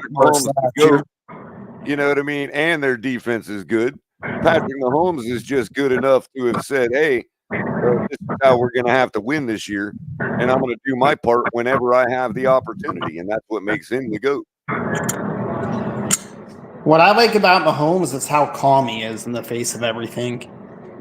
And like, if you're asking me a guy that I won't bet against, it's that guy. He's also like Brady in the respect that he treats every play like it's the last one he's going to play in the NFL.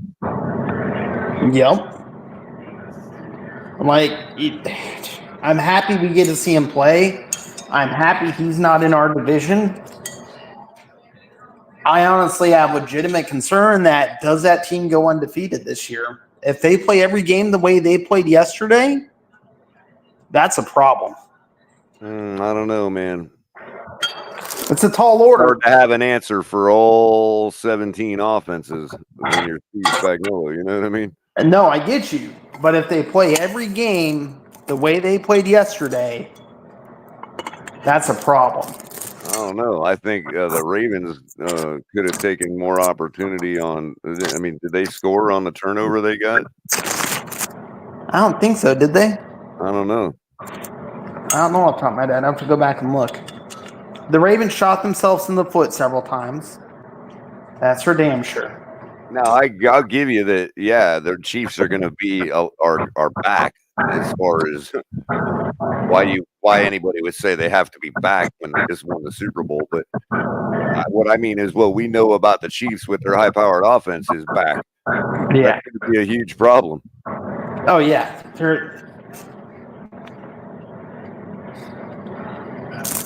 it's going to be hard for me to sit there and say that the Chiefs aren't the best team in football. Regardless of what I want to say, keeping it a buck.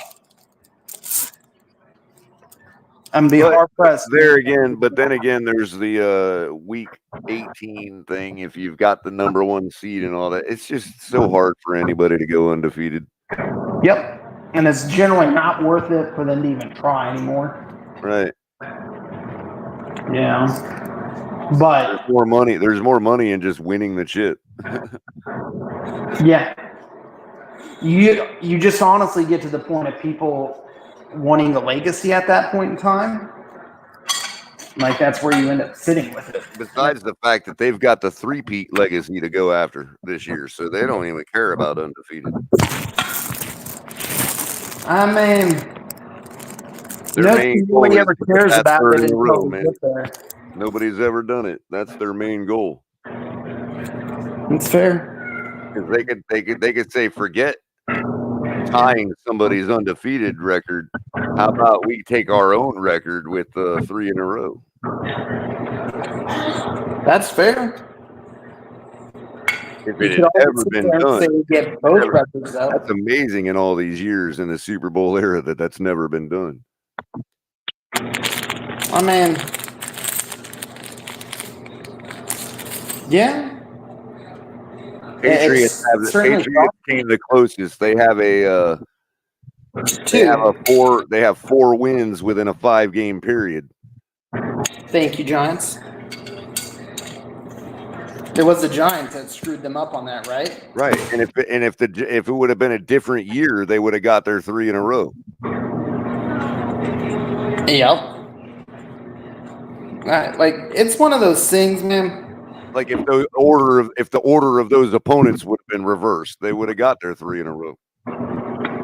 They effectively did it. 4 wins out of 5 appearances, but none of them in a row. It was 2 dubs, 1 L, and 2 dubs. I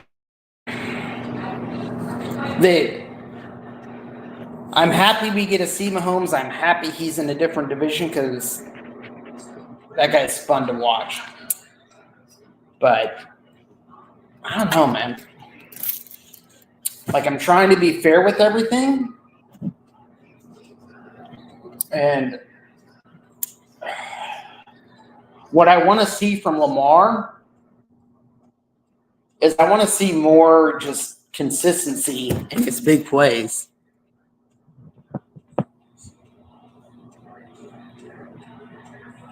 Nice, Kevin Lee. Very nice. I mean, he gets them, bro.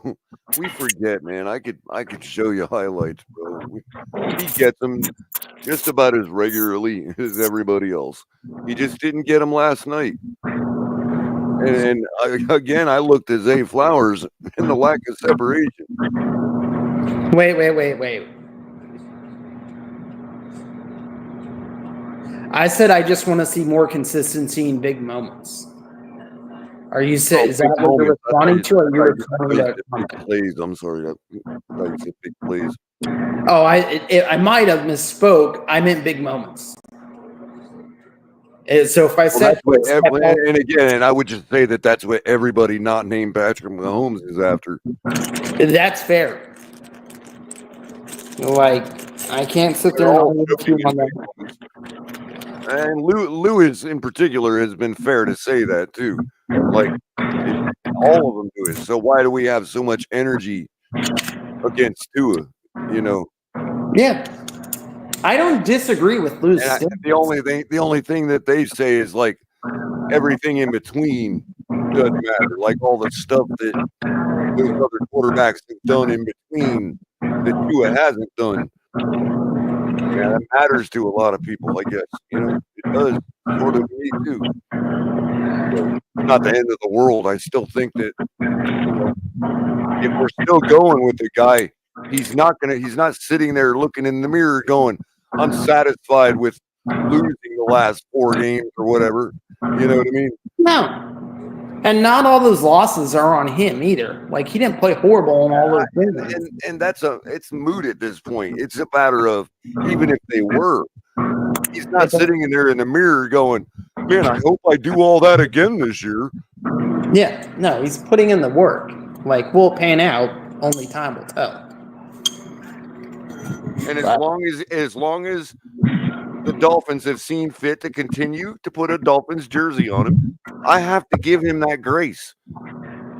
You know, like, let's see what he can do Sunday. Let's see what he's learned differently this year, or let's see what he's added to his game. I mean, so when you looked at the one preseason series we got from him, going off going to be able to garner much. I mean, it looked the part. You know what I mean? But I think he looked a little crisper, but there wasn't a ton of meat on the bone to go off of. But I bet you there's a lot of stuff they've been working on under the tent that we don't even know about. Oh, yeah. And then the stuff with 3D QB or whatever they are. I mean, just about every practice that's not public, they're under the tent. Like, it's not like they, you know, a lot of stuff went on at camp that we have no clue about. There's stuff that Omar knows that he ain't allowed to tell us. You know? It's true. Like, it'll be interesting. He looked cleaner, but it wasn't enough to go off of for anything definitively. Right. I'd say his you know, his short sideline throws, those ones that need to be really crisp and not get picked off, you know what I mean? Yeah. They've been looking pretty decent. You know, he's looking strong as far as his arm goes. He's still I just wish he wouldn't be. It always seems to me like he's trying to force a quick release, which, knowing from myself throwing the football, being a fan of Dan Marino and always trying to do that myself, it can actually screw you up if your arm's not designed to do that. You know what I mean? Dan Marino had a very special arm compared to most people on the planet, you know? Well, I mean, there's only one Dan Marino. There will only ever be one. I don't blame him for being that way, but sometimes that it's almost like that quick throw motion takes all of his control away and all of his real power, which is in his hips and with the you know, the arm movement. He's got a shorter arm. He doesn't have to worry about forcing a quick release because his arm's not going to naturally draw that far back anyway. And so I wish a lot of the times that he just gets away from those mechanics, and it's like, dude, when he's popping it, bro, his throws are just as strong and timely as anybody else's. You know, it just gets away from that, and that's where you see it's like, yeah, he made a great throw, but it took 3 minutes to get there. You know. He does have some of the bad ducks. I'll give you that. And so you lose a lot of the yak from that. You lose a lot of the, you know, where the defensive player, the ball's still there fast enough for the defensive player not to catch up to it. But it's not there fast enough for the defense is already flying in and tackling your guy as soon as he's got the ball. You know what I mean? Well, how much do you think year 3 is going to kind of change that or improve that anticipation? That's kind of what I'm looking for, because I doubt he's sitting in the mirror going he's satisfied with what he's already put down. Yeah, no, I don't think he is. You know, we haven't whether he has gained or has the ability to do all of what I'm talking about. Hey, that's why we play the game. Yeah, he's never put out a behavior that makes us think he's ever just going to sit back and be satisfied with it, right? Well, I'm not gonna lie. When I'm at the game and we're moving the football and he's shredding it, bro, you know what I mean? I'm proud as all hell, dude. You know? Like, what's wrong with that? I see you doing what you should be doing. But what I don't like is, fans that, that like to, decide who is worthy of being a fan and all that, start throwing down their rally flags because we lose. That's worse to me. That's worse to me than Pete slandering Tua for the rest of his life. I hate the inconsistency and double standards on both sides of it. I try and come down the middle and be very objective about my take on it. I think I'm a Tua supporter, but I try and be fair. I don't think I've ever been. No, you're a total Tua honk, bro. Okay. Not gonna lie. Hey, just kidding. That's man. how it comes across. You always at least try to be fair. You're what's the word I'm looking for? Good faith. Yeah, no, I have some bias, that's for sure. But My bad. What's up, Shake? What's going on, man? What's going on, Robert? Hey, no, the one thing I hate, I'm sorry, I was just listening because I got some shit going on. But one thing I hate, as the colors point, is the celebration police. Oh no, you didn't believe in Tua, you can't celebrate. Fuck you, Right. man. That shit's fucking. Or remember the first year, Shake, the apology letters. Like, really? Like, apology for what? I was never wrong. I've literally said my takes I've plagiarized Tua before, and people still call me a hater and say I have to apologize for something. I don't think you owe me an apology for shit ever. Well, no. Me and you've had an argument one time where we No, but like the one saying you got to apologize because you said Tua was this or that or wasn't this or that, and or for not believing in him, and it's like, wait a minute. So I said, here's a list of things that Tua needs to do to be better and to be the guy in my mind, and everybody said, oh no. He's already that guy, Color. And while I'm saying that, Tua is literally in his post-game interviews saying the exact same thing. Where do you think I got the shit from? I'm literally plagiarizing Tua, and somehow I was wrong because he fixed that shit. I don't think you're being unfair in your takes. I agree, and I think some people are stupid, man.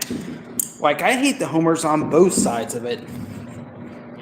I really do. See, this year, Robert, for me, it's a matter of looking at our schedule and saying, here's where the rubber meets the road. Because the only thing I have left is the one little petty, and look, where I differ from people is that I'm just not convinced. But I'm also not convinced he can't be that guy, right? So that's the difference between me and them. However, I still am not. The reason I'm not convinced is because of the results or lack thereof from the last couple seasons towards the end of the year and in the playoffs and all that. Okay, so fine. Right. That suggests, there's the record against teams above 500. There's that stuff. Yes, we got 11 wins, but it was against garbage. Okay, fine. I'm a believer in all of that, right? Okay. But that doesn't mean. But here's the thing. I also think that there's a fair. I have to pause and say, well, things could literally just be circumstantial. Some of it is. Some of it. All of it could be, is what I'm saying. And given that there's the possibility that it could all be circumstantial, I reserve the thought that, hey, wait a minute, this is another season. There's more time now in camp, time with the team, blah, blah, blah. That always improves things. And our schedule this year, bro. Like, if the idea behind us not being able to beat the good teams is real, then pack it in, ladies and gentlemen. The season's already over because we've got nothing but those teams on our schedule this year. I would agree with that. So to me, it's like, I just don't think it's plausible to think that we're not going to be able to have a couple feathers in our cap and say, no, what are you talking about? We beat this team on this week. We beat that team on that week. We beat the Buffaloes of the world. You know what I mean? So what? We still went 9-8, but we beat this team and that team. That's altogether different than, oh, damn, just like we thought, we're 2-15 now because the only wins we got were against New England. Yeah, I think that's fair. And like, I like this season for the test it is. I mean, this is the point that somebody made tonight. I forget who it was about. We cannot underestimate these Jags. They're not a bad football team. They're not the Giants of last year. They're not the Panthers of last year. They haven't been the Jags of last year, man. Well, that's arguable because up until the point Trevor got hurt, this is the team we're facing Sunday, is the team they were before Trevor took an injury. And it wasn't a bad team. No. Like, it should be really good. Should be really interesting. They have another year under their belt. Doug Peterson has another year under his belt to make adjustments. Is it year 2 for Doug Peterson? Yeah. Okay. So, yeah, it's a big year. Year 3. Is it year 3 already? Yeah. Yeah, 3 years. Okay. Oh, did he come in the same time McDaniel did? Yeah, he did. Yeah, because remember, we were trying to decide between we thought he was on the table for us. Okay. Yeah. And the Jags hired him. I'm happy with McDaniel, though. Like, he's made some mistakes for sure, but I'm happy with him. See, the thing of it is, people harp on his mistakes, and I understand why they do. But I'm still standing on the same square that he should have got a longer. Like, we should have just made him like, hey, here's all this time and do it. You know, like, if you ain't good after 8 years, we'll get out of the last 2 years of our 10-year contract. But it should have been like, because that's been our problem, Robert, is the revolving door at coach. And so the mistakes he's been making are all mistakes that, yeah, okay.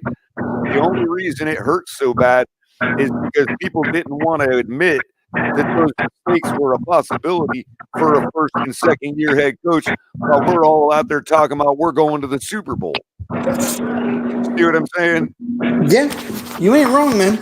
Like, so now I'm thinking, okay, I'm evaluating back thinking, okay, where am I at now?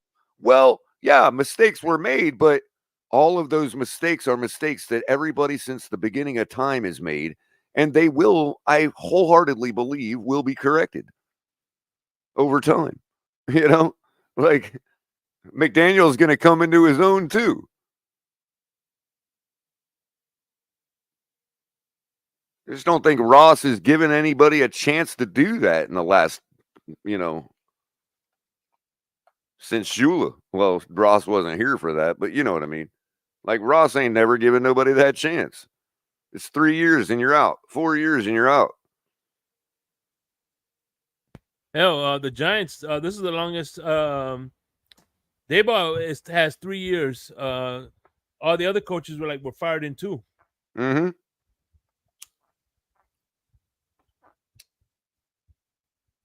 Which I think Daboll is going to be out of here next year too.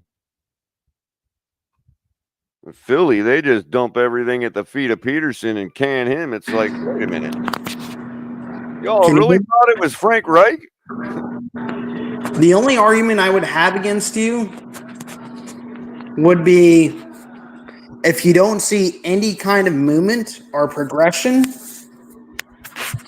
it's fair to move on at year 3. Now, with that being said, we have fired coaches that were making progress who probably should have had another year or two to like finish their idea. Right. But I wouldn't blanket stand up for like you have 5 years regardless of how this goes. Well, if there was a trade-off behind closed doors about working with Tua, then I think McDaniel would be safe anyway. I mean, given what McDaniel has put down, if they end up blaming everything on Tua in the end of it all, then you have to look at McDaniel's performance and say, wow, that's Hall of Fame material. You know what I mean? If Tua was the guy that ended up being the problem the whole time. Yeah. We got a running game that put together 18 touchdowns last year. I thought it was 21. Well, I thought it was 3 of them were in the air, or maybe I could be wrong. I very well could be wrong. 21 and 24. You could be right. Either case, it was a record. It was a team record. You know. Yeah, it was ridiculous. I mean, like there's those aspects that our owner looks at and says these are the things that nobody has been able to do like ever in our history since Larry Zonka. You know, like Mike McDaniel's bringing a lot, and if it becomes really obvious that it's Tua, in other words, if Ross starts to feel like Pete does, then he has to give McDaniel nothing but credit for what we put down. Yeah. Because it was the coach. He can say, yeah, I said it was the coach's decision, but it was his decision to hamstring anybody with Tua in the first place. You can't even argue against that. Like, and I won't want to. And I don't mean to say he hamstrung him, but I'm saying if the end result is decided that is what I mean. Then it would be hamstrung, you know what I mean? And none of us were in the room when those discussions were had. So everything that's speculated in that is a ton of conjecture. Right. Now putting it all on the coach when he first gave his press conference, that could have been a ploy just to say, look, if the coach doesn't overcome to his deficiencies, then I have reason to fire him. But I don't think Ross would want to at this point if he decides, hey, Tua's been the problem the whole time. He totally is going to be like, wow, you know, whereas I would have fired McDaniel, I'm actually not gonna. I'm going to give him a chance with somebody of his choosing, you know. Yeah. Like, I like McDaniel as a coach, man. I think he's spot on. I give him his theirs. Pete and I differ is like, I don't want that to be the case. I would just rather Tua do the damn deed. You know what I mean? Well, I'm going to be as fair as I possibly can. Actually, I'm not convinced he can, but again, I'm not convinced he can either. There's definitely still a jury out on Tua. I would say that the evidence, like, is definitely getting to the point where somebody could, like, if Tua was on trial for not being a good for being a good quarterback, I would say I would still vote not guilty. But I mean, and he is a good quarterback. I'd probably be. There's so much evidence. I'd probably be the only one on the jury voting not guilty. You know what I mean? As he is or isn't a good quarterback. Here's the way I've always framed it, Robert, so people understand what I mean by not being convinced, but not being convinced that he isn't either. So if Tua was on trial right now and he was accused of being a good quarterback. Okay. You see what I'm saying? I would vote not guilty. Yeah. That's fair. I don't think you're wrong for having that opinion or that statement at all. Like, not being good and not being bad are two different. Not being good and being bad are two different. Now here's the thing: if somebody wanted me to vote guilty, prosecutor, let's say, then the burden of proof would have to be on them to show me the evidence that he's guilty of being, beyond a reasonable doubt, of being a good quarterback, right? Yep. And what I'm saying to you is the evidence room is full. The trial just ain't over yet. I got to hear testimony from Tua himself. That's where I'm at. You know what I mean? Like, but the evidence room on his behalf is full. Or I should say on behalf of a guilty verdict. Yeah, I think that's fair, man. I don't think not you can convinced call yet. on. I'm not convinced yet. I'm that asshole on the jury that wants to hear Tua testify. Mike, this season will tell us a lot. This season will tell us a whole lot. But what I think is going to happen at the end of the season is you're still going to get some people, and I don't even think it's a small sect. It's either a very large portion or a very loud portion, and it's probably just really loud. You're going to get a sect of the fan base, so that is so dug in on a biased opinion that they won't be willing to change their mind or change the way they view it, regardless of what's put in front of them. And it's on both sides. Right. Regardless of whether it's good or bad, both extremes are super loud.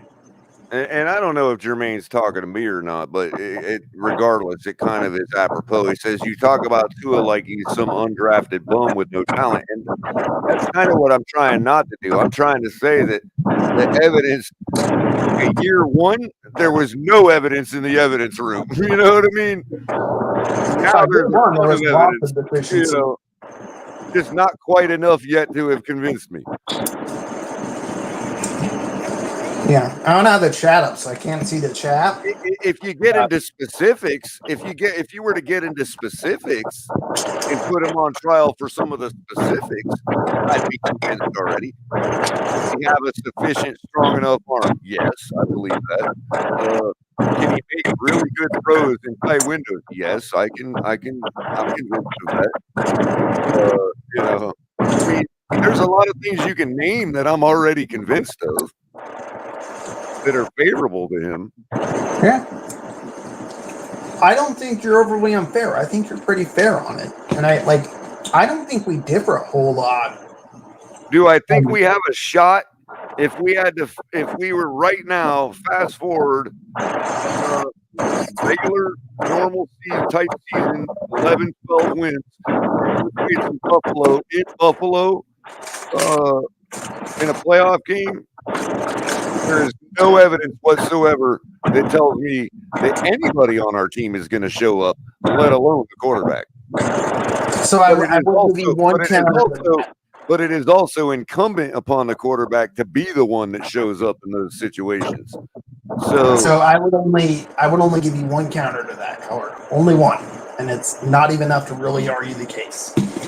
But 2 years ago that he played at Buffalo near the end of the season? Yeah, I've given him credit earlier tonight as I thought that he was the best player on the field that night.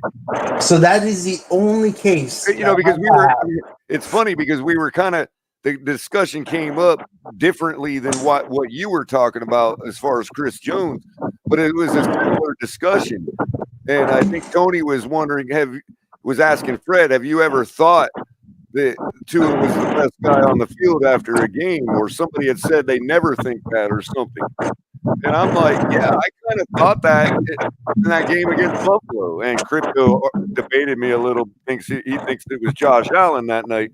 But that's because Josh Allen did his thing in that last drive and got the game, you know, got where they needed to be to score. So, but overall, when you talk about the impression I got of Tua that night, he by far wasn't, you know, he's one or two the best player on the field that night. So, yeah, even in the loss, I have felt that about Tua against a good team. Yeah. Why I'm not, I still am not buying into the idea that we just can't beat the good teams, you know, in the tough situations, because it could just happen because it either has to happen or we're having a shitty season this year. You know what I mean? Because we got nothing but talent on our schedule.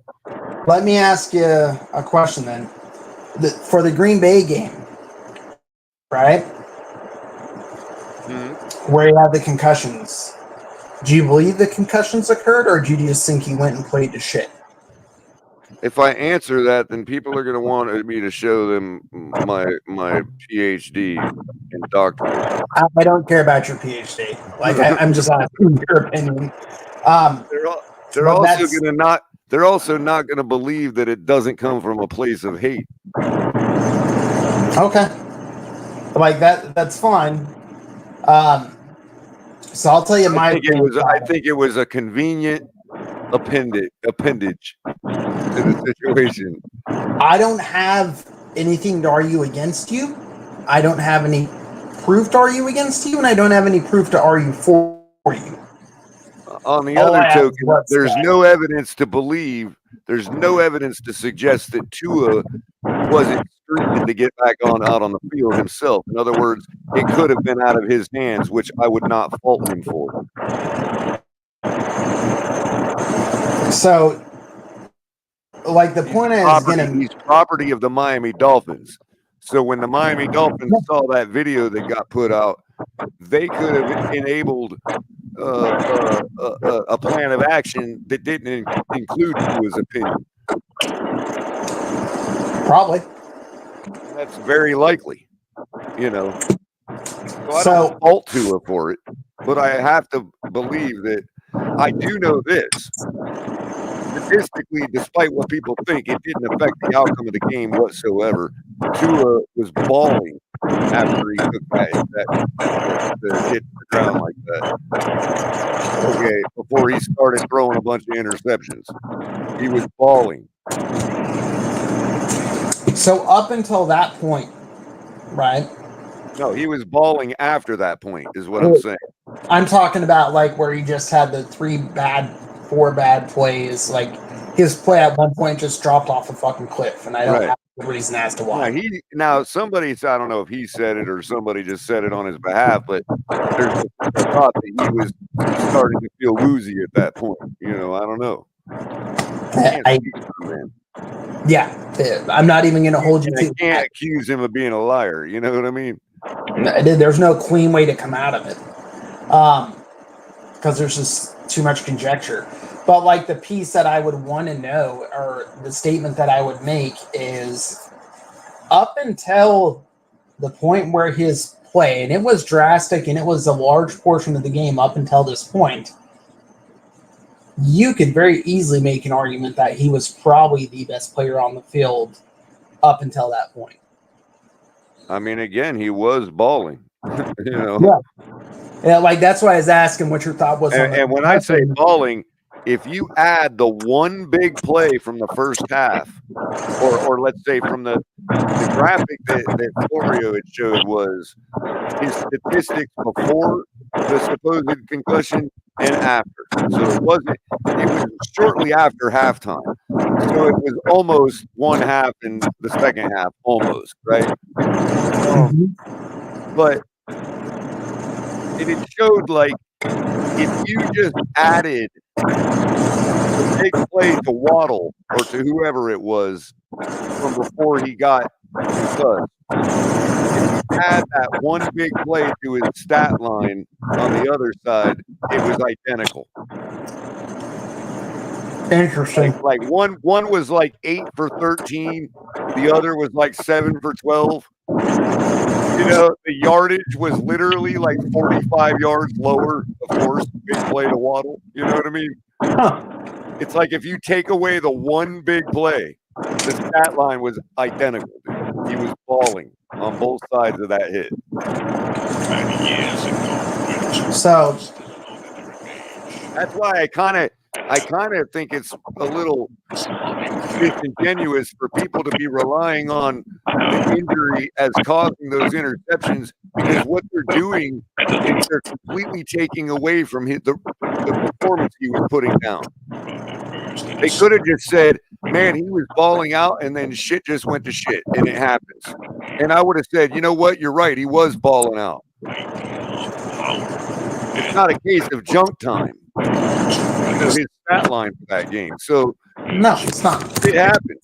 I wouldn't have been happy about it, and I probably would have been collapse and all that. But all they're doing is taking away from what he was doing before he started throwing the interceptions by saying, "Oh, well, the interceptions were caused by the concussion." Well, okay, so was he doing nothing else the whole entire half? Because if a concussion caused him to play that good, maybe we should be knocking him on the head. So that stat line I wasn't from his performance. You see what I'm saying? Yeah, that stat line I wasn't they're having us just throw away the game in our mind. That's valid, man. I can't tell you. That's the psychological effect it has on people is just to throw that game out of their mind. When I thought he had a hell of a performance before it all went south. Yeah, I thought before that hit and before what we were tracking as a concussion, and we will put it out in full clarity. I am not a doctor. I'm not a medical professional. We're going off what was said and what's a general consensus of kind of believed to be true. Up until that point, I would feel comfortable saying he looked like the best player on the field at that point in time. After that point, no, he like shit went sideways. Yeah, I really felt like we were in command position to win the game. I thought at that point, there's no way even Aaron Rodgers could pull this one out. So we just started handing them the football over and over again. You know what I mean? Yeah. Like, there's as a fan in your own house when everything is live and you're winning and it's like you're moving the ball and all this, why would you expect, even if Aaron Rodgers scored every drive that he'd have the football, we would still be able to run the clock out before that could happen? Because we were just moving the ball just fine. Yeah, we stuck more to running. There's no reason to expect, if you looked at the math and the clock and everything involved and the way that game was progressing, even Aaron Rodgers can't do nothing here unless they get like an onside kick or something, right?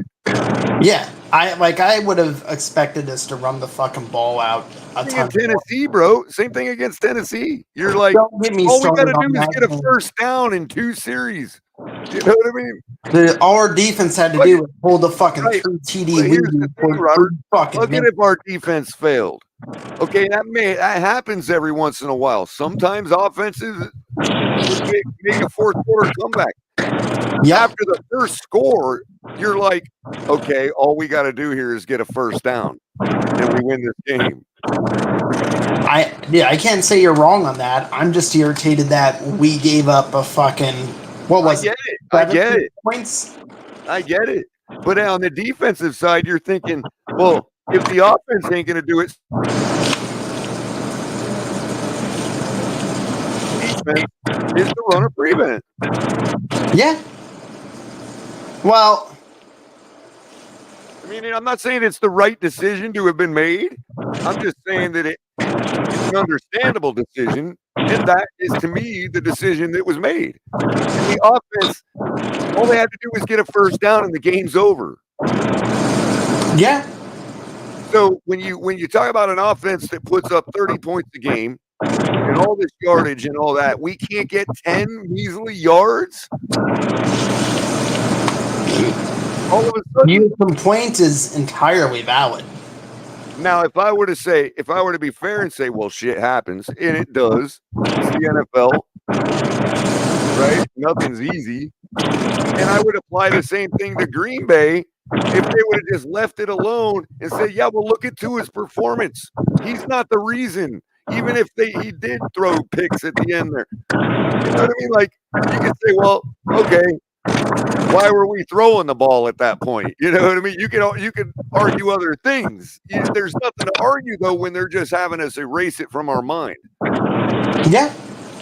I'm not a big fan of saying discount it or erase it.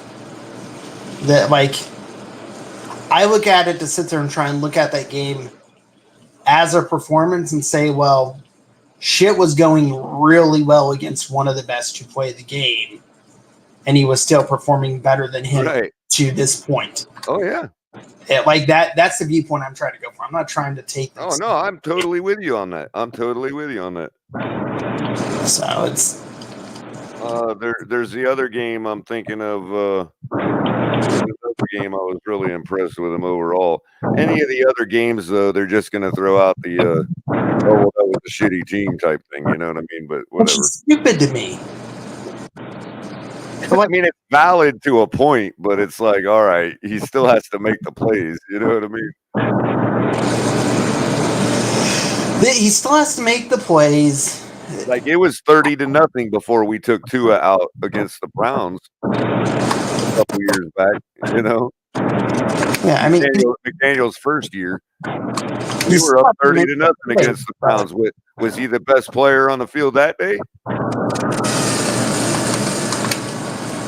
I'd have to go back. I mean, the backup came in and couldn't even move the football the rest of the day. You know, so I'd have to go back and look. And our defense only gave up 15 points, so we ended up winning the game 30-15, I believe. What is your take on? Remember? Oh, it might have been Houston. I think it was Houston. It was the one where Tua got sacked and he like fell on his knees and kind of tweaked his back a little bit, so they took him out of the game. That was Houston. Yeah, we were up 30-0 in that game. Yeah, like our line just stopped deciding to play.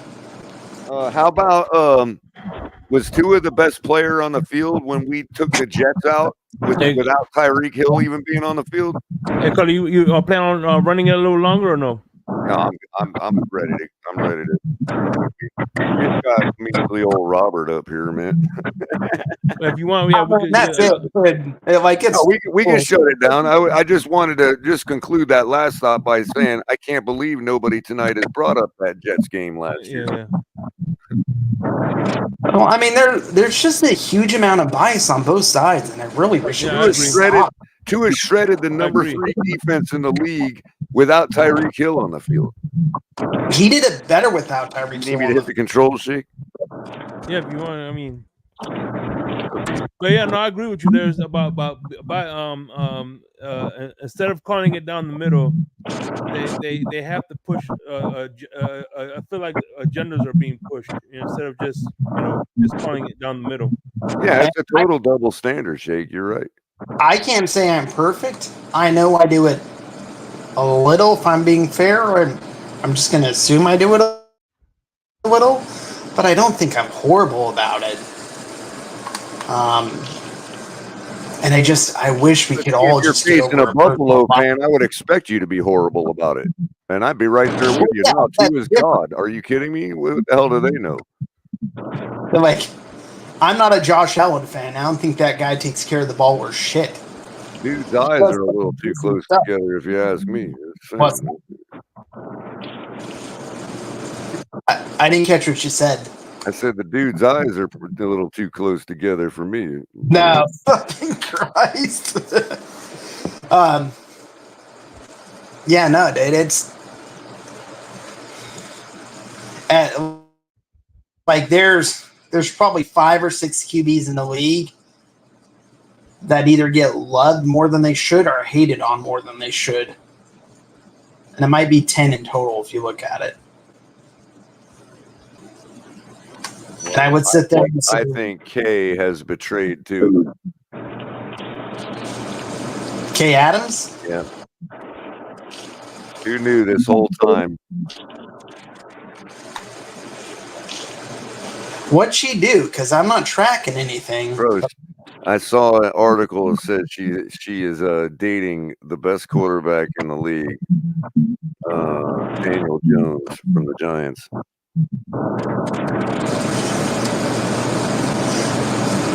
There's a lot to unpack there. I know, right? it made me pick the Giants this week against the Vikings. I'm like, well, if he landed look, Robert, think about it. If that's what he's been working on the past 2 years and has torn him away from football a little bit, maybe we're about to see the Daniel Jones none of us have seen yet, I mean, that's a nice try. Not one I subscribe to. You got to put a lot of time and effort into landing that, bro. So, I mean, all right, Color, let's go and say it. If you're doing shit right in the bedroom, a woman will say a lot of things that aren't true. Right, but to get her there, you know what I mean? Like, you had to put a lot of time and effort into that, dude. Wait. He's already got an advantage on that. He's already famous because he's got one of 32 jobs that pays shit ton of money. He's the most shit on quarterback in the league, bro. But he's still... She could have literally anybody she wanted on the planet. I don't know. Like, not all the other quarterbacks in the league are sitting. Players, though? I mean, Taylor Swift settled for a tight end. Her standards, I don't know. Like, what's Kay Adams going for? Maybe it's personality? Well, she's not Taylor Swift, but, I'd take her over Taylor Swift. I mean, I'm not the biggest Taylor Swift fan, man. I don't think she's the hottest thing on earth. Me neither. And she's flat as a board, too. Yeah, I was going to say, I like a little bit more curve. I mean, she could. Kay could have done it just because she's like, well, Tua chose somebody else, and so she's trying to thumb him in the eye and be like, well, I'll go with Daniel Jones because good enough. No, yeah, everybody thinks he's better than you. Wait, isn't she out of New York too? What's that? Isn't the NFL Network studio out of New York? No, I believe they're in California now in SoFi Stadium. So maybe Herbert turned her down. Maybe, you never know. Hey, please correct me if I'm wrong. Did Blankenship play for us or no?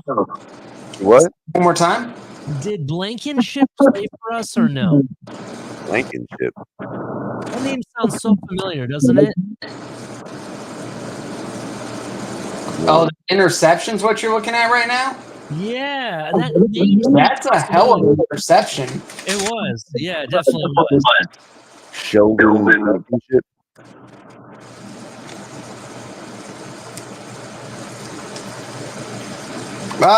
The name's familiar, but I don't think he was ours. Okay. For some reason, he has that weird name that I kind of thought I remembered. The name's familiar, but I don't think he was ours. Okay. Thank you for the clarification. Here comes the tushy pussy. Dude, I'm kind of surprised that's still working without Kelsey. Like, I was hoping that shit would have died. But I guess all QBs need to go start squatting 600 pounds. Because isn't that what they attribute it to?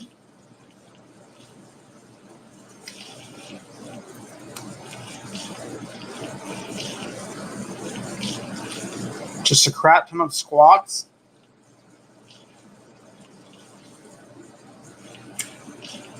What's the update on the AC, Jake?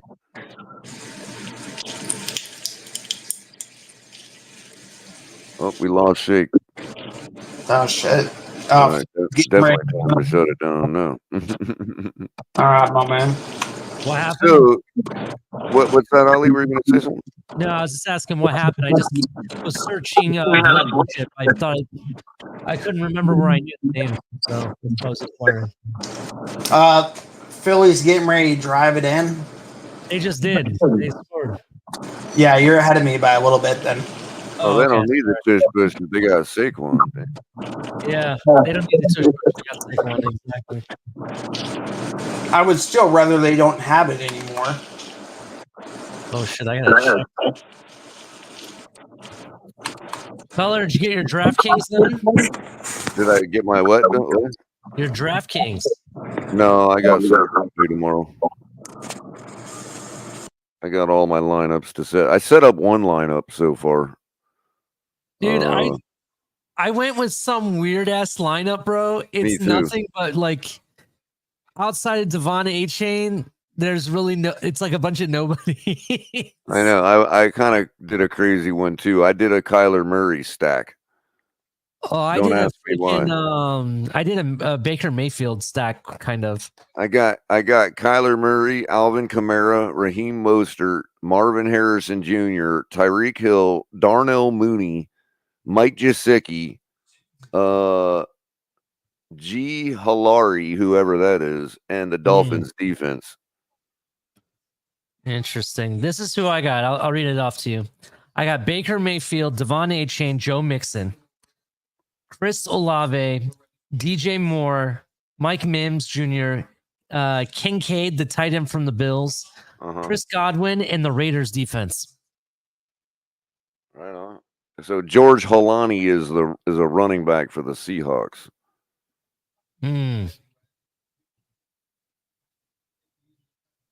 That's in the Ali. That's in the what do you call it? The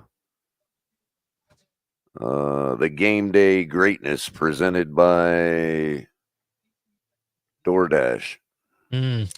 Shout out to DoorDash. I'm in this ESPN Plus fantasy league that is supposed to be like you play against like the best of the best of fantasy players. And we did a live draft. This is my starting lineup. CJ Stroud, James Cook, Devon A-Chan, Amon-Ra St. Brown, AJ Brown, who's killing it right now, Dalton Kincaid, Jalen Waddle, the 49ers defense, and Jason the Money Sanders.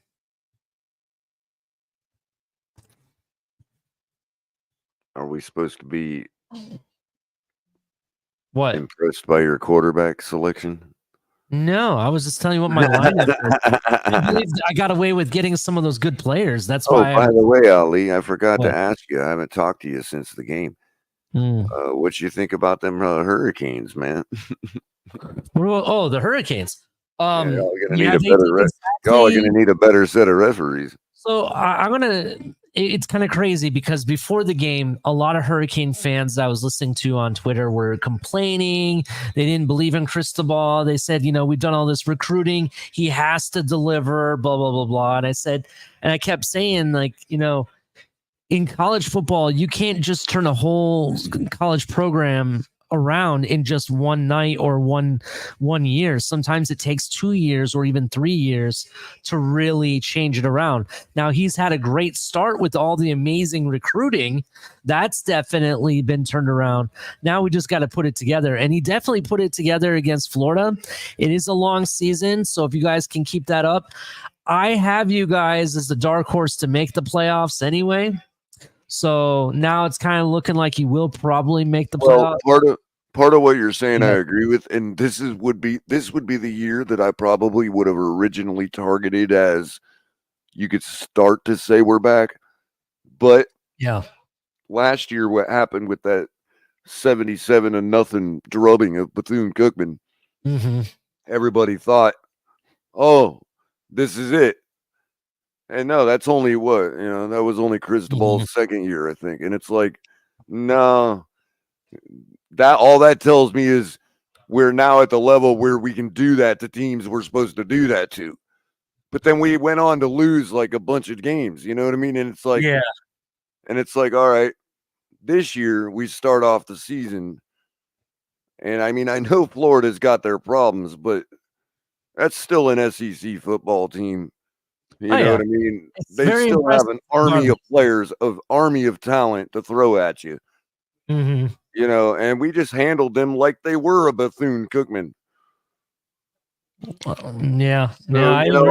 don't want to get overly excited, you know what I mean? But maybe I was right originally a couple years ago by targeting this year is kind of the year we would at least make some real noise and actually be respected and not, just lose out a bunch of games. Mm-hmm. Yeah, I agree with you 100%. You guys are definitely very much improved, in my opinion. Cam Ward, man, that guy, he's a special player, okay? Well, that's kind of what makes me feel different about it, too. It's like this guy really delivered well. Yeah. He wasn't afraid to throw the football in the clutch. Yeah, he even paid for it on a play with an interception. You know what I mean? But like, he wasn't like TVD where you're just like, throw the damn ball already. TVD is like the college version of Chad Henne. Yeah, it's like, throw the damn ball already. You know what I mean? Yeah, I definitely understand. I know you got guys open, man. Freaking damn. You know what I mean? We aren't that bad in the secondary. You know what I mean? Yep. So yeah, I'm excited for you guys. I'm kind of rooting for you guys just because I live in South Florida and everything. I like to see it. So we'll see what happens. And this guy, I think, is number 8 tight end, I believe, or Arroyo. Woo, watch out for him, man. Yeah. Special. Meanwhile, talk about special players. And even though I call these first 3 games that Ohio State has to play preseason still, because they don't play now, but nobody till they get to Oregon, to be honest. There's a guy that Ohio State has that's a South Florida product, went to Charmaine Madonna Preparatory School. Jeremiah Smith, bro, is a man playing football among boys. I kid you not. I watched him for the first time. This man looks like he's already built and should be playing in the NFL. He does not look like a little boy out there. You know what I mean? He's not like skinny, doesn't have enough muscle on him. And we say, we like to say, oh, that guy needs to put on some weight and he'll be good in the league. No, this guy's already ready. If he could if he has the season that I think he's going to have, if there was a way, I would be like, dude, he has to go straight to the NFL now. You know what I mean? This guy is that good. Right. He had some impressive catches, and 2 touchdowns and everything in the game. And granted, I know it was against nobodies, but if you see him on the field and you watch him, you're going to be like, that's a rookie? No way. You know what I mean? That's what you're going to say. Right. I mean, it is what it is. We'll see how it plays out, but I don't feel like, I feel like it's worth it to to get behind the Canes and it's gonna. I think we're gonna have some enjoyable Saturdays. I think tomorrow we got FAMU, so that's one of those teams we're just. Hold on, I want to say something here. I like how somebody is saying that I said Josh Allen is trash again, and I didn't even say that. I haven't talked about the Buffalo Bills at all today. Thank you, Sal. You just remind me Josh Allen is trash. Right, I was going to say, if he wants to pin the badge on you, wear it proudly. Yeah, if you really want to say I'm saying that, actually make sure I'm saying it. You know what? Just for this, I'm going to be saying it all night tomorrow on my show. Josh Allen, trash. You just made my whole show for me. Thanks, Sal. Thanks. Go ahead. Sorry, Robert. I didn't mean to interrupt. No, I think Robert had some background noise. I don't think he was trying to say anything. But if you were, Robert, let me know. I don't. So I just muted you because I was asking a question. Oh, were you? Yeah, I was asking what you guys think the most interesting stat line is going to be come Sunday.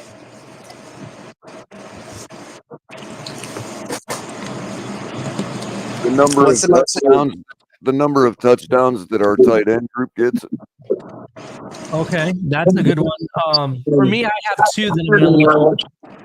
One is the turnover rate. I want to know what. Basically, I'm looking at how many turnovers we created or possible turnovers we created. And we're getting some feedback from you, Robert. Oh, my bad. And 2, I want to know what the percentage of pass versus rushing is going to be, because I do think this year our rushers are going to have a big year.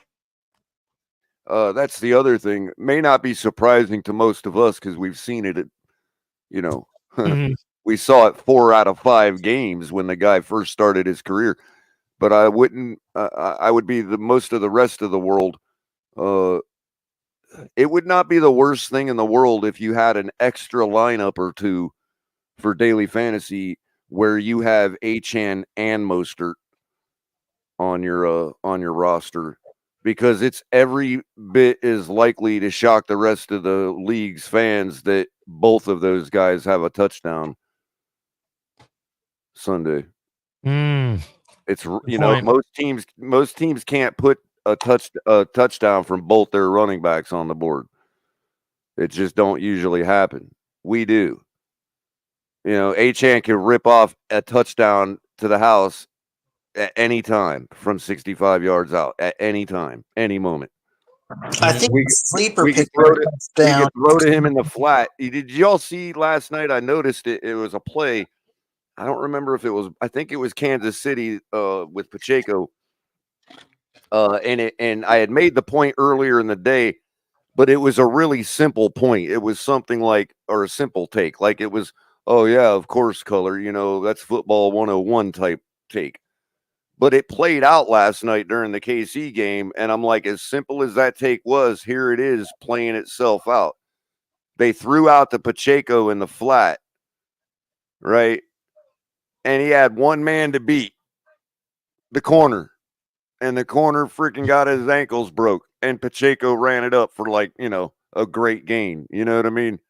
And I'm just thinking, that's exactly what I was talking about with Achane. You put him out there alone with a nice, well-placed ball, one-on-one with a corner, they better have Kader Kohu because Achane's going to toast him and likely take it to the house. Get it matched up on a linebacker, and you have a problem. Yeah, it's even worse if it's a linebacker. Yeah, he'll sidestep an entire defensive line. Man, Barkley just ran a big one. I thought he was going to take it to the house. Barkley's such a gifted runner. And again, I wouldn't doubt if you don't even see that from somebody like Jalen Wright already out of the gate. Look. Yeah. Put any kind of combination of Achane, Jalen Wright, and Mostert, but two of them on your roster, choose the two, and you very well could possibly see a touchdown from both of them. Color, let me ask you this. Since Mostert had a nose for the end zone last year, right? He was like the leading or one of the leading touchdown. And I'll lead to that point. I'd like somebody to do a deep dive and show me how many of those touchdowns came from the 10 or 15 yards out. Well, that's what I was about to ask. That's what I was about to ask you. Do you think that it's more than likely at some point you're going to see the majority of the 1-2 punch from Achane and Jalen Wright, and then have Mostert as like your goal line end zone type of guy? Or you may have it to where we actually get surprised and see Wright more at number 25 more out of the gate, because you kind of want, if you're gonna spare somebody and put them on a pitch count, not only are you going to go with the older guy, obviously you're going to put him on the pitch count, but Mostert still, played all year last year and didn't need to be on a pitch count. My point is, that's not what I'm calling for, but what I'm saying is, if you were to choose which one to put on a pitch count, with the age comes also game IQ. You know what I mean? So if you're going to save anybody, quote unquote, if anybody believes that's the type of thing they do, you're more likely to shelf Mostert right now, because if you're talking about who you want healthy and all backs being equal in ability, roughly, some having certain attributes others don't have, and vice versa. The guy I want regular and healthy for our run down the stretch is going to be the guy with the most intelligence in our backfield, which is the most seasoned veteran and the most trusted by McDaniel, which would be Mostert. So we may see Jalen Wright get the rock a little more than people expect out of the gate, even as an RB1. I would argue, though, that the legs, I think I would want more speed, because in the middle of the season, defenses and teams are going to be far more gassed. Right. And I'm just going to be able to kill you if I sit there and put. Right. And that's the other thing, Robert, not to interrupt you, but to finish the point to Ali is that Jalen Wright is actually more built for what Mostert was able to do last year, which is 15 yards and in, he can get to the goal line. You know what I mean? Because he can just, he's big. He's much bigger back than, and it's more solid and harder runner than the others. But again, when you're talking about Mostert, he brings it almost all to the table when it comes to that stuff. So yeah, I was just thinking. Real quick, you may see a situation where Mostert starts the game, runs most of the first half, and remember when we took him out with Skyler playing for us against the Jets a couple years back, and we're like, why'd we stop running? We were successful and all that. They may do something like that, and now we've got Wright to finish the job the rest of the game. So it may be half to half with Mostert and Jalen Wright taking number one duties. Yeah, I got you. I see what you mean. I was just curious, like, how do you think because we're running back by committee, like, how are the touches going to go? And I was wondering, since Mostert has a knack for hitting the end zone, maybe the 1-2 punch is going to be Jalen and Achane, and then have him put it in the end zone. You know what I mean? Well, that's the thing. If you find a way to start feeding the rock to Jalen in the first downs of the series, you could find out, hey, why am I bothering to take Mostert back off the bench? Hey, chill, buddy. We got this. You know what I mean? Yeah, I see what you're saying. Kind of like, like Neo, like, oh, he likes it. Feed him more. You know what I mean? I'm looking up something real quick, Ali. See, it shows Jalen Wright as a backup to Achane on the depth chart, and Wilson is the backup to Mostert. Now, that's the other key player where we haven't brought up is Wilson. I mean, the guy had a freaking great camp, dude, and he's still running hard, man. Now, he has injury history, but that's literally the only thing that's been the knock on him. So, again, he's one of these guys, if he stays healthy, he's every bit as likely to bust out, as anybody else. I mean, what do you do there? You know what I mean? You feed Mike McDaniel's got a situation where he can just literally go with the hot hand, is I guess what it boils down to. You know what formation I want to see on the field, and I think it's going to be interesting? I want to see Jonnu Smith. I want to see Tanner Connor. I want to see Achane and Wright, Hill, Waddle, and watch that go. Right. Because I don't know what you do, especially when you sit there and take one of them, push them out wide. Like, okay. And also keep in mind, if you started the game with a double back set, Achane and Mostert get the start. They're both RB1. You see what I'm saying? Just one's RB1 in this role, and the other one's RB1 in this role. I'm going to go ahead and say this. And no, I'm not going to say Josh Allen, but Jalen Hurts is trash, bro. Oh, my God. I'm sorry, Ali? Jalen Hurts is just trash. Oh, my God. He cannot, everything he's doing, he threw back-to-back almost interceptions, right? Almost back-to-back, and then turns around and throws an interception. 3 plays in a row, bro.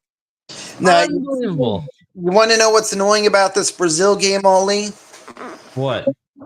I missed my trip to Brazil by like 2 weeks. You went to Brazil? I'm going to Brazil. I'll be there the 20th through the 29th. So I'm flying. Okay, do me a big favor. Order it on Amazon. You can get your fanny pack to hide your passport and everything, or that you get one. Oh, I don't even bring my passport out of my hotel room. That should stay. Well, I'm just saying, be careful with your wallet and everything, bro, because I have a buddy of mine that goes back and forth from there, and he tells me stories all the time. Oh, no, dude. 100%. I've been to South Africa a few times. I enjoy the fuck out of it every time. That's cool. I want to go to Argentina, to be honest. Argentina's on my list. Peru's on my list. But a cheap flight for you guys, if you guys want a good vacation that's super affordable, go to Colombia. I've heard that. Definitely. Because your flight's going to be like $200-300, and an Airbnb's Colombia for a week, you might pay $300, if that. And then there was an all-inclusive trip I found on a website that included hotel and air flight to Costa Rica for like $500. I was considering. That won't be bad. Yeah. Like, not a bad deal. It's not a bad vacation, and doing shit's cheap. So, what's that? I said, there you go. Yeah, it's fun, man. Do you speak Portuguese? My Spanish is fucking horrible. Like, I speak very little, and I'm working on it. It's not where it needs to be, but it's never been anything that stopped me from like going and having a good time. I gotcha. I was just curious because, like, in Brazil, they don't speak Spanish. Your Spanish is just bad enough to sound like Portuguese? Is that what you're saying? No, my Spanish is bad enough to fucking fumble my way through it and then rely on a translator app to cover the 90% I don't get. Okay, but you do realize in Brazil they don't speak Spanish, right? Yeah. Okay. All right. Just want to make sure you understood that. Yeah. No, like, you're good on that. The Ali got the joke. I knew what you were saying, Color. I didn't get the joke. My bad. I'm dense. My sarcasm. I'm saying your Spanish sounds just bad enough to sound like Portuguese. I get what you're saying now. I'm just dense. Why the hell did that guy return that damn interception out of the end zone? That was a stupid fucking decision. Now all the people from Portugal listening are gonna be like, "Color crapping on the Portuguese." All right. I understand that AJ Brown fell, but I would not have thrown that ball regardless. I would have just thrown it away. Even the commentator right now is saying that throw is ill-advised. I mean, it hurts trying to play hero ball, man. I hear you, but I don't know. I don't agree with the throw, and the reason the Eagles are dangerous is not because you sit there and you fear what Hurts is as a passer. It's because when they get in 4th and 2, 4th and 1, they literally just go for a fucking tush push. That's it. Like, I would have just protected the ball and kicked the field goal. You need the points. You need to pad the points. Love just threw a dime. But I was just gonna say, Ali, before those interceptions that my whole take with the Eagles was Green Bay's focus. They're on a mission to continue what they started last year, and the Eagles I thought were completely directionless, like meandering, and it's like they've proven, I don't know, 31 points. They're kind of, but again, look, they like you said, Hurts throws the interception. They're now in a position where they could lose this game because of it. Green Bay is rolling, and it's like, there you go. If you're not directionless, you seal up this game on that last drive. You're up 31 to 26, you get another touchdown and you seal this game. You know what I mean? Bro, I don't know what's up, but like, I don't know. I'm watching the Eagles defense. I mean, what's he pushing it for to throw? Like you said, he threw 2 almost interceptions and then and then a third one, an actual interception. It's like, what are you pushing for that for? Like, you're winning. Your aim is to get get yourself 10 freaking yards. That's your aim, to keep that clock going. I'm surprised that they're getting so many damn wide open lanes, man. Like maybe, you know what it is, Robert? I'm a little biased, I guess, when it comes to like we talked about Tennessee earlier, right? Yeah.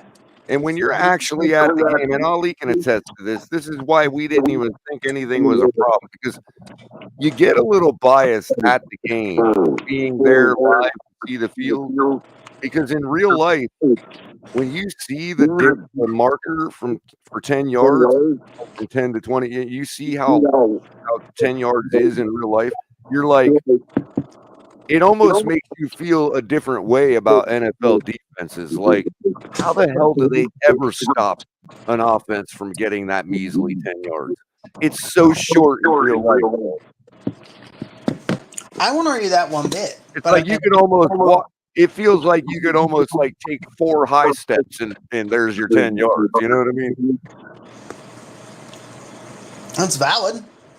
And that's why I guess, and I'm admitting to being biased because, like, you know, when I see what happened against Tennessee, I'm like, how the hell? You know what I mean?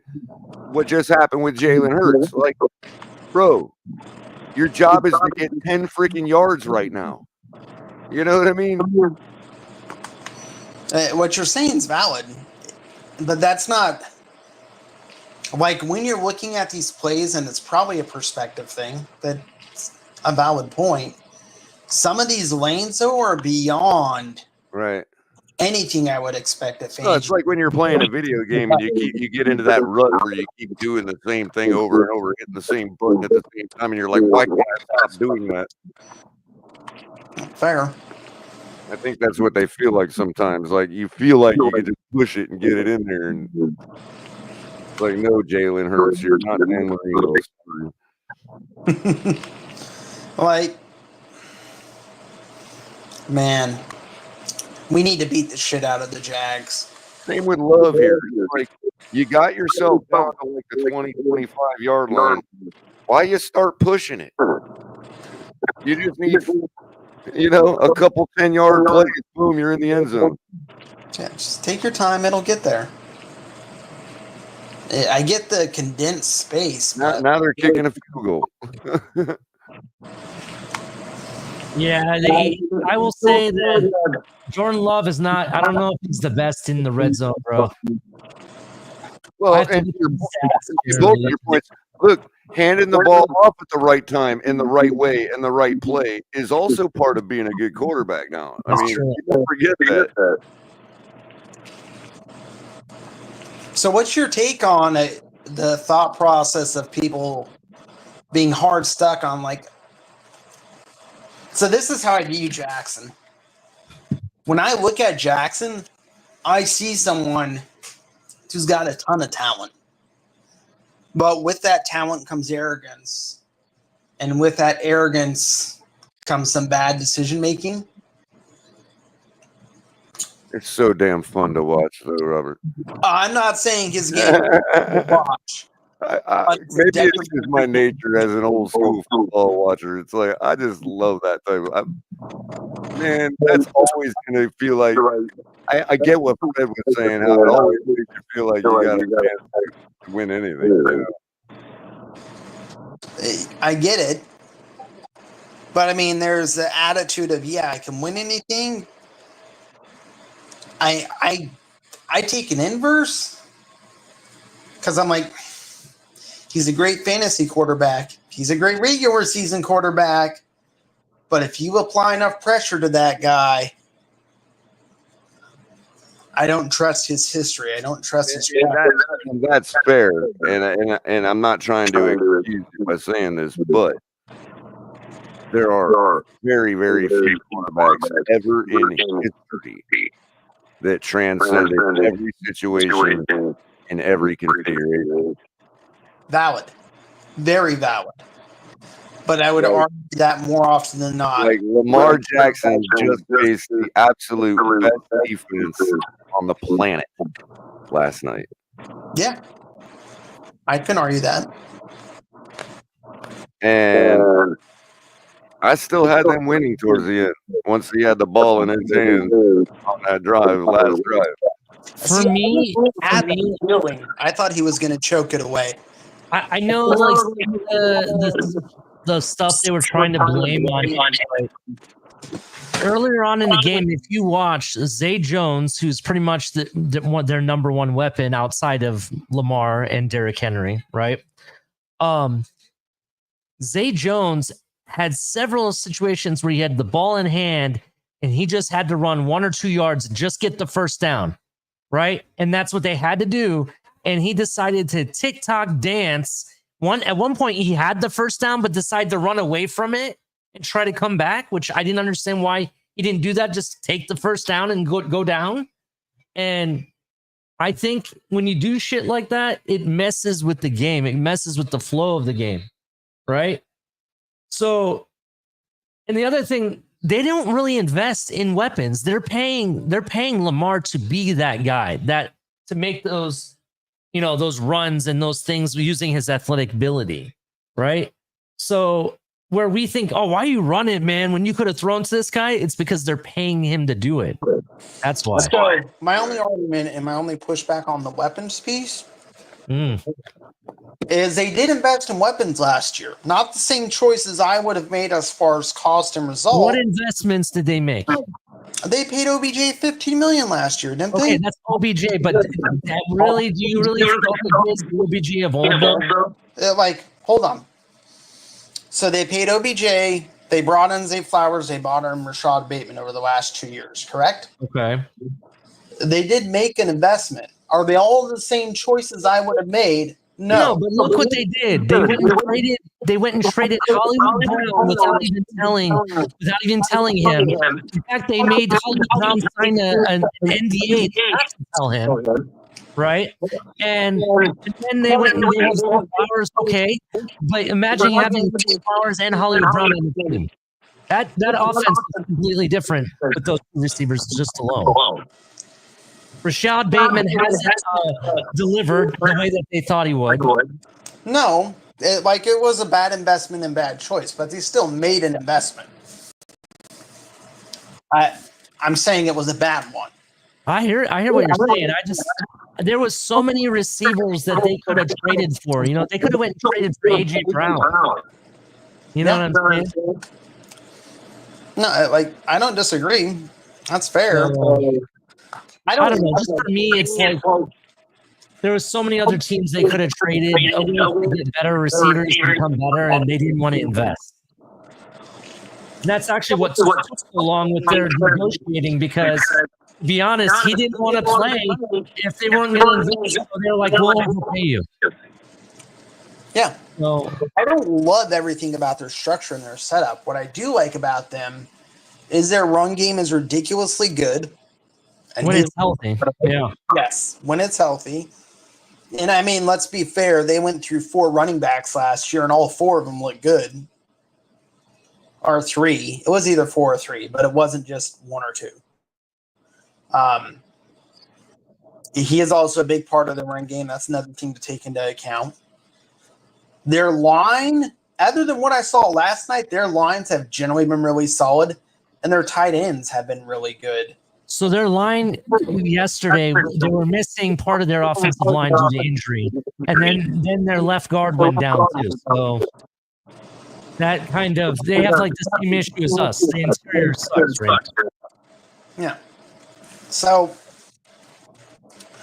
just general philosophy as a team, those are the parts I like. And their defense is usually ridiculously good. Yeah. They generally have good tight ends too. I like their tight ends. Yep. Their receivers are like the one part you look at that team and you're like, okay, that's where they compromise to have everything else. Yeah. And I don't love that philosophy, but there are things I like about it. I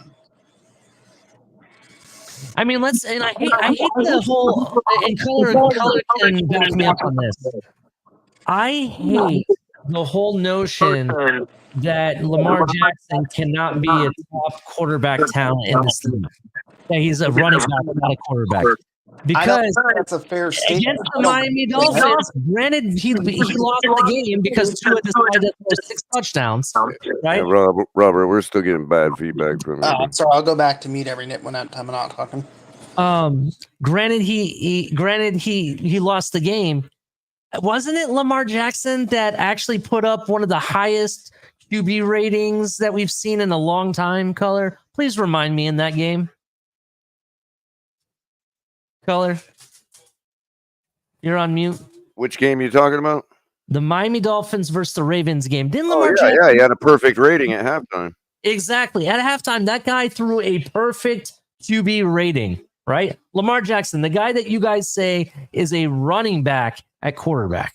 So I don't want to hate him. I'm not going to say he's the best prolific passer. I will tell you that he is a prolific weapon, and that's why I say he is a weapon. I think you are very fair to call him a weapon. I think you are very fair to call him a quarterback. I think you're not being honest with yourself and you're being disingenuous with yourself. If all you say is he's a running back. I think I agree. Statements aren't being legit. Do I trust him? No. Would I trust him to lead my franchise as a quarterback? Honestly, no, because I don't think he can get it done when it counts. But that's my opinion, and that's based upon what we've seen the past 7 years. And there's a lot of loaded context to that, but just let me ask you a question, and I'm not trying to pick on Sal for asking this question. Do you think? I'm sorry. Do you trust Josh Allen to run your franchise? No, I think he's too careless with the ball and plays far too much hero ball.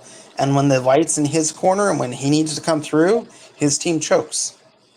See, this is why I think there's like two different spectrums to this, right? You have Lamar Jackson, who is a amazing athlete, has so much talent, right? And at times is super elite at both passing and running the ball. And then you have Josh Allen that everybody says he's elite no matter what. And he has technically the same problems that Lamar Jackson does. Can't win the big game. That's pretty much what it comes down to. AFC Championship game.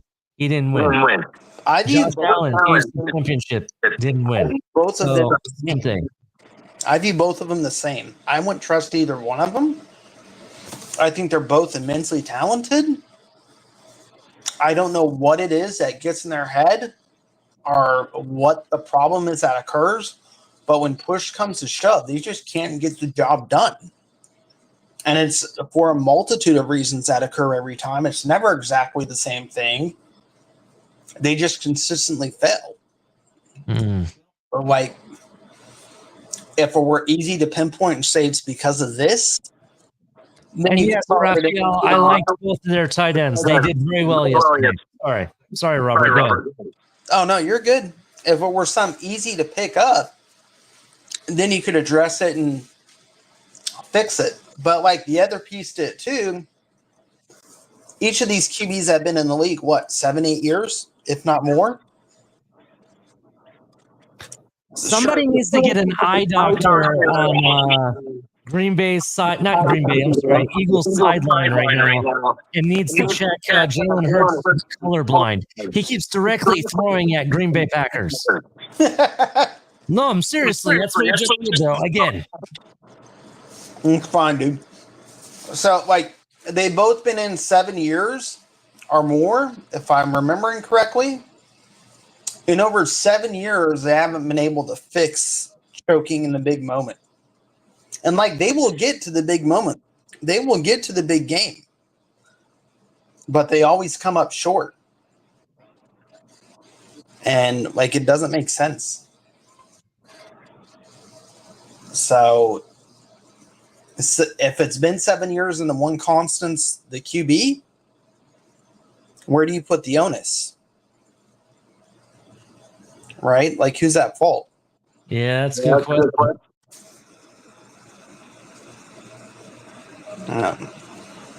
Do you guys have a good answer for who it is besides the QB? Like, where that lies? Is it just the team? Is it the coach? Wow, I thought they were going to call him back. Oh I mean, shit! that's a valid question. That's a valid question. It could be quarterback, yet you also then would just go into why it is that way. Okay, well, maybe it just don't work there. Man, What's up, Harbaugh. Lewis? I mean, I think Harbaugh. He wouldn't. I don't know. The guy has already won, so I can't really say much about him, but it's negatively. But I just don't feel like he's coaching a style that's working for him. I just can't imagine there ain't 31 other coaches, at least 17 of them going, drooling to get their hands on Lamar Jackson for whatever they got going on. And think that they could be way more successful than the Ravens have been in those moments, Robert. I can't say you're wrong, Color, but I also can't say that Lamar Jackson's free of fault in it either. Yeah. I mean, maybe it's just real quick before you cook, Lewis. Maybe it's just a case of you can never have a guy that talented at a quarterback and maintain weapons for him as well. So, in other words, there'll never be a situation where you could have a Lamar Jackson on a Mike McDaniel team built like ours. You see what I'm saying? Or, or you could never have a Peyton Manning, on this or that other team where, he could do even more than he ever did with Denver or Indianapolis. But you'll never see that because of the salary cap nature of the league and all that, So it's been 1 second. I just want to piggyback on that. If the assertion is that you can't have enough quality pieces around him, then the assertion leans towards you can't have a good enough scouting department to correct your deficiencies. Well, that's fair, and that's when you start to look towards Harbaugh and the organization, or just the atmosphere. I mean, again, is there something that people could put together? How many weapons could we lose on our team and still be like, hey, we're good because of the talent that Lamar Jackson brings to the table? That's a valid question. I don't have a great answer for it. I'm curious, Lou, what's your take? Where do you want to scream at me? Well, hey Robert, when you're not talking, if you can go on mute because you have an echo. I think it happens when Ali and Color and everybody else is talking. But I would say the reason I did come up, I was listening. It's been a pretty good conversation. I can't lie.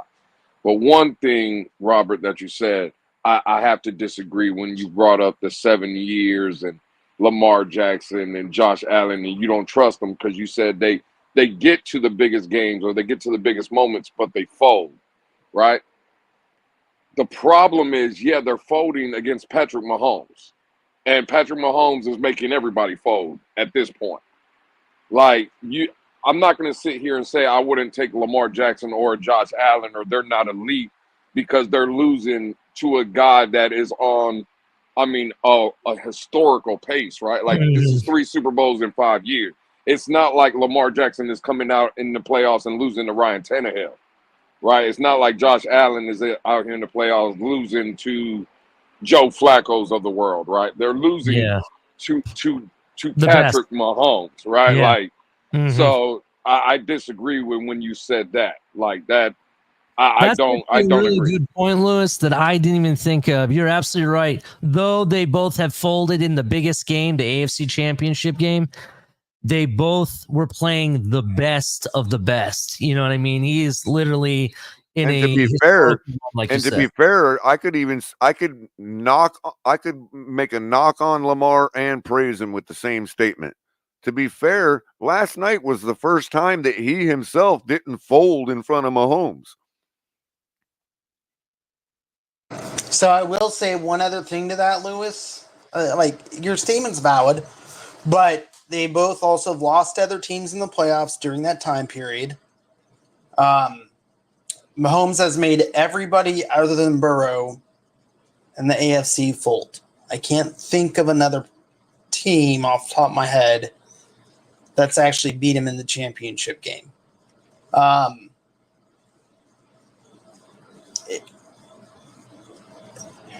I would give a little more credence to Josh Allen because he's won more in the playoffs. than Lamar Jackson has? Because isn't Lamar's record like 2-4? Yeah, he's 2-4. Josh Allen faced us twice, bro, in the wild card game. That's fair.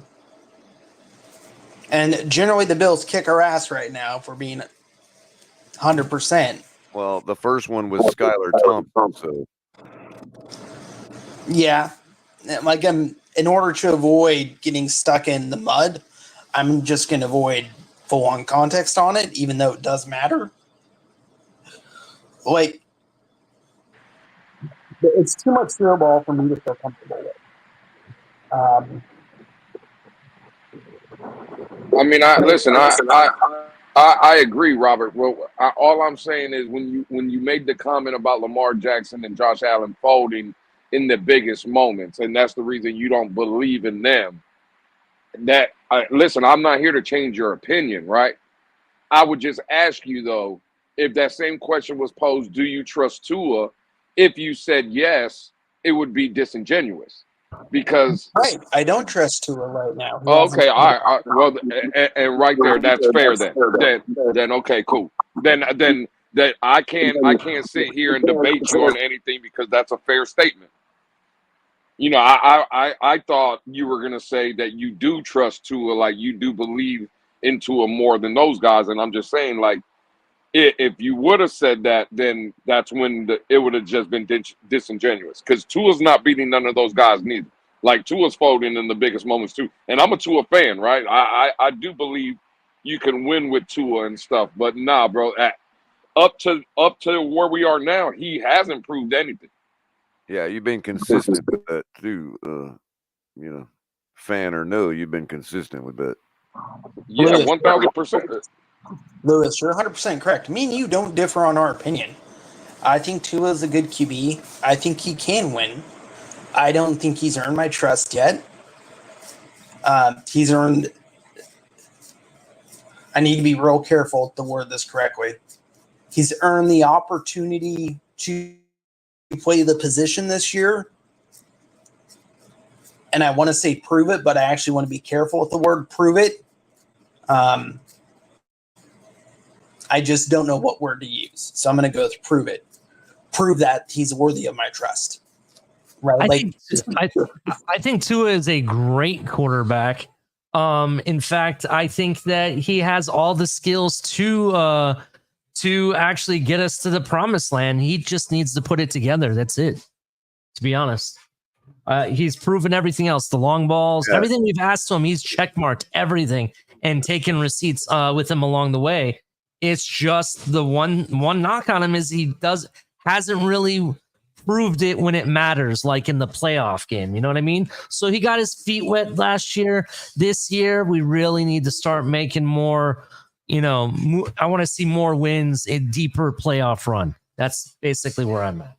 It's like this Sunday. I wholly expect him to that it's more likely that we're all going. Whoever doubted would be laughing at themselves Monday morning. Oh, of course, why'd we even worry?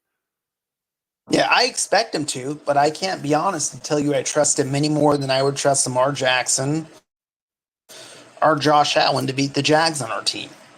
Right? If we were playing the Chiefs, I would have to sit there and tell you no, I think they're going to lose because I think the Chiefs are a better team. I think a game like yesterday, it kind of proved a lot, and I love these conversations because Color was in the Twitter space with me earlier, and I was defending Lamar Jackson. Then I got up on the panel earlier today with Pete and Fred, and it sounded like I was shitting on Lamar. Now I come back up here with you gentlemen, and it sounds like I'm going to praise Lamar, which I am. I thought Lamar Jackson, to me, in my opinion, was the best player on the field by far yesterday. That's including Patrick Mahomes. I think Lamar was the most dynamic, the most impactful in the game. Hopefully, though, yesterday's game, watching Lamar Jackson and the Ravens, it illustrates to a lot of the Dolphin fans that just want to put, and not saying anybody on this panel, or I'm just talking about in general, when we blame Tua for a loss, right? And we're like, man, Tua sucks and this and that and right? Lamar Jackson was dynamic yesterday. Now, did he miss some throws? Yes, it happens. I've never watched an NFL game where a quarterback is 37 for 37, 900 yards, completed every pass, and just it don't exist, right? So I'm not going to blame Lamar Jackson for the loss because I could easily turn around and say that offensive line he was playing in front of yesterday let him down, right? We could all agree on that. So I think hopefully for Dolphin fans that just want to come out and critique Tua on everything, like the man ain't perfect, so he's trash, he can't win. Well, again, Lamar Jackson has a strong arm. Lamar Jackson can extend plays, make plays with his legs, which he showed yesterday. But at the end of the day, it's this out of any other sport, like tennis, it's one-on-one, the person controls. Golf, one-on-one, even baseball to that point. Yeah, it's a team game, but you're hitting by yourself, you're fielding by yourself. You can impact the game by yourself, right? Football, bro, is the ultimate team sport. Tyreek is great. He's dynamic. But Tua has to throw Tyreek the ball for him to be dynamic, right? A-Chain, the offensive line has to block up front so A-Chain can hit those holes and take it to the house. It's an ultimate game. Everybody has to do a job to get the ultimate goal. And that's just, hopefully yesterday it proved that to Dolphin fans that want to blame Tua for everything. Again, I don't think Lamar Jackson could play any better than he played yesterday. He was dynamic, but they lost because what you're saying is Lamar Jackson's best was not good enough to beat Mahomes. Well, his team also let him down. Yeah, there were some throws Lamar probably wants back, but he also played well enough in that offensive line, let him down, right? Coaching let him down. How do you go and get Derrick Henry, who, again, King Henry, right? Been one of the best running backs this league has seen over the, past 5 to 10 years? You give him 8 carries the entire game? That's bad coaching. That affects how a quarterback wins or loses, right? So all I'm saying is, like, when we come out and we just blame Tua for everything, nah, bro. Yesterday was a perfect illustration that a quarterback, no matter what he can do, he can't win football games by himself, bro. You see what I'm saying? Like, it just is what it is. Lou, I 100% agree with the stance on it's not all a QB. I absolutely think it's a team sport. And me and you had the discussion earlier. I think the best player on the field is Chris Jones just because I think his impact and the change he forced was more. But that's not taking away anything from Lamar Jackson. I think Lamar Jackson had a phenomenal game. Yes, he made mistakes. Yes, I hold those mistakes against him. In part due to the severity of those mistakes. But all in all, you can't punish that guy and sit there and say that their loss falls solely on his shoulders. And the double standard is what drives me absolutely nuts. There's massive amounts of double standards, and I hate it. I absolutely hate it. Well, I'm with you. I hate the double standard too. That's why when I came up earlier with Pete and Fred, that's why it sounded like I was shitting on Lamar Jackson. What I'm saying is yesterday's game, yes, there's throws that probably Lamar's sitting in the house tonight and he's like, damn, if I only maybe put a little bit more effort on that one pass to Zay Flowers and I didn't overthrow him, that maybe it could have impacted the game. Oh, if I would have hit, yes, it happens, right? But when I watched the overall game that Lamar Jackson had, he almost threw for 300. He ran for 130. He did enough to put his team in position to win. They just didn't overcome, right? Offensive line, coaching issues, whatever the case was, it would be unfair for a Dolphin fan like me to come out and say, Lamar Jackson lost that game, right?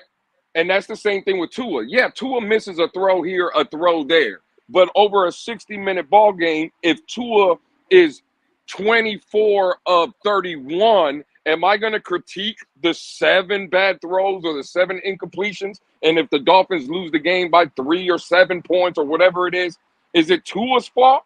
Or should we look at if the coach made the right decisions, if the offensive line played well, if the defense was making all the tackles? Like, everything impacts the game. And I just think it's unfair when we come out and say, oh, well, Tua lost us this game, just like I would think it's unfair for anybody to come out and say, well, Lamar Jackson lost that game. No, he didn't.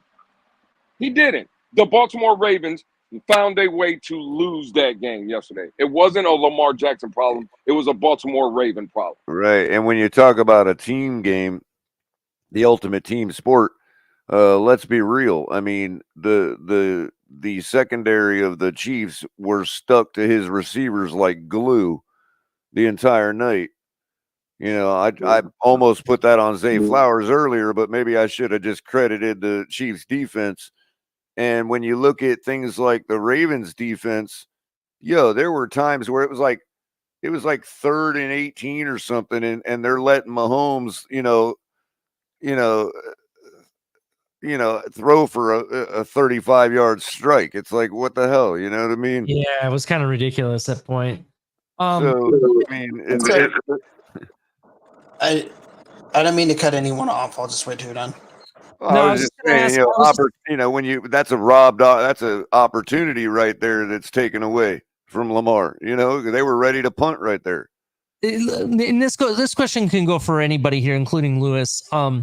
Speaking of their defense, knowing the fact that their defense was like real defense last year, right? And it seemed that sometimes that defense could not be figured out.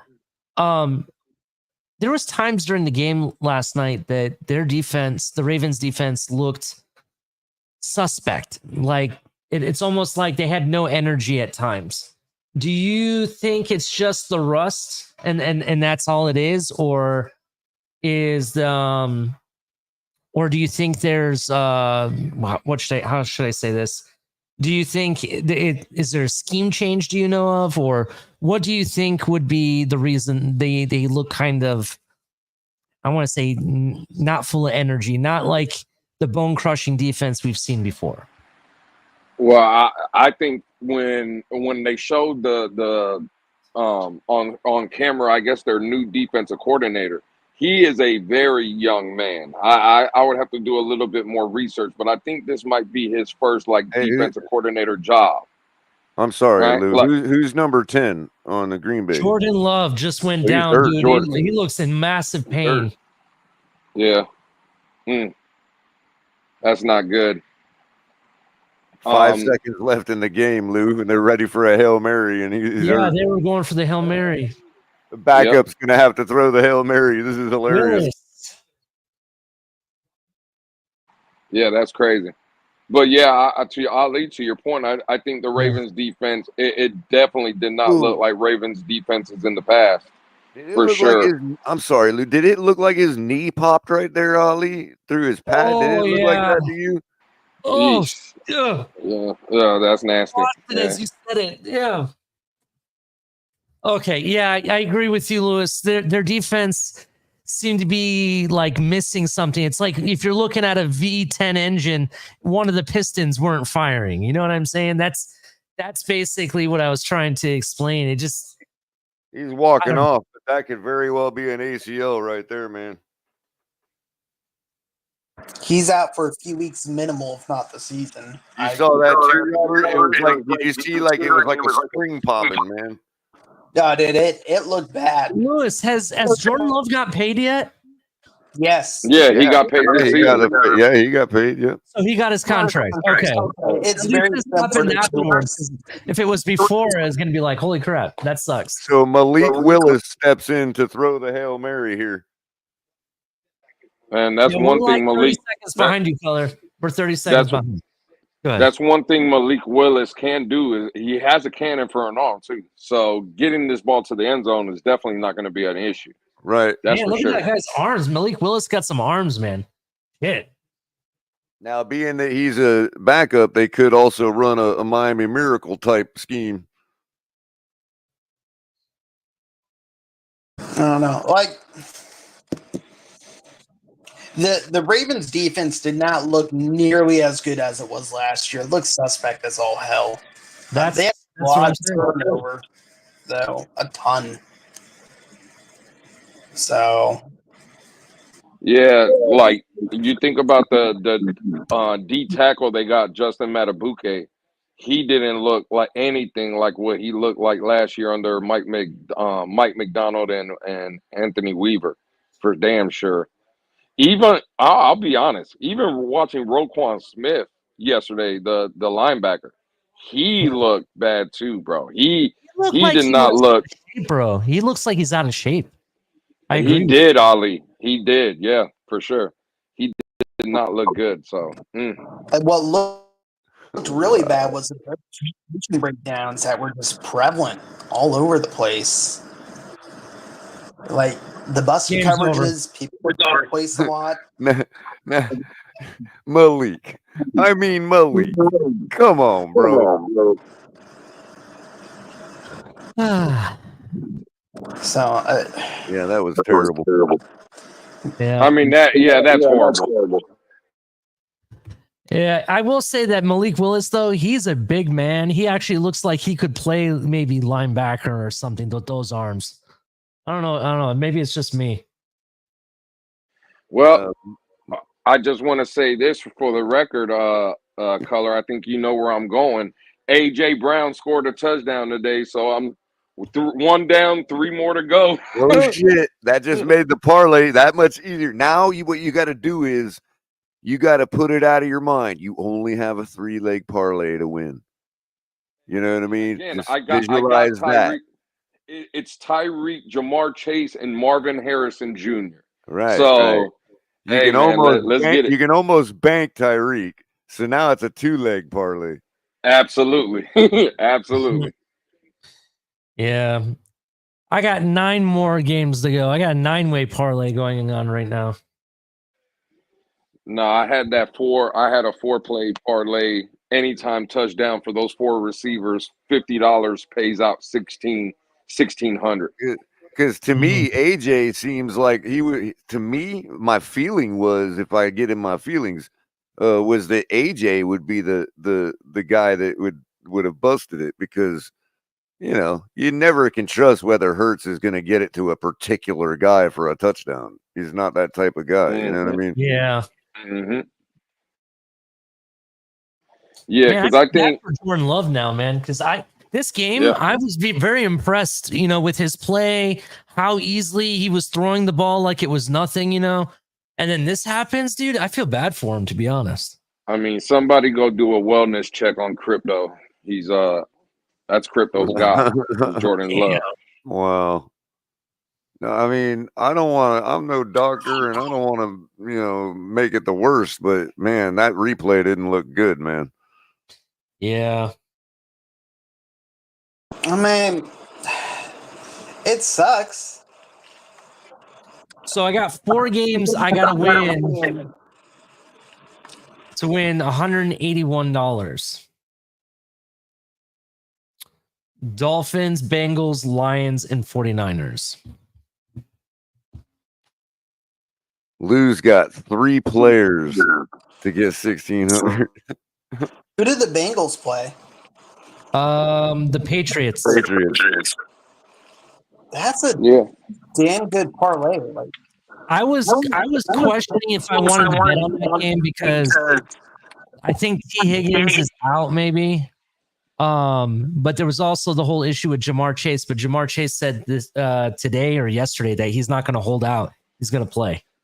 Yeah, he's going to play. I seen that. Hey, Color, I did another 4-team parlay, anytime touchdowns as well, and it was receivers. This one was Jalen Waddle, Justin Jefferson, Chris Olave from the Saints, good pick, and Amon-Ra St. Brown. Wow, yeah. Well, Amon-Ra is probably good for one, almost for sure. Olave generally scores a touchdown too. So right. If anybody's going to score a touchdown for the Saints, it'll be a guy. It'll be somebody like Olave. And who was the other 2? Justin Jefferson is probably obviously, a lot. right. Well, obviously, he's their number 1 guy. Check. Crypto, are you okay, man? And the first one was who? Yeah, I'm fine. It's Jalen Waddle. That one is probably your outside, like your one that you That's have the to worry iffy about. one. We weren't Yeah, that's sure the if iffy you were one. going to get one-way tickets to Brazil to go check on your boy. However, No, I don't need it. He's fine. Likely, Lewis, that he takes one of those slants and splits safeties like he did against He's okay. the That's what I'm hoping for, Color. Yep. I'm just messing with Crypto, but that I'm not going to lie, bro. I think that looked kind of nasty on his knee, though, to be honest. I also have a 3-team part. Yeah, he was cramping up. Wait a minute, real quick, Lou. Are these anytime passing only or anytime anyway? Anyway, anytime touchdowns. Yeah. All right. And then I also have, from the running back perspective, this was is $25 to win 200. It's a 3-player parlay, and really it's already turned into 2 because it was Derrick Henry anytime touchdown, which he got yesterday. Bijan Robinson anytime touchdown, and Devon A-Chain anytime touchdown. I like it. Especially since the guy that's your most long shot is the guy that actually takes him to the house on a regular basis. Yep. 1,000%. How much did you bet on that one? So the running back one, Ali, I put $25 down. It can win 200. The other two that I have, it's the 4 wide receivers. It was $50 bets to win 1,600, a little bit over 1,600 on both of them. Dang. So I'm basically $125 invested. But if I win all of it, it's like a payout of like 3,600. Right. Man, no wonder Lewis goes on all these trips and cruises all the time, man. Damn. I need to start giving my money to Lewis. Lou, if you ever want to go to the Rockies, I can recommend a really cool cabin that's nice and quaint and private and really huge and has a pool table and all kinds of shit and has its own private spring-fed pool, hot spring pool. You know what I mean? Right on a creek in the mountains, bro. If you need it, I'll get in touch with you, man. I'll give you the the info. Yeah, for sure. I definitely want to do something like that. Don't chat message to people. I mean, it's actually the kind of place where if you don't want to like treat it bad, like you don't want to have a big, huge party there type thing. But if like you had like a few friends to share in the cost, it's big enough to have like a few trusted friends to have a nice get together and just, see the mountains and shit and, have a nice pad to chill at, Right, for sure. Yeah, I would like to do something like that. I know we've been looking like in the Smoky Mountain areas like Tennessee to do some stuff out there. So, but yeah, I'm definitely down. I love taking I'm actually going on vacation now. My birthday isn't here coming up in October. And we're going on vacation. So, I mean, even if you do something in the Appalachians or the Smokies, you can. What I suggest is looking into what has been happening for the last 5-10 years or so or longer is the national parks or the Forest Service is renting out for tourists like their forest ranger cabins out in the middle of like nowhere in all these different places, around the country. And they're like fairly affordable, but obviously a few of them have waiting lists. But you basically got a pad on a huge piece of property in the middle of a freaking forest or something, and wherever you're talking, whatever your favorite part of the world is of the country is, and like it's guarded by a green ranger gate. Like nobody will come on the property because it's federal property. You know what I mean? But they're like renting them out to private people for like a few day type thing. You know what I mean? And the one we did in Arizona, they had like in the White Mountains, they had the guy had like wood chopped for us already there. Like he prepped the whole place, like, and didn't show up. He didn't bother us like he wasn't there the whole time. They don't show up, and you're like there alone in the middle of nowhere. That's nice. Yeah, that's real nice. That's all it's all forest property, so like ranger property. So, but they're, I don't know if they're still doing that, but they were doing it for a while because, the government's always going to find a way to get some kind of money for something, It's probably funding some kind of CIA projects or something, you know what I mean?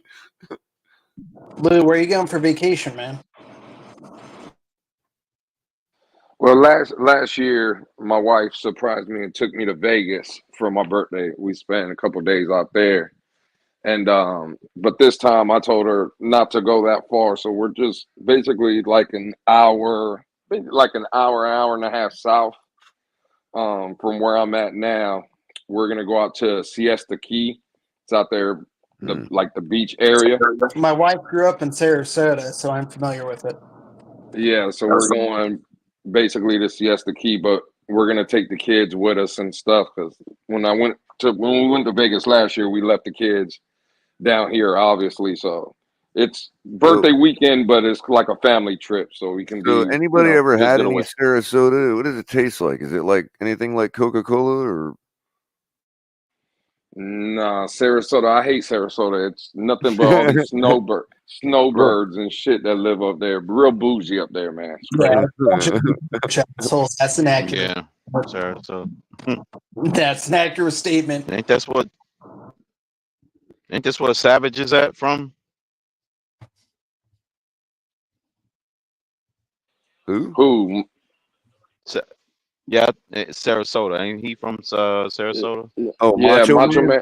Yeah, he was Yeah, from the Sarasota. Yeah, Bradenton, Sarasota area. My dad was born in Bradenton. Yeah, which was weird because he passed away in the same area too. Or nearby. Oh, Sarasota. So you're saying, Crypto, you say he's going to be fine and his leg was just cramping up? We just saw him be taken out because of his knee. Yeah, he just twisted it. It was an awkward bend.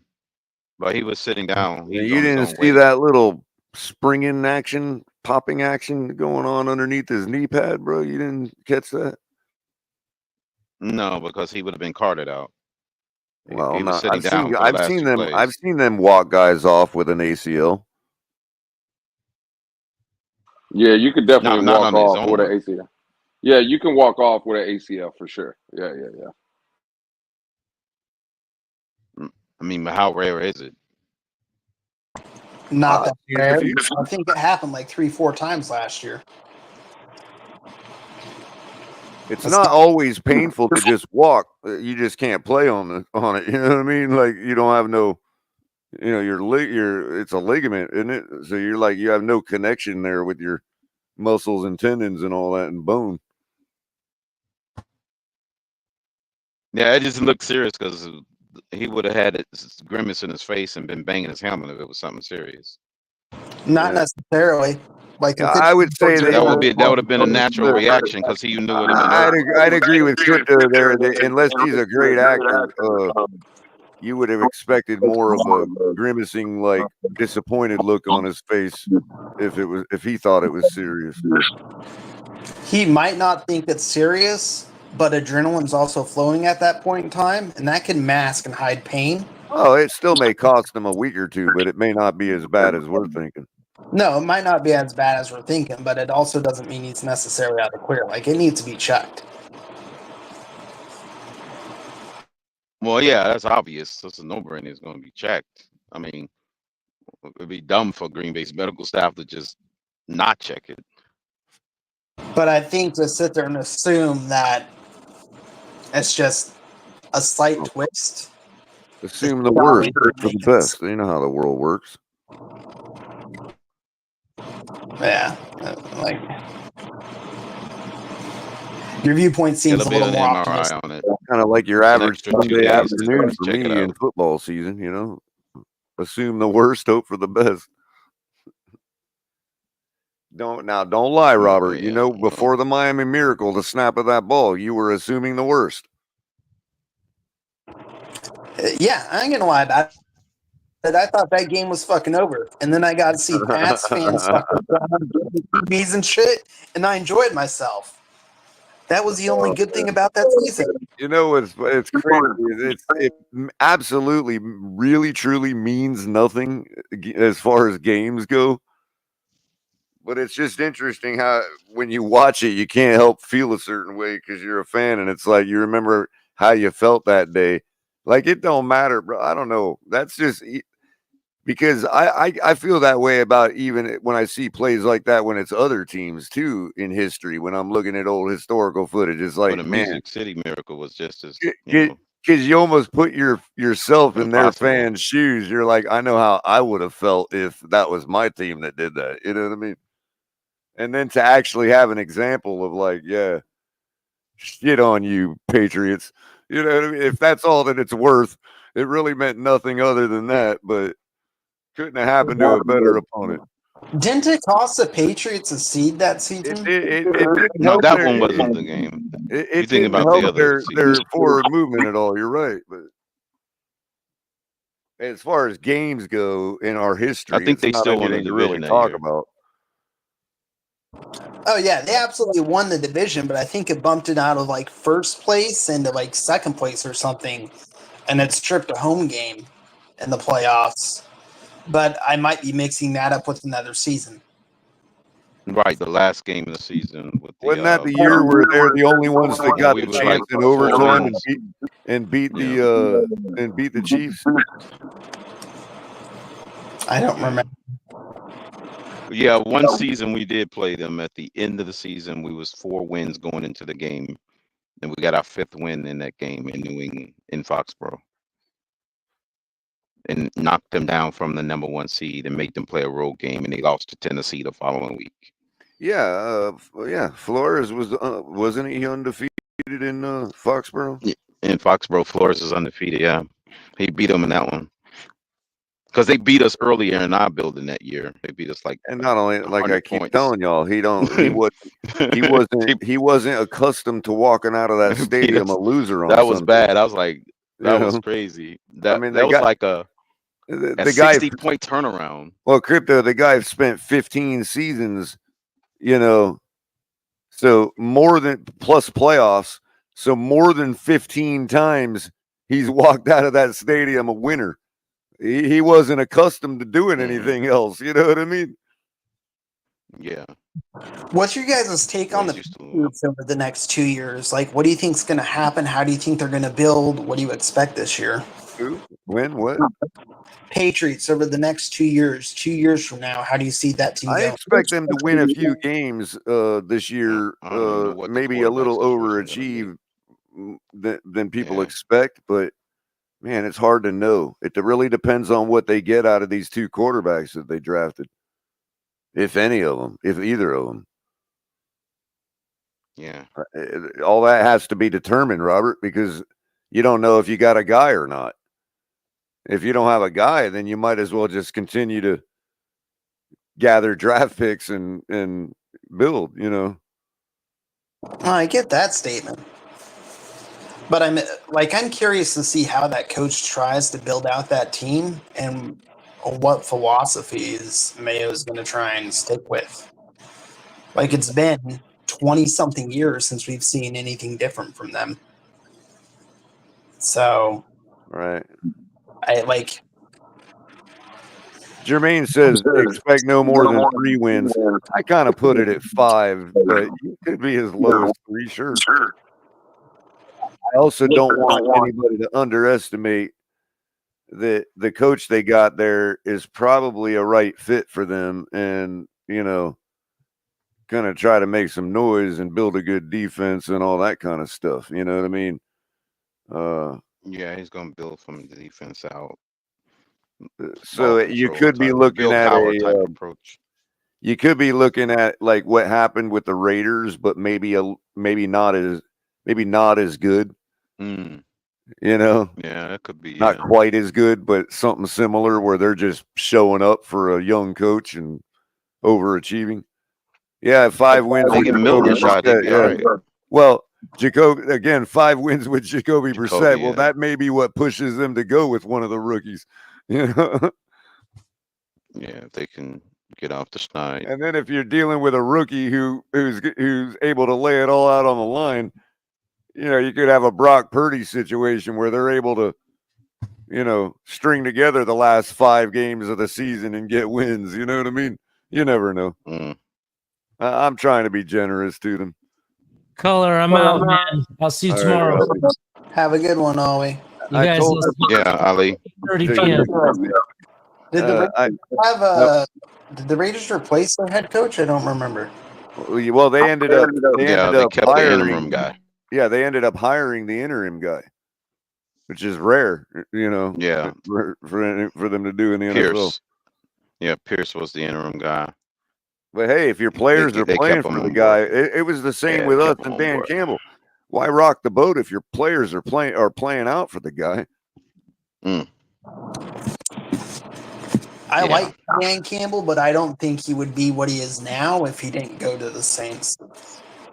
I think that could be. I mean, yeah, you're right. I mean, it was probably the wrong time for us to do it. The timing wasn't right. I get it. Yeah, no, I love him as a coach.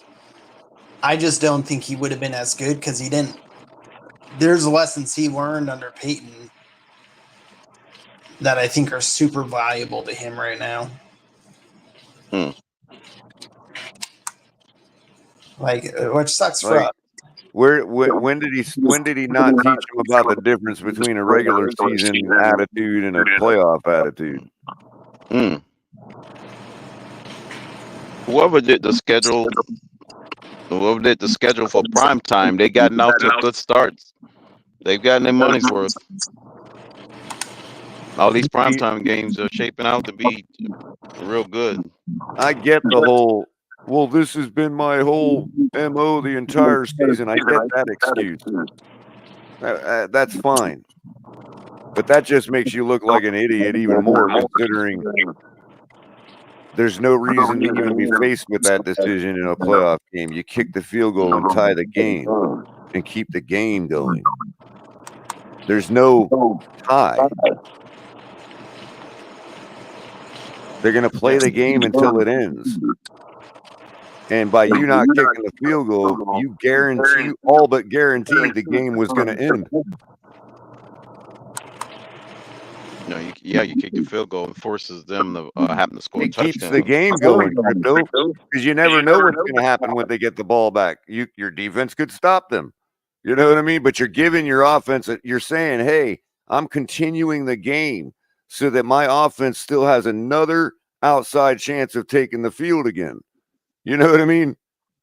Yeah, they weren't even killing the clock. He was calling it as if there was a tie in play. Like, oh, it's my MO to go for it, and and blah blah blah, and yeah, you're gonna be playing to you know what I mean? Like that don't work in the playoffs. Indefinitely, yeah. There's no right. You keep the game going at all costs. Or you force them to have to score. Decision number one. Field goal. Decision number one is always keep the game going. Unless you've got it, unless you're on the 1 yard line and you got a chance to score. That's different. Yeah.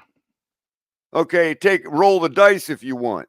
But no, other than that, your number one prime directive, keep the game going.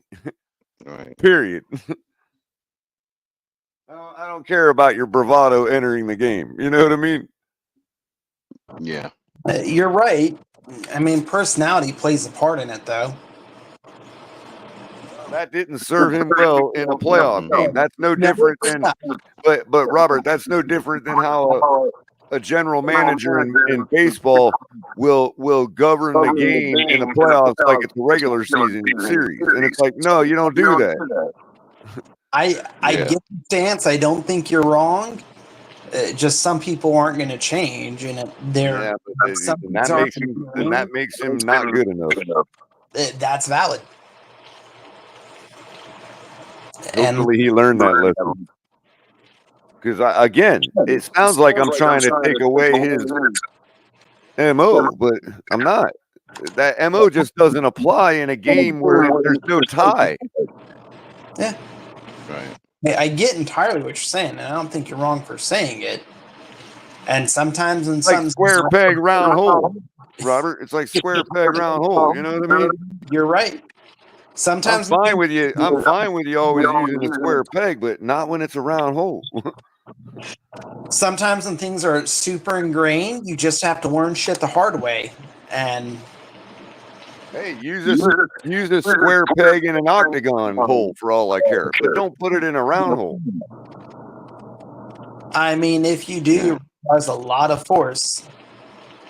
One better be made out of wood. One better be made out of steel.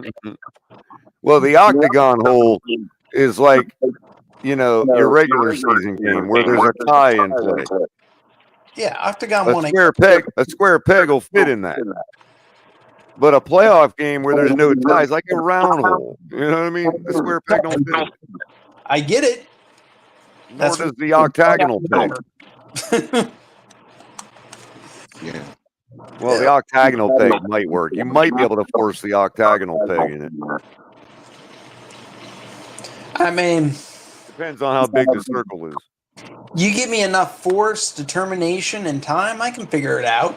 You're gonna be over there with the lathe, like milling some off of the octagonal peg. I'll get this damn thing in the round hole. Hey, what you color? can say it had to be a pig when it went in the hole. It could be shaping for all I give a shit. It's just gonna go in it. But it's. I agree, Jermaine. Sometimes Jermaine and I actually land on the same moon. I totally agree with Jermaine. Massive idiot. And you know what? That's what I've said about Jared Goff. Lesson learned. Don't ever let Dan Campbell take the ball out of your hands ever again. Yeah. I mean, and if you have to throw that game in his face, by all means, Goff, do it. You're the professional now. You're just as equal as he is. You know what I mean? It's a fair statement, man. Like, he didn't do it right. He didn't make the right decision by any stretch of the imagination. I would hope Jared Goff told him, if you ever do that to me again, we're done. I mean, Detroit totally took a chance. Totally took the chance to win the ball game away from him. Detroit's also not used to winning. That's the other part of it too. And some of it's got to be learned. Some of it's got to be changed. Like I would have thought the offense would have been like, "No, bro, we're not going back out on the field. You're going to send your kicker out there." Total mutiny, Like, man, I can't. We actually want to continue this game. Yeah, I can't overly disagree. It's just some shit works out in weird ways. As a coach, I like. I know, bro. I know. That's all. But you know what, Robert? That's kind of like reaching. You know what I mean? I know you're trying to advocate for the guy. To be a fair counter. You know what I mean? But he fucked up. Let's put that out. All a person's got is, well, sometimes things work out in a weird way. Yeah, it's done. We're serving this dish. No, he absolutely fucked up. He was in the wrong, and he had to learn the lesson the hard way. We'll see if he learned it. So that's one of those things where you're like, see, Robert, that's one of those things where there is direct evidence of, hey, this guy literally doesn't know how to do how it's done in a playoff game. Yeah.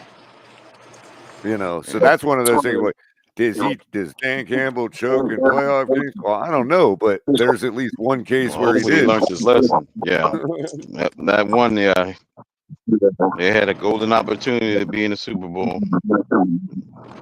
His ego got the best of him. Precisely because he didn't coach it as if it was a playoff game. Yeah, he was coaching it like a regular season game. Yeah, if he wants another crack at it, he'll change. He's gonna have to. It was a bad mistake. No ifs, ands, or buts about it. It's like when a manager pulls their star pitcher who's throwing a one-hitter and a one-run game, right? And says, well, we're going to need him for game 4 of this series. It's like, no, there's going to be no game 4 if you take him out of this game right now. Yeah, like make him play on short rest if you got to down the road. Cross that hurdle when it comes. This is the playoffs. You know what I mean? Do you guys think it's going to be the Niners in the Super Bowl again? No. NFC. I don't think they'll do it. I think one of the two teams that played tonight going to be there. That's bold, but I mean, Philadelphia did look pretty consistent, bro. Like, even though they didn't look like spectacular, they still put up over 30 and did their job, I guess. I mean, yeah, they had to close out offense. They had the drive they needed to do to close the game out, pretty much. Reduce the time on the clock. They had a perfect 7-minute drive. Philly looked good.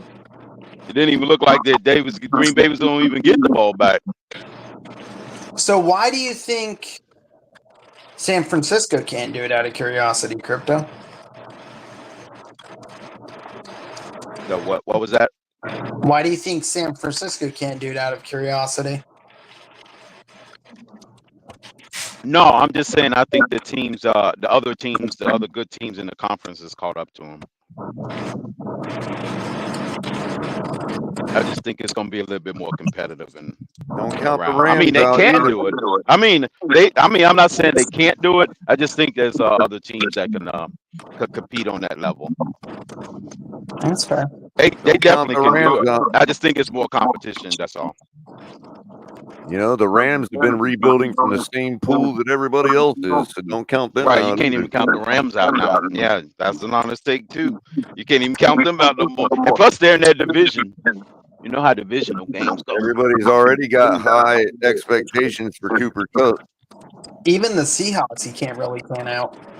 Right, and for some reason, the Seahawks is always least splitting with the Niners. See, it's tough to gauge those division games. In the long run, though, I still like to believe that Geno ain't the guy. They beat the Niners, but they do it. But that's Pete Carroll, so it's gonna be a new thing with them. So right, and they also got that quarterback with the big arm, and who knows if Pete Carroll ain't his guy, you know, or whatever. McDonald, I think is gonna be okay. The guy that they got from the Ravens. No, didn't they get then they get Hartman or something from the commies? No, I'm talking about the Seahawks.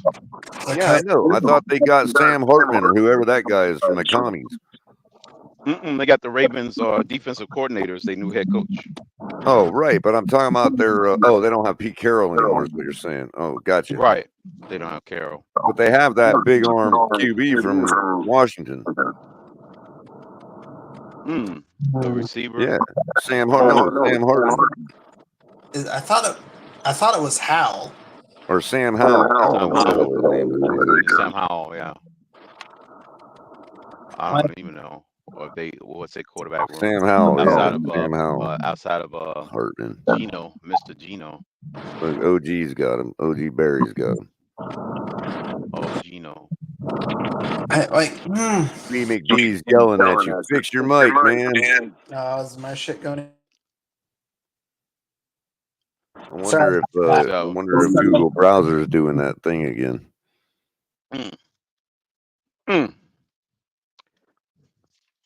Oh yeah.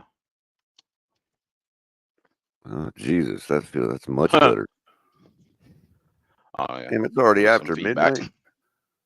We gonna let it all almost hang out now. Well, actually, it is 19 minutes past, so yeah. My day is over in about 11 minutes, maybe, if my supervisor don't call me. Everybody close your eyes because we're about to let it all hang out now.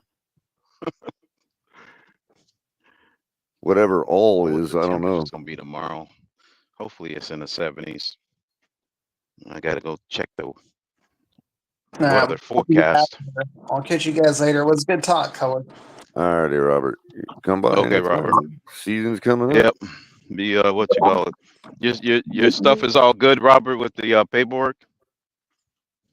Yeah, I'm officially out on the 11th, and then I fly down to Colombia on the 12th.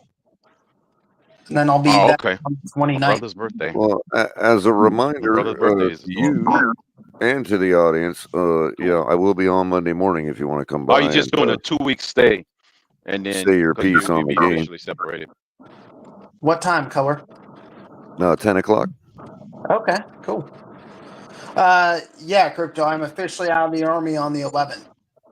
And then I'm taken for retirement, a 2-week trip down to Colombia, Brazil. Oh, okay. Oh, okay. Yeah. Yep. Congrats on that retirement. Yep. Time to start working on the next one. Right. You're definitely ahead of it as far as the age go. Well, while we're at it, Robert, since you got to head out and it's late, we'll go ahead and get your final thoughts, and we'll keep you up here while I shut it down. Everybody hit the like button on your way out. Sounds good. Subscribe if you haven't subscribed. Yep. All right, so final thoughts. Let's hope that we sit there and right some wrongs that Jacksonville has done to us in the past, because there's a couple of things in memory that I hope we don't take the foot off the brake for. It should be a good game. And, it's been a good couple of games that we've watched. And there's a lot of unknowns, and don't ever trust the first week. The first week lies. And we'll see how week 3 and 4 look. About you, Crypto. You coming to the game? Yeah. What was that? You coming to the game? Yeah, you driving down for the game, flying down. No, I won't be there till October. Loading down. No, I'll be there at the fan club weekend for the Cardinal game. Right on. You could always take a boat down. You could always take a boat down the intercoastal waterway and go one time. Oh, that's when I retire and I start taking these long sailing trips across the world. Take a sailboat down the intercoastal. I'll finally swim the English Channel, and then all the bucket list gets officially started. Oh, jeez. I'll base jump from Dubai to the Burj Khalifa in Dubai, and I'll start that list, Color. You're gonna be like Michael Douglas on Jewel of the Nile, Yeah, I actually do the Amazon swim with the anacondas. I got a lot of stuff on that list, man. Wow. They were in Brazil tonight, football, so it might be some players that probably already started that.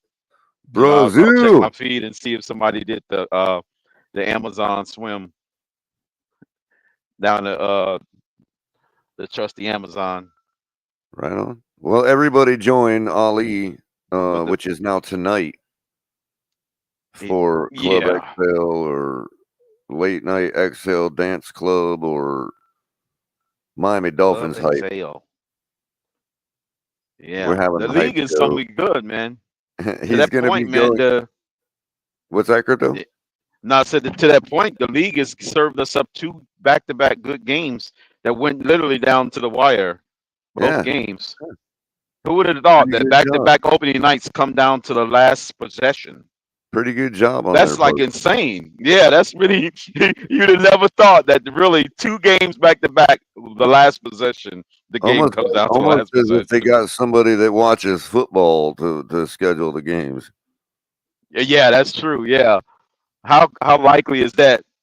And then it'll be followed by a bunch of lopsided games on Sunday. Actually, there's not too many, especially since we don't know how some of these teams are going to pan out. You know what I mean? I don't think we're going to get as many lopsided as we think. No, it shouldn't be. Yeah, it might be a lot of tight nail biters. Don't you know that what you call a feed, that red zone feed, that's going to be real busy this Sunday. Oh yeah, like everybody in the red zone coming down to the wire. They're gonna be switching. They're gonna have the screens broken up in 4 different panels. Yeah, the fantasy points should be The fantasy points should be diverse and plentiful, given that most defenses are not going to. Well, I guess you could look at it the other way. It's easier to get your defenses up to speed than offenses, but because it's reactive. Yeah. But I did don't know. FanDuel. Saquon messed me up tonight.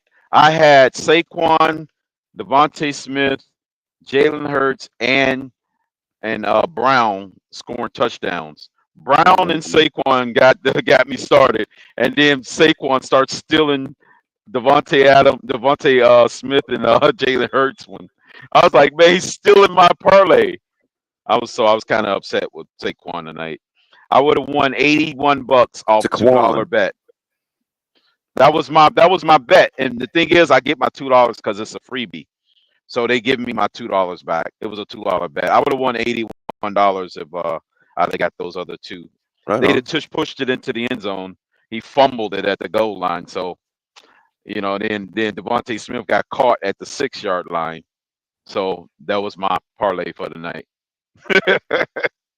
So like, damn, I almost got it, man. All 4 of them almost got it, man. I was like, damn it, that's it. But I'll try again on Sunday. See what I can do on Sunday. Try you will.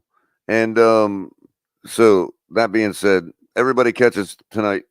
8:30, I believe, is when Ali's going with the smoke with the with Exhale, and that's going to go till 11:30 because we're going to the game Sunday. All of us, everybody in the world is going to be there. It's gonna be there. Okay. Maybe, I don't know. Not everybody in the world. Look at the game. Make sure you drink a lot of water. Stay hydrated. Oh yeah, it's gonna be a cooker. That's for sure. Stay hydrated. So that being said, everybody have a great evening. Shake, thanks you for coming by to the drive time. Drive time on TFTG. Go to tftg.network.com. Oh yeah. To find links for everything. All of it is the Fins Tailgate, including our shop where you can find great TFTG gear, including the Cook and Folk apron and all your color commentary gear, which you love. I sport my hat all the time. That's how you can find me at the stadium. But fortunately, nobody cares to look at me, so I still got that anonymity going on. Right. It's nice. It's like a nice cloak. Anyway, have a good night, everybody. Fins up. We're going Fins up, 1-0. Come to I'm gonna Sunday. see you at the game. What's that? No, I said I was telling everybody they're gonna see y'all at the game. Yep. Yeah, I'll pop in probably before game starts to show y'all, the crowd and all that, like I normally do. Capitan's going to be calling it, I believe, on Sunday afternoon. Until then, keep your notification bell hit in case one of us pops in to say something tomorrow during the day. And if not, see you on Exhale with Ali. Y'all have a great evening.